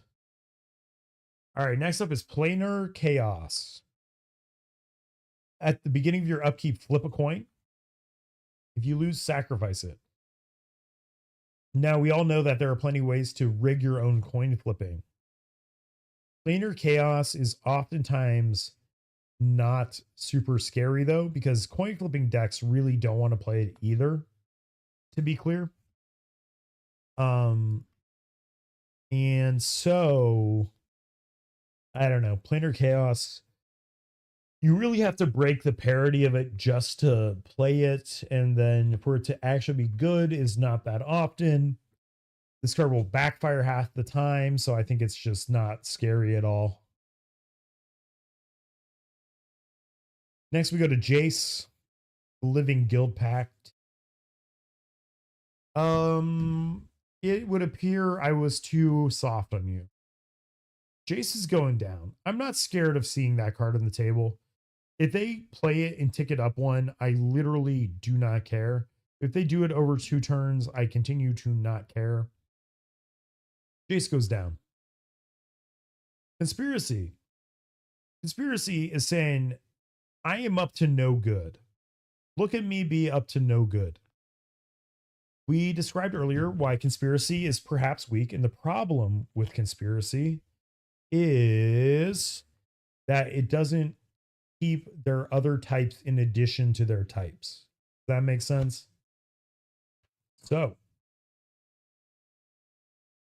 it is less scary, but you can do a very funny loop with Wick the World Mind, where you choose rat and you never make a snail. And you draw the game. All right, then we have Apocalypse. Remove all permanents from the game. Then you discard your hand. So this is like Worldfire. It's like a Worldfire that won't end the game. So, in spite of the spectacle of this ability, I don't think it's actually that good. I'm going to say it. I don't think it's that good. Exiling all permanents.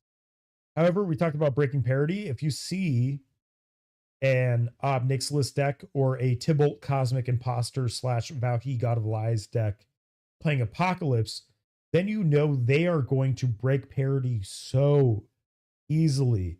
And if you see them hoarding mana rocks in exile, waiting to cast them on a different turn, you are so fucked.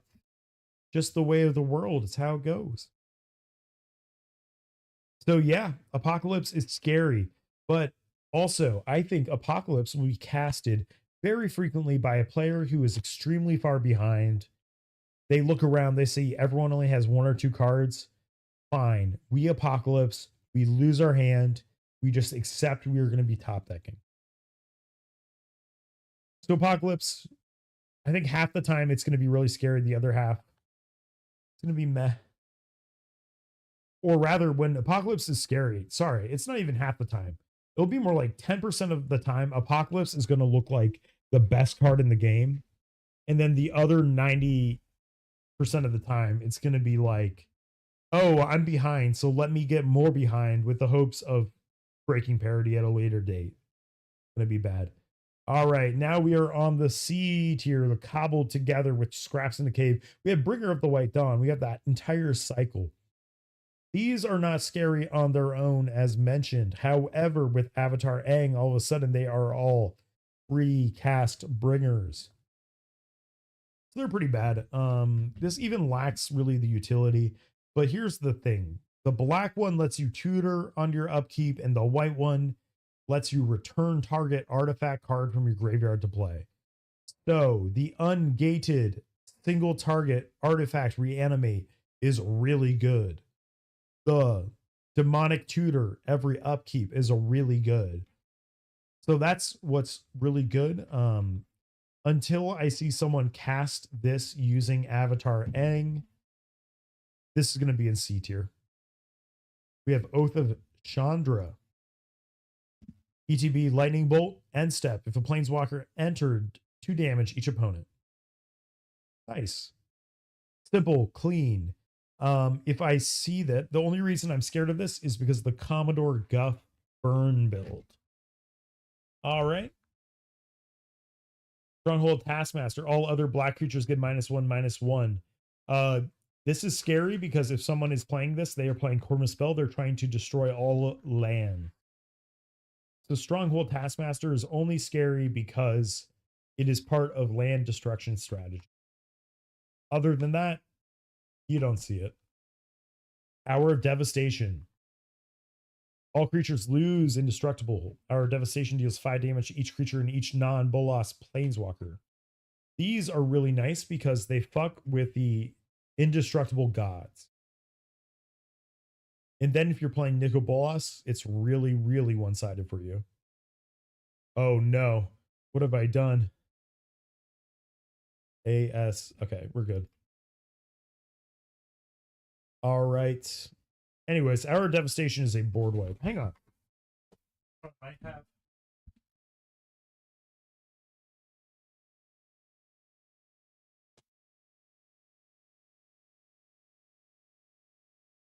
Hey, I just have it. Here's Hour of Devastation. The art on it.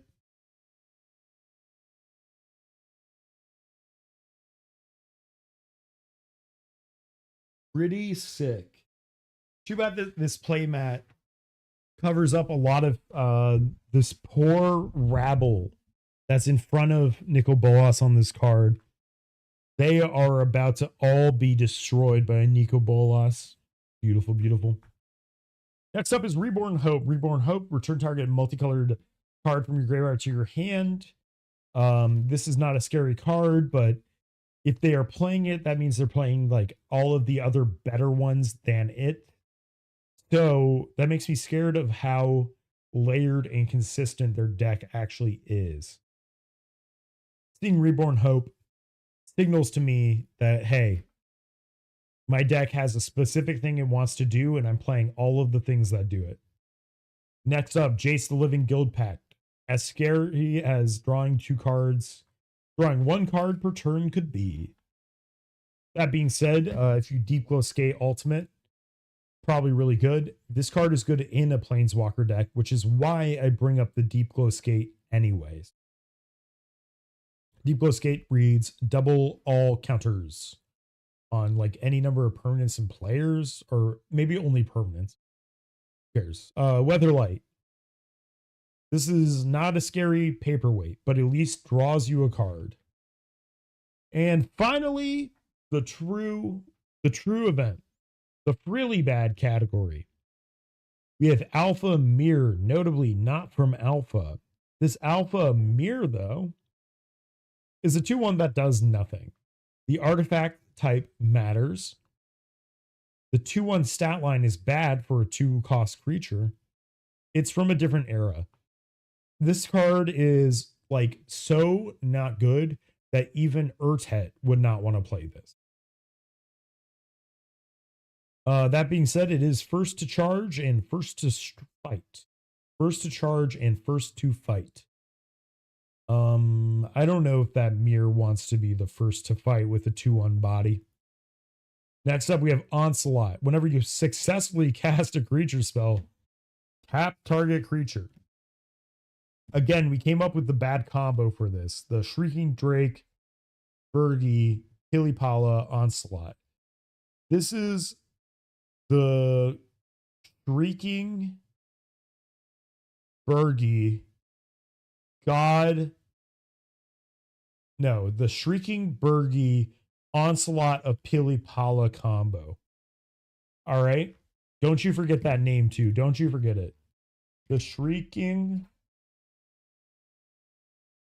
Birgi Onslaught of Pilipala combo.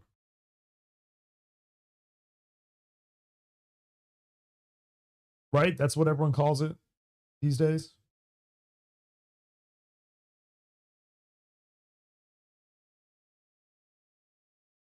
Can I rotate it?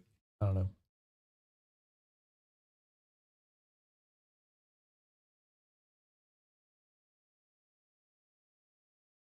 The Shrieking Birgi of Pilipala combo. All right. Next up, Onslaught. We have the combo. All right. Torment. Torment actually could see play because it is a 2-mana aura. 2-mana aura could see play just because it's cost efficient. You could play that something like Ariat. That being said, its effect is too weak.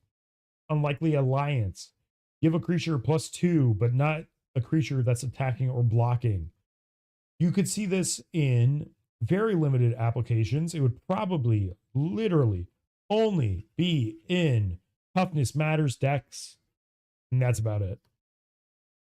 Prophecy. Reveal the top card of target opponent's library to all players. To all players. If it is a land, gain 1 life, then that opponent shuffles their library. Draw a card at the beginning of the next end step. Upkeep. It at least draws you a card. Doesn't do anything else. Visions. Visions is really in the running for the least useful. You look at the top 5 cards of a library. You don't shuffle it. You don't reorder them. And then you may shuffle it. And you don't draw a card at the beginning of the next upkeep. So, suboptimal. All right. And then Cold Snap. Funniest part of Cold Snap has to be this cumulative upkeep. You pay 3 mana for it right away. Then on your upkeep, you have to pay another 2 mana for it.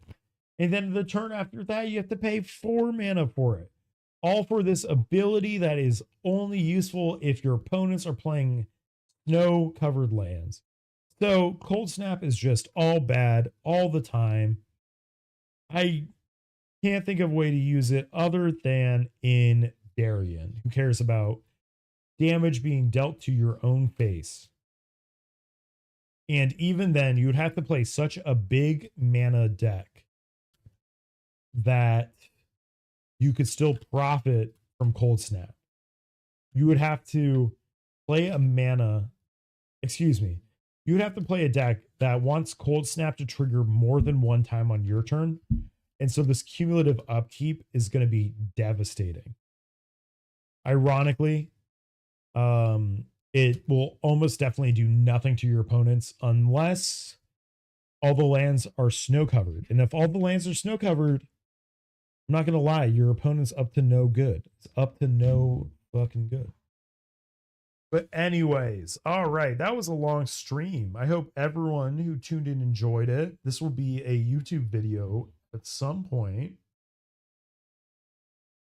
I had a great time doing this list. I would like to again give a very special thank you to my producer, Chipclip 5000. So nice to have someone in my court. He was the one that made this tier list.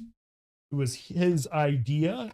I had a couple thoughts to add to his ideas, but fundamentally, he came up with it. I merely executed it. So, I would like to again thank you, Chipclip 5000, my producer. I also just got to say my producer as many times as possible too. That's the tier list. You can at me on social media on, like, I don't know, Instagram at noise.harvester.